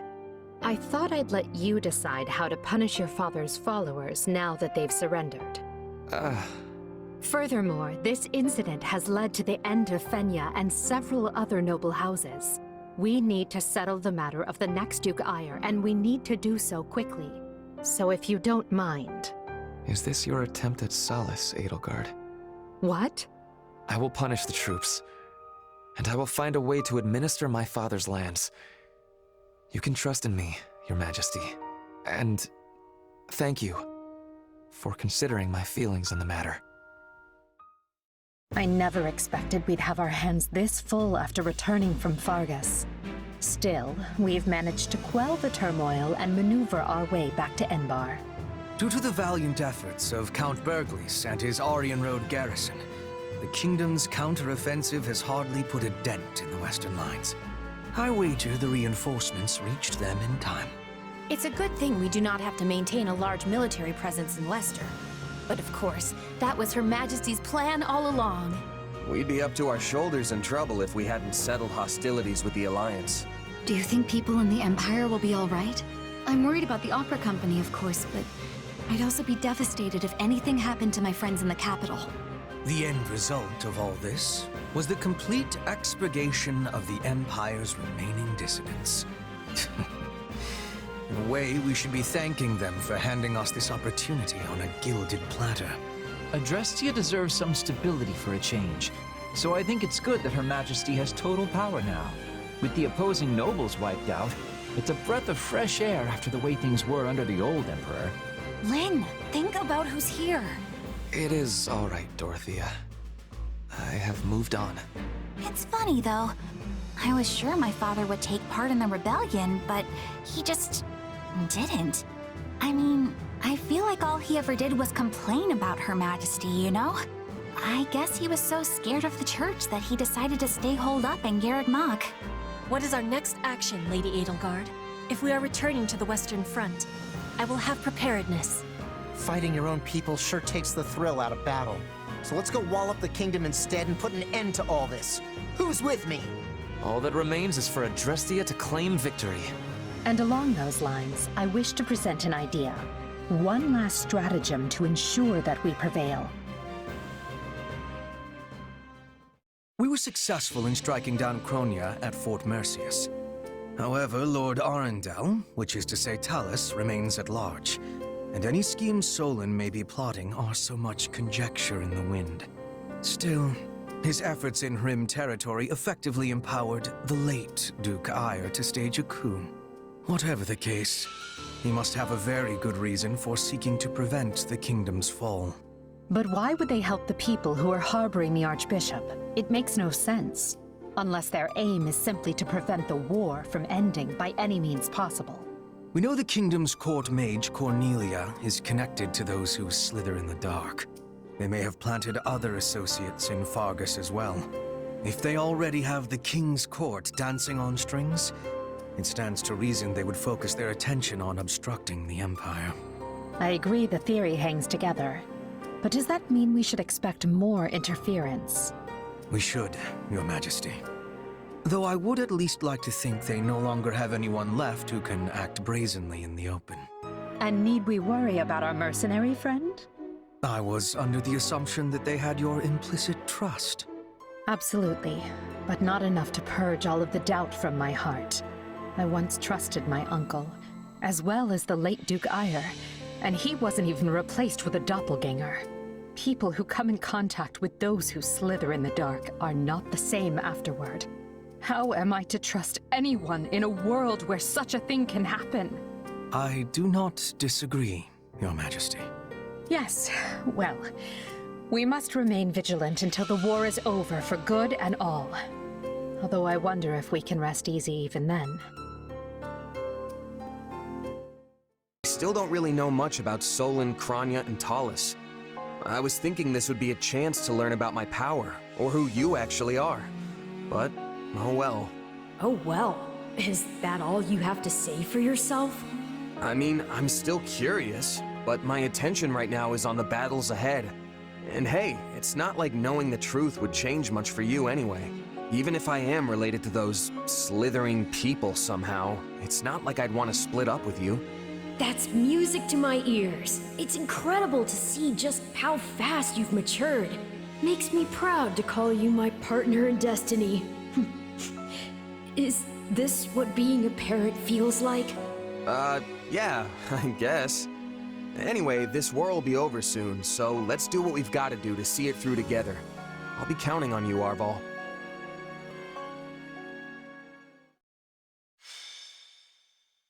Scarlet Blaze. Torment of the Ego and Lion.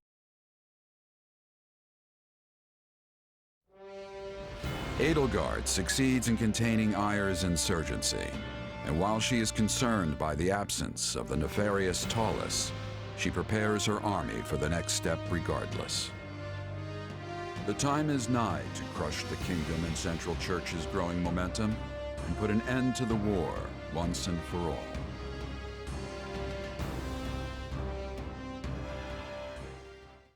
I've gathered you here in Garrick Mach because the time has come. We are returning to the front. Oh yeah, I've been waiting to hear that forever! Let's go wreck things! For the next phase of our campaign, we'll be working with the Alliance's leader, Claude, to tighten our cordon around the Kingdom. Rather than try to advance on the Western Front, we'll join forces with the Alliance and press in from the east. This means we'll be marching northeast from the monastery and infiltrating Galatea. I hope we can finally end it this time. I don't think I can deal with doubling back again. Agreed. This slog has slogged on long enough. Worry not, friends. I'll not be blindsided twice. I promise you that. We won't rest until all of Fodlan is united.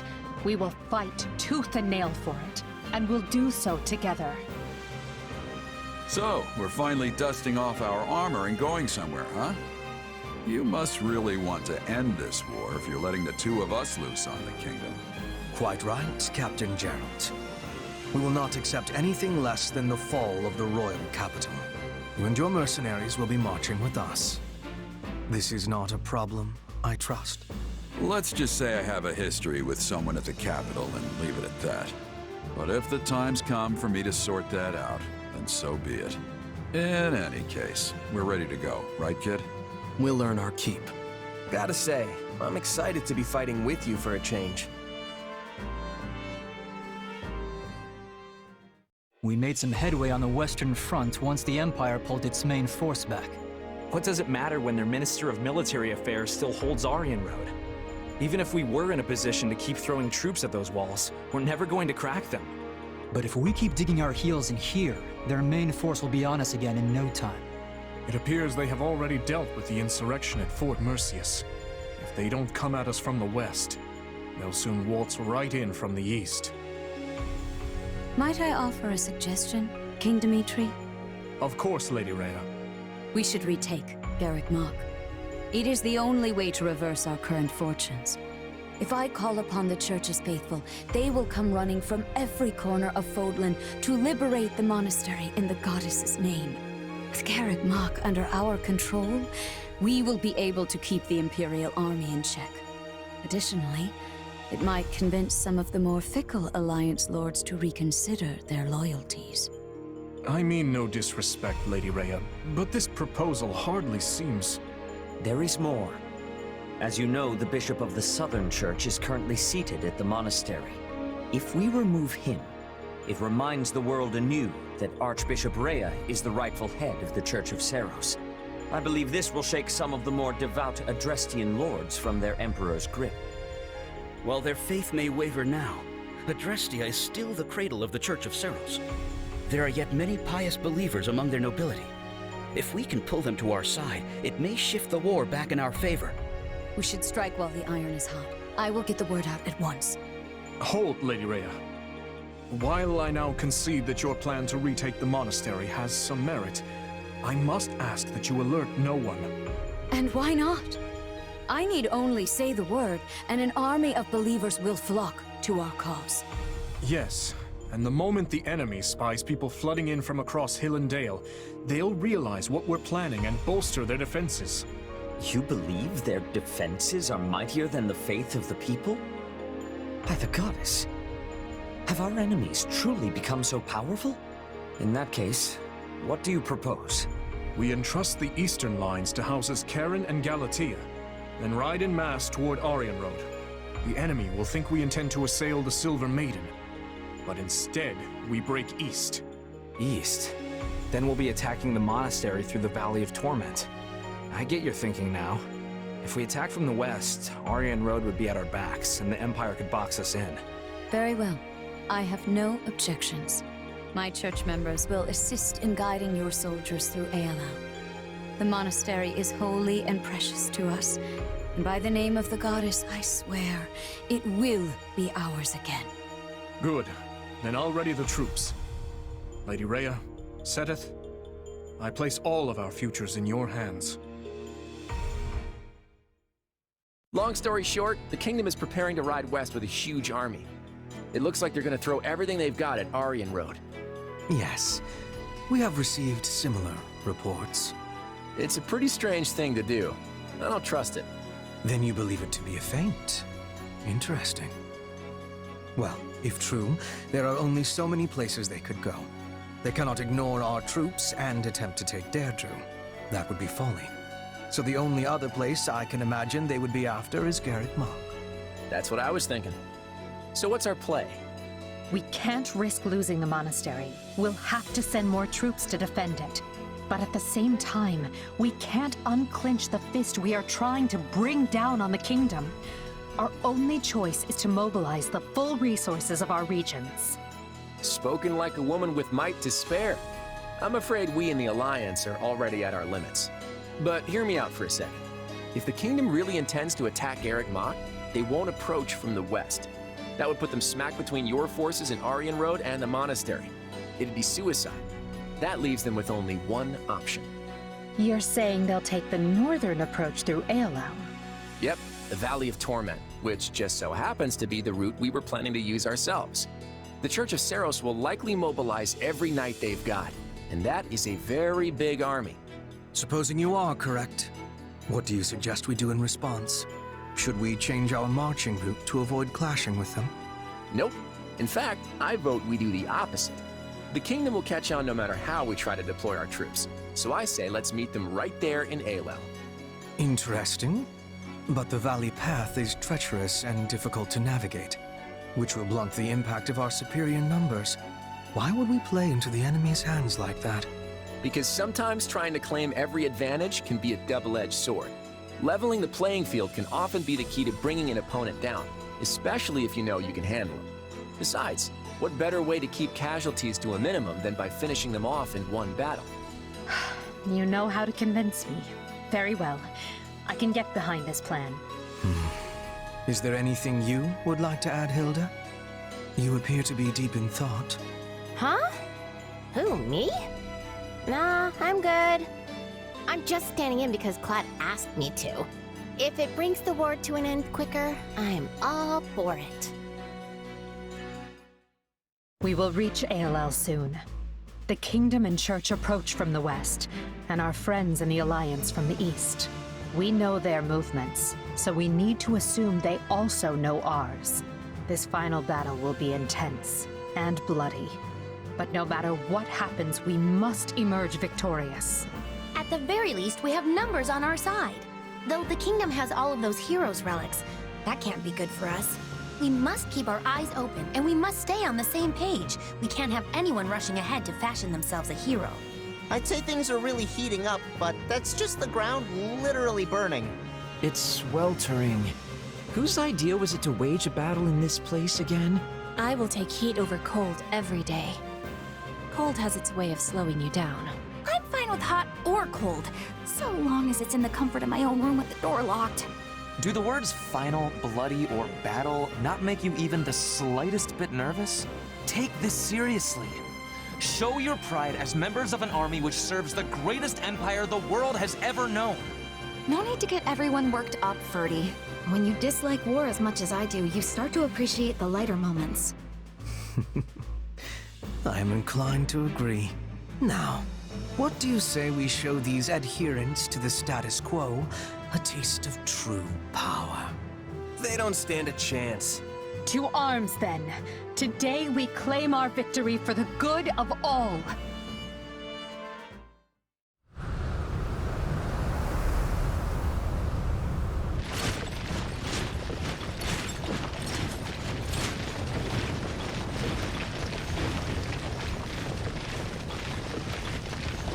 The Empire, the Alliance, the Kingdom, even the forces of the Church. To think we would all meet in such a cramped locale. Hold on. Does anyone actually see the Knights of Seiros amidst all this? I wonder if they're not even here to begin with.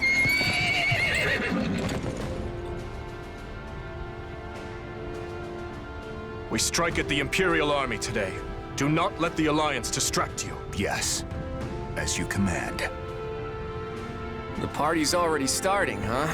It's too bad we couldn't throw it for something a little more civilized. Would it kill you to be serious for once, Claude?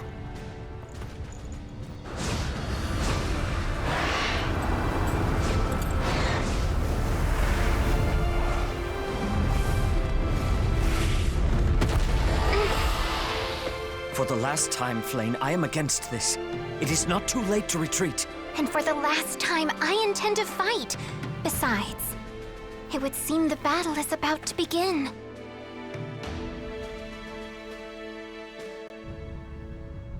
Well then, just give the command, Edelgard. Good. Our very hope depends on you.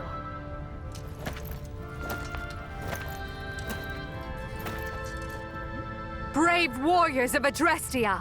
The time has come to demonstrate the Empire's valor, to prove our supremacy! Any who dare stand in our way must be cut down! Now!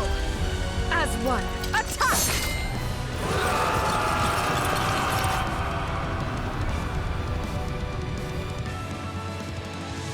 I'll be counting on the Alliance's wisdom and strength this day, Claude. Don't worry, our brilliant teamwork will send them scattering.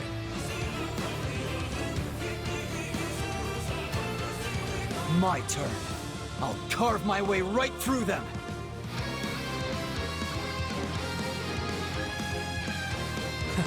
It's a wonder you can still stand. Now would you please let us handle the rest? I hope you're watching, Ingrid. Today is the day I avenge you. Hope you're ready to part with your head. Because I mean to lay it at my friend's grave. Out of the way!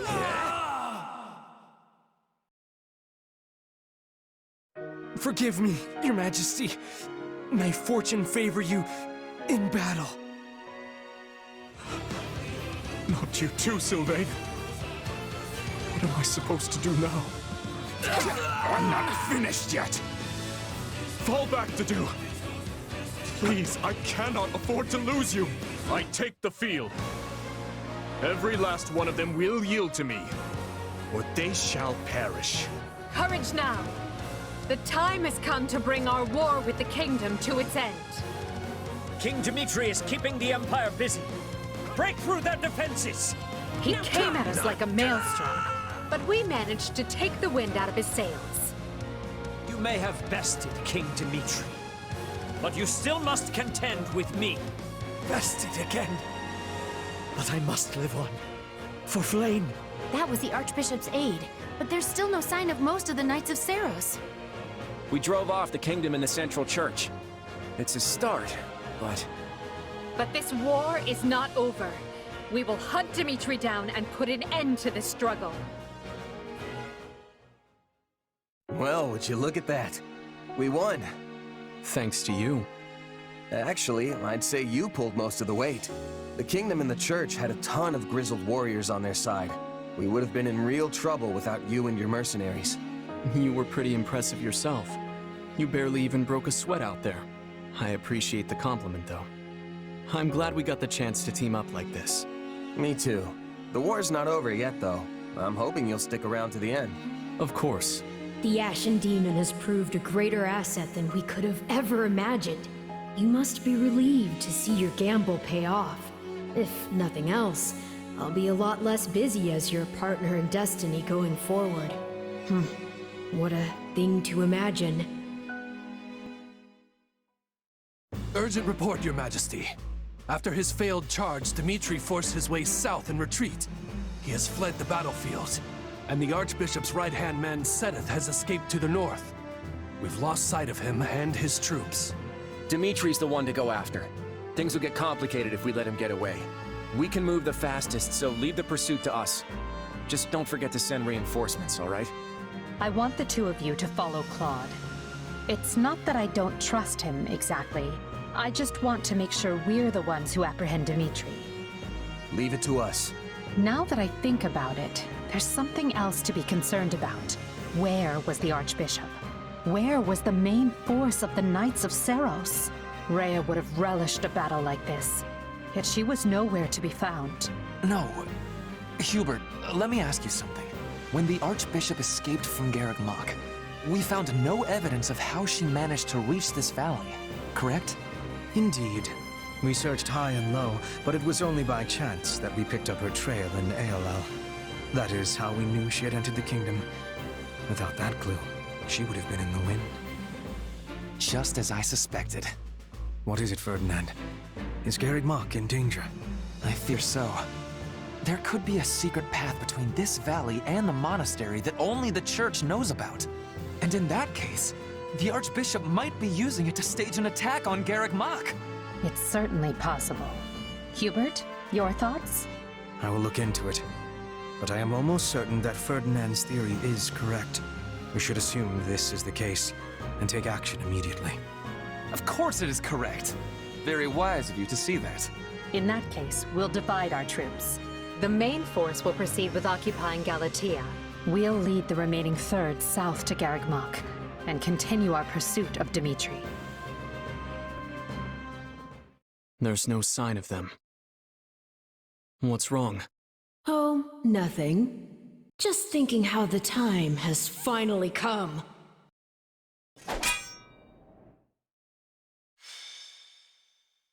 Scarlet Blaze. The hour of vengeance.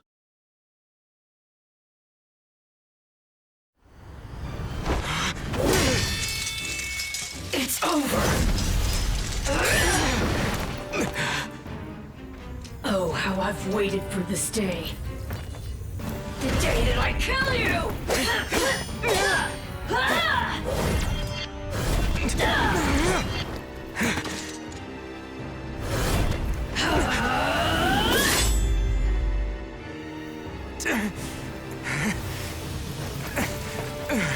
Run away while you can.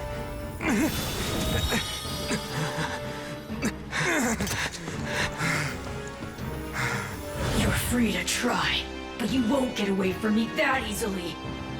I'll carve out your monstrous heart and put an end to the beast dwelling within. Your destruction is everything I've ever fought for. What happened to our mercenary friend and the Ashen Demon? They took the lead, did they not? Strange. It is unlike them not to report back. Ill news, Your Majesty. Some kind of mages have assumed a battle formation up ahead and are poised to intercept us. Mages?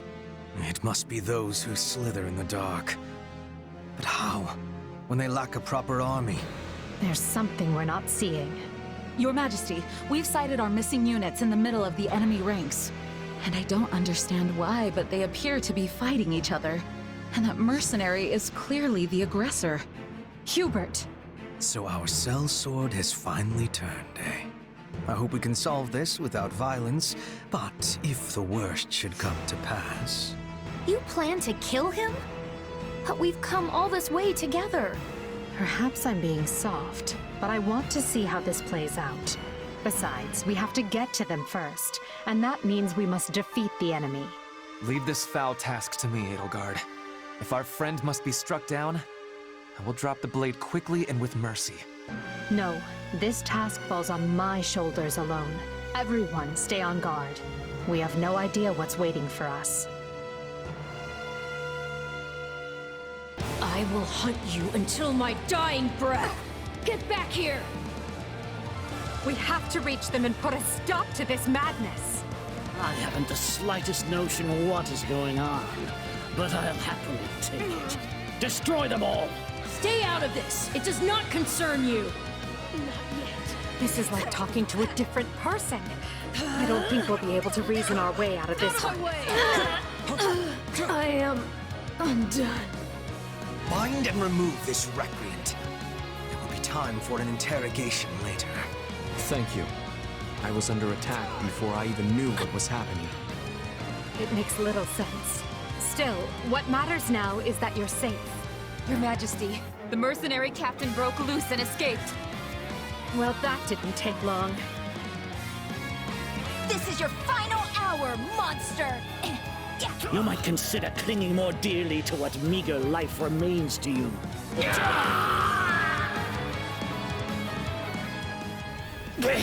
You traitor! We made you into the monster you are today. Do not forget that.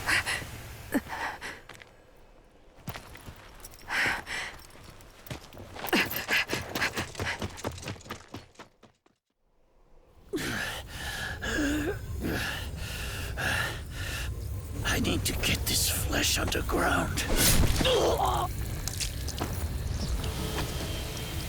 So it's true.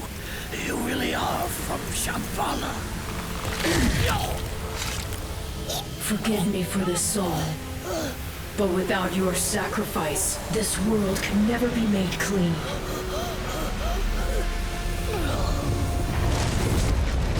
Oh, great Zaharas, veil of night fluttering in the abyss.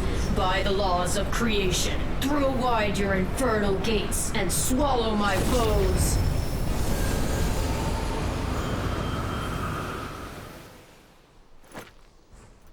Ever thought of maybe calling it a day? You're a fine one to ask me that. Not a moment goes by without you on my tail. Hey, you stop running, I'll stop chasing you around. Worth a try.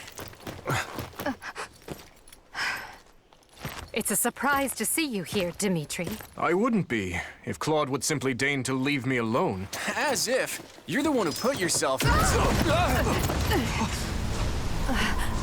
this is... No!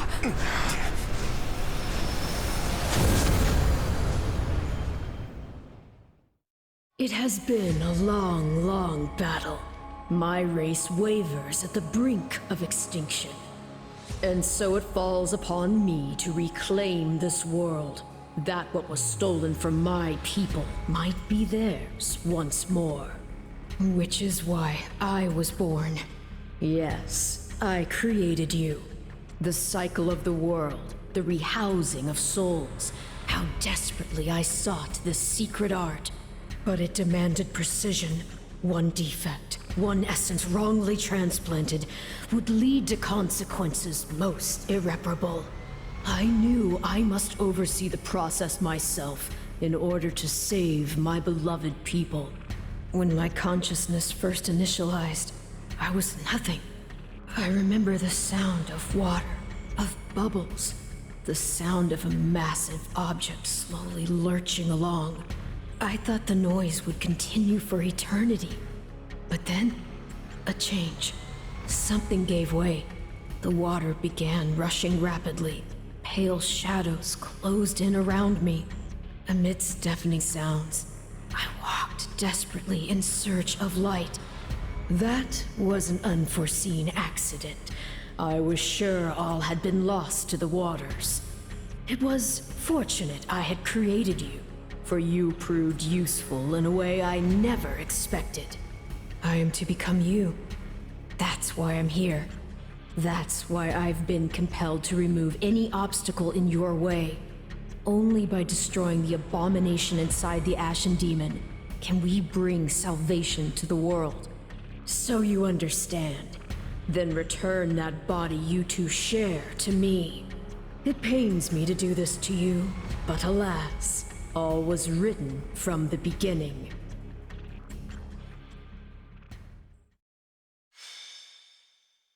Scarlet Blaze.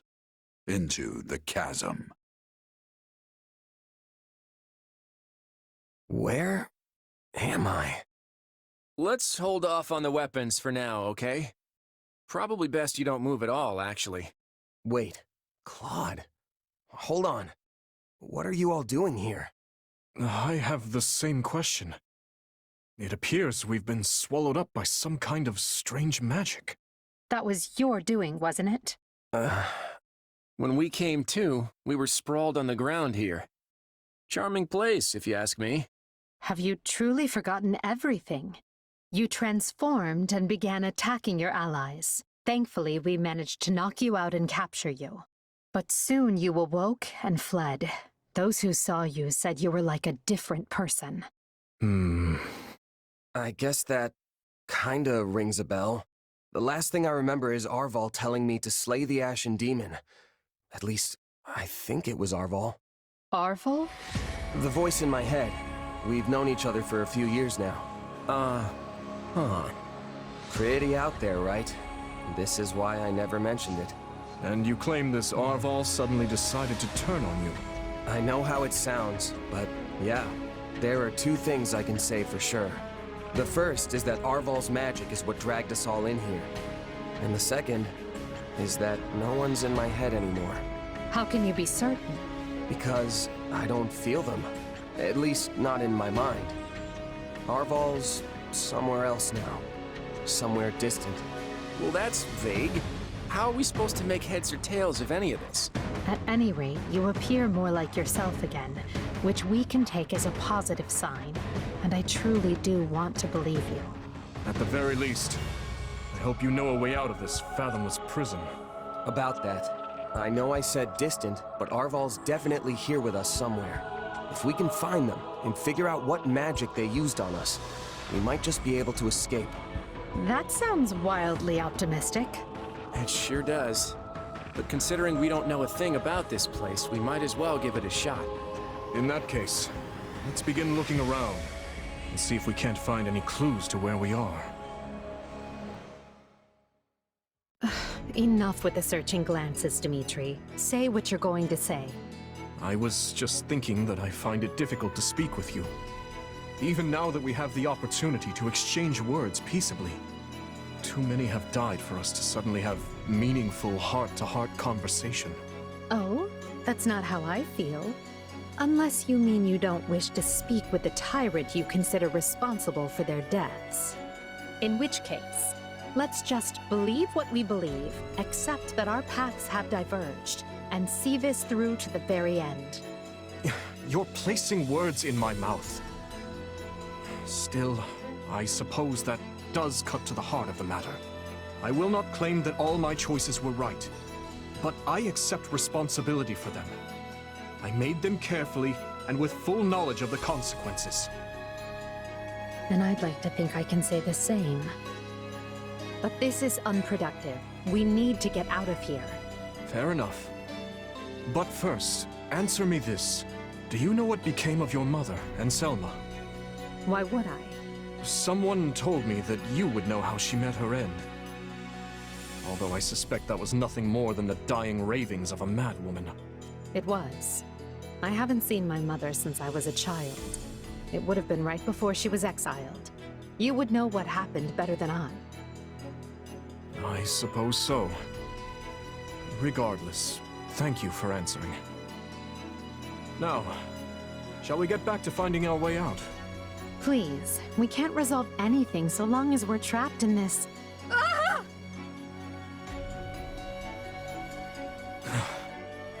That was quite the tremor. Whatever this place is, I find myself liking it less by the moment. Can you stand? Yes, thank... Perhaps we can put our differences aside, if only for the moment.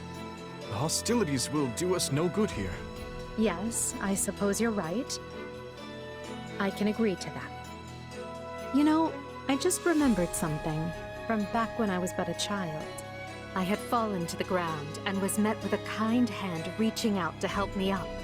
I took it without thinking, without even looking first to see who it was. I suppose that shows you how much I've grown. Dimitri, what is it? I have a similar memory. One of helping a little girl who had fallen in the dirt. Knowing you, such occurrences would have been commonplace in your youth. Don't try to imply we share a memory. No, I rarely forget an important face. Often to my own woe, I might add. Enough. Let us end this before we both make greater fools of ourselves. We need to escape. That's our only priority. Edelgard, What are you doing? You should know I won't hesitate to leave you behind. Indeed. I'm coming, Elle. I have to say, this isn't how I imagined Fodlan's 3 most powerful leaders would be coming together. Indeed. I hesitate to even consider the look on Hubert's face right now. I don't think anyone's too worried about me, though. Vanishing without a word is kind of what I do. So much for being a reliable leader. Or perhaps it's the opposite, and your people think you reliable precisely because you always return. It must be nice having friends you can depend on to handle important matters in your absence. And it must feel lousy to realize no one wants to do your job, Edelgard. I'm glad to see your tongue remains as agile as ever. Let's try moving our feet instead, shall we? Hey, I can do both if you want. It's definitely not an either-or kind of situation. So, Edelgard, say the four of us get out of here in one piece. What are you planning to do about Dimitri? Maybe we should join forces and take him on together. You're such a bore sometimes, Claude. And is that a serious proposal? Well, I suppose it would be easier for me if the kingdom stuck around. After all, I get the feeling that if we divide Fodlan between the Empire and the Alliance, I'll be the one holding the short end of that stick. Our goal is to deal with Rhea and the Central Church, not to unify Fodlan. You never have been one to mince words, have you? Well then, allow me to match your honesty. It would be more convenient for me if the kingdom ceased to exist. The Central Church has a much closer relationship with Fargus than with the other regions. Even were we to capture the Archbishop and force her to dismantle the upper echelons of the Church, it wouldn't be enough. The roots of that organization run deep. Hold on. You're just looking to capture Rhea? You're not gonna, get rid of her? Is it not enough to subdue a foe and remove them from power? I'm just surprised. I would have expected you to be more thorough. And here I thought you wanted to pursue a peaceful solution. Hey, give me some credit. If I didn't like to rock the boat, Lester would have been swallowed up by the Empire ages ago. I have ambitions, Edelgard. Real ones. I won't go into details, but I'm definitely fighting to make them a reality. All that, and you're not planning to enlighten me? Unreliable and stingy. I, for one, have no qualms with telling you my ambitions. I seek to destroy the irrational power structure that shackles Fodlan. Just Fodlan, huh? Come again? Hey, don't get me wrong. That's a goal I can get behind. That's why we're working together. But I'd be grateful if my own ambitions can be fulfilled at the end of your path of conquest. I'd like to believe that is possible. At least for now, we can work together to achieve a common goal. And perhaps someday, our pact will become a more permanent one. I hope so, at any rate. Same here. But before that, we need to find a way out of this place.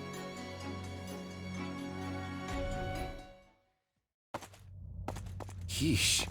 You can't tell forward from back in here. Let's try over that way, maybe? Good idea. It seems different from the rest of the Void. Look out!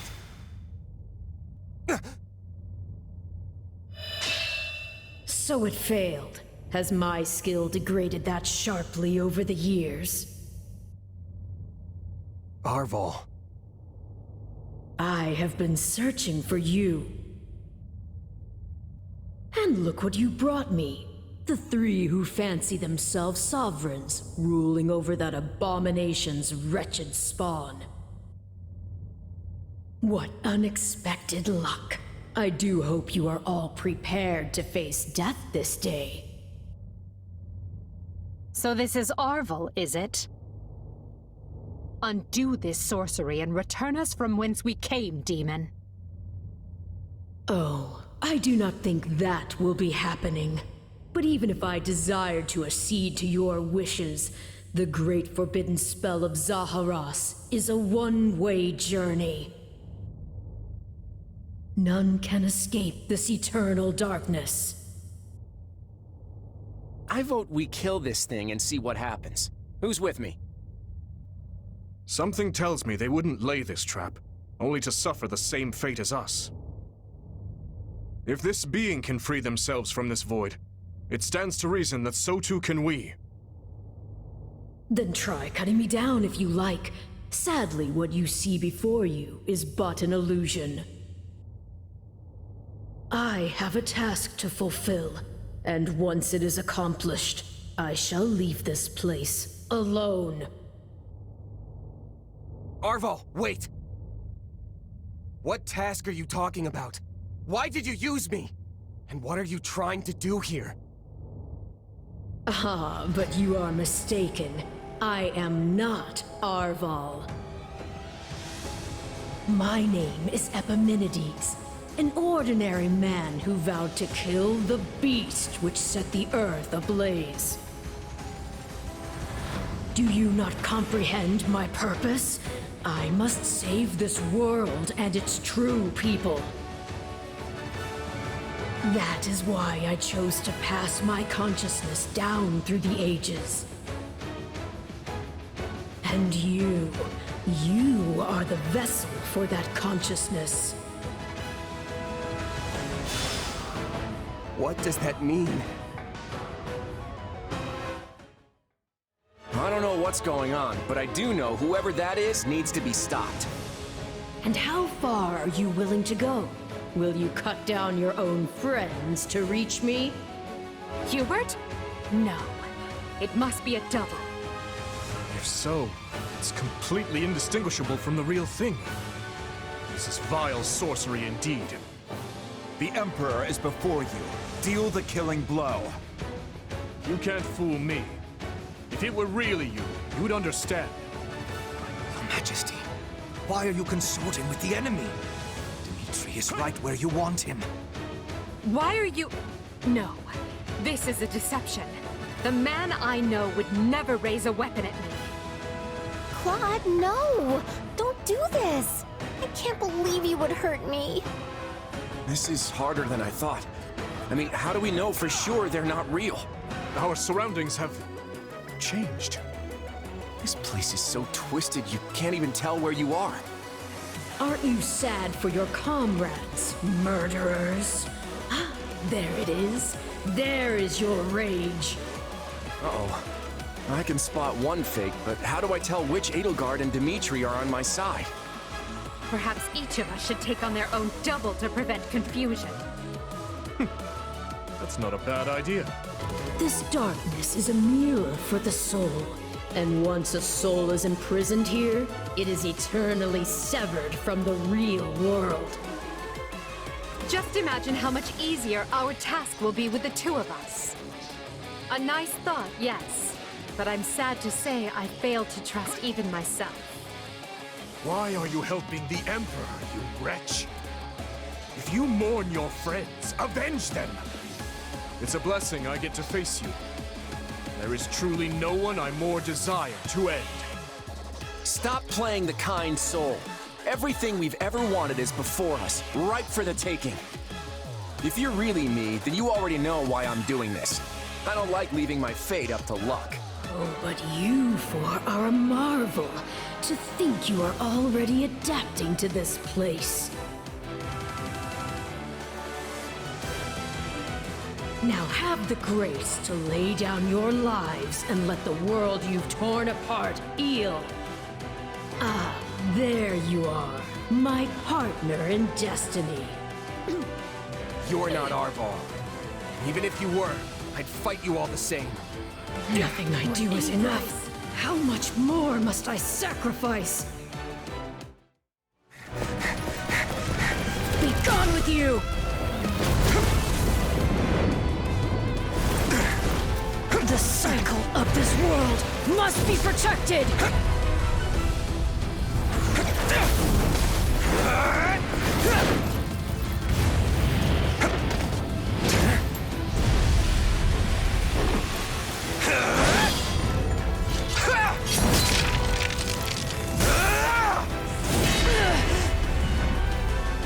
You fool!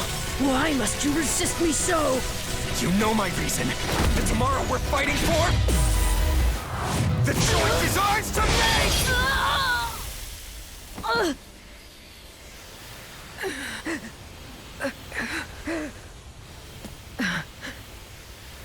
It's incredible. Just how strong you've become. Arval. You have grown more than I ever thought possible. And yet... I've never felt more alone.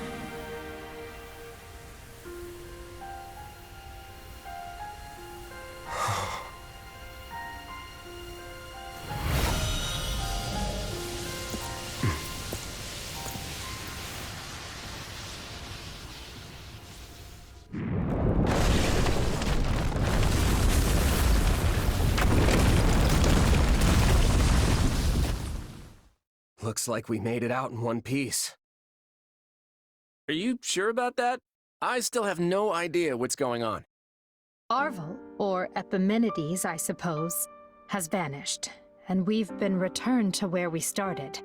Perhaps we should just consider this a victory, an ironic one, as we achieved it by working together. Fair enough. So, what happens now? It would be foolish of me to permit either of you to leave this place alive. Yet without you, I'd still be in that prison. I'm not the type to dispose of someone the moment they stop being useful. That's not my style either. Momentary truce, then? Agreed. Let's consider all debts paid. But just to be clear, I crushed you once, and I can do so again. Sorry about that, Edelgard. I put you in a pretty bad spot back there. In truth, I can't say I much expected any of this. Still, it got us talking again, and that's gotta be worth something. Well, I should be off. I hope we can do this again sometime. The speaking part, anyway. Think I'll be on my way, too. My people are probably pulling their hair out by now. Until we meet again. Come, we're leaving. If my suspicions are correct, Garreg Mach is in grave danger. We need to hurry.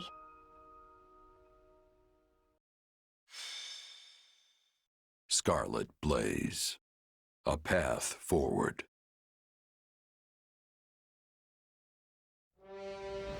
The Empire somehow manages to prevail over the Kingdom and Central Church's coalition, but Archbishop Rhea is nowhere to be found. Edelgard and the others soon realize the Archbishop aims to use Aelel's secret trails to lead a surprise attack on Garreg Mach, so the Empire regroups and moves to intervene. Dire news, my lord. Huh? What now? What's happened? Another fire? Has a horse escaped? Don't tell me it's an assassin! Where's the body? No, my lord. Worse. There's a legion of soldiers closing in on Garreg Mach. We think it's the Knights of Seiros. But we're safe in here, yes? My life is of great military importance, you know. Protect me. Put those troops Her Majesty sent to use!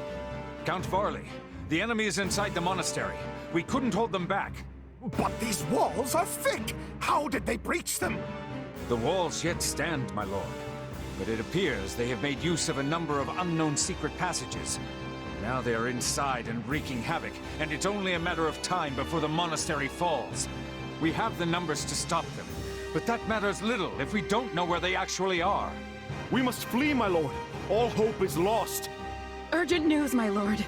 Spare my life, I beg you. An unknown army has appeared and started attacking the Knights of Seiros. Her Majesty's reinforcements. Doubtful, my lord. This army wields large-scale magic and is also attacking the Imperial forces. The battlefield is sheer chaos. It's impossible to tell friend from foe. What in the blazes is happening? Church or Empire, I care not. Eradicate them all. Engulf them in our darkness. It will be done. At last we can finally give the foolish descendants of those beasts the lesson they deserve. We will expose their filthy underground resting place and steal every last one of their essences. If we can breach it. The hole in the forest that the bandits raided was secured with a seal. Shall we deal with it after we take the monastery? We'll tear this disgusting rat's nest apart. Lady Rhea, who are these people? They're attacking both sides indiscriminately. A clandestine organization that wields dark magic. Could it be? Have they returned to seek vengeance on Fodlan? But why show their hand now? Deal with them, Catherine. Not a single one of them can survive. They pose a far greater threat to our world than the Empire. Yes, Lady Rhea. Make way for Thunder Catherine! Clear a path or die! And that appears to be the current situation. The Knights of Seiros are one thing. We came prepared to deal with them, and we can do so. But now you say those who slither in the dark have turned this into a three-way battle? Why? I am as baffled as you regarding a possible motive. Perhaps it was vital they seized the monastery before we could get here. If they knew we were engaged in a lengthy fight at ALL, they might have seen this as their chance. Well, they saved Count Varley's life either way. So be it. We will use this situation to our advantage and conduct a rescue. We can't afford to lose Garreg Mach or Count Varley. With one battle, we'll destroy the Central Church and put an end to those who slither in the dark. It's strange. I stopped caring about my father a long time ago, but the thought that he might die is... He is not dead yet, Bernadetta. Unless you intend to be leaving him to his fates. No. No, of course not. I'm going to save him. If we're sloppy about this, we'll get dragged into the ongoing battle and suffer heavy losses. I would prefer to make this as easy for ourselves as we can. Let's find out what's going on in there, then look for the safest way in. I can tell you one thing. If Lord Arundel is here, I will choke the life out of him personally. I'll even let you watch, Your Majesty. Yes, just try not to overdo it. If that is settled, we will accomplish nothing more by brooding down here. Agreed. We'll begin the attack as soon as our preparations are complete. Thankfully, we're not too late. Count Varley is still holding strong.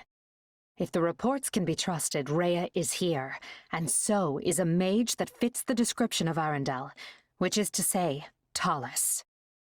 That puts our two biggest adversaries in one place. We should deal with them here and now. I suppose this is a fateful battle for you as well. Yeah, I know my power came from those slithering jerks, and I know they tried to manipulate me. But I still have so many questions about, well, everything else. And this might be my last chance to get some answers. I hope you do, or else Hubert might spend the rest of his life distrusting you. After what happened in ALL, he suggested disposing of you again. Not my favorite plan, to be honest. Looks like I'm gonna have to use this fight to clear my name. Indeed. I look forward to it. But just so you know, you've already proven that a dozen times over. Then I'm still a few dozen short. I gotta show you what the mercenary spirit's all about. This is my first time hearing of such spirit, but I'm eager to see it in action. Enough idle chatter, though. Everyone is in place. It's time to commence the final battle. We'll all greet the new dawn together. See you after the dust settles. Is that another mercenary expression of yours? Come, let's make sure we all survive to see Fodlan's rebirth.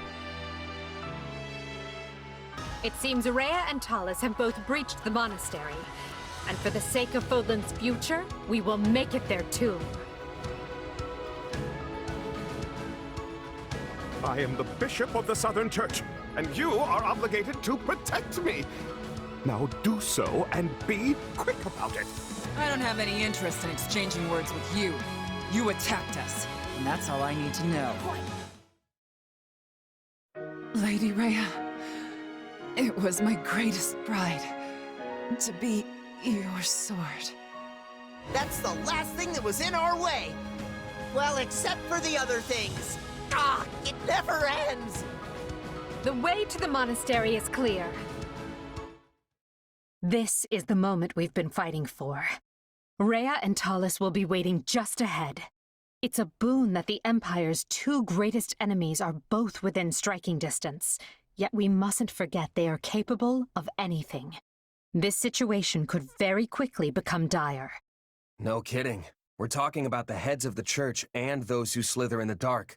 I hope you are all mentally prepared. Because once this begins, we cannot afford to waste even a second. Lady Edelgard, we await your command. Through some strange twist of fate, we find ourselves capturing Garreg Mach for the second time. Our first victory signaled the start of the war, and today's victory will be a giant step toward ending it. Today, together, we usher in a new era. And at the end of this path lies our future. The time is now. All Imperial forces, advance! Come on! Victory's nearly ours! You ignorant fools dare stand against me? Your reckoning has come, Tullus. Now you will pay for all that you did to my father and the Empire. I no longer care. For the sake of my people, you must die. Well, you should care, because I'm the one who's gonna kill you. I've got you now! You dispelled the darkness. Now all that remains is Rhea. Watch you this! boast blood of the Hresvelgs and the heart of a traitor. Your sins run deeper than all others. I wear my sins proudly, for they are the reason I fight to free Fodlan from the goddess's so-called judgment. You have left me with no other choice. Watch over me, Mother. So be it. I will crush you where you stand!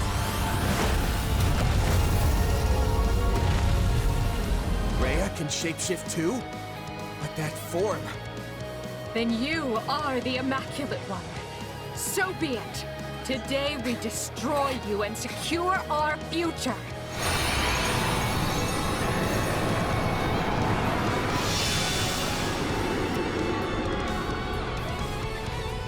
I must prevail.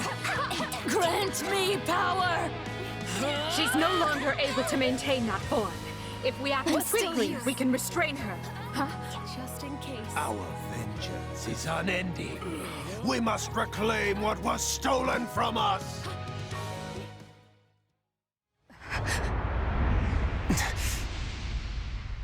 Abominable creatures! I will give you the burial you deserve!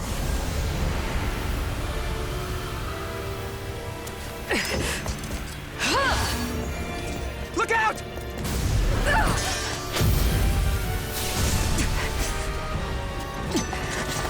I will not allow you to sully this sacred place!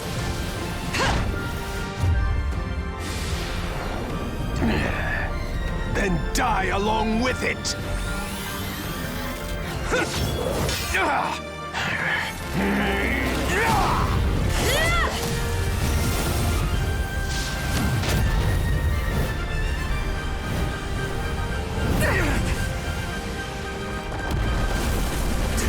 It's gonna fall! This way!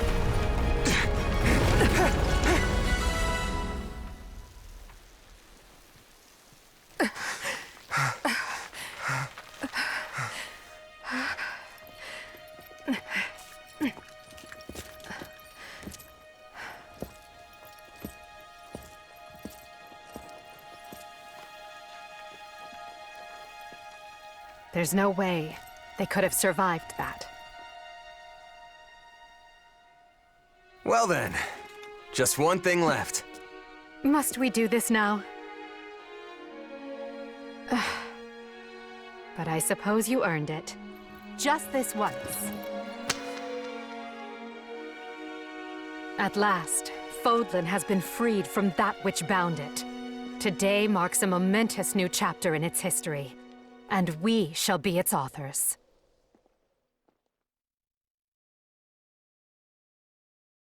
It is now 1183, Blue Sea Moon. The Empire has freed Garreg Mach and put the Knights of Seiros and those who slither in the dark to rout. Amidst the fighting, Archbishop Rhea and Tullus both go missing. With no one to lead, the Central Church's influence wanes, and those who slither in the dark vanish.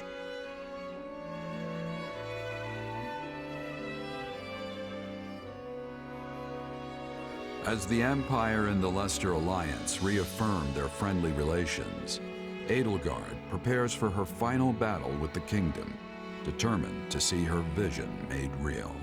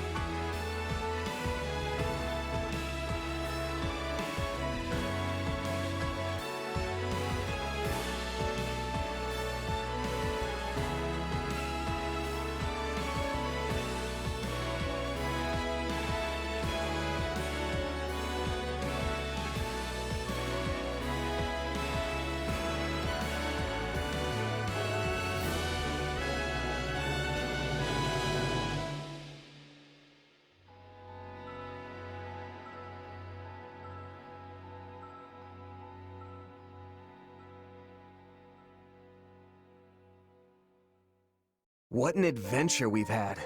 Hard to believe it all started with one little dust-up in the woods. We've seen each other through so many battles, and yet I know we've got a lot more to go. Chances are I'll stay and fight for this place, but don't hold it against me if I slip away from time to time for an adventure of my own. And while my future isn't set in stone, I know one thing for certain.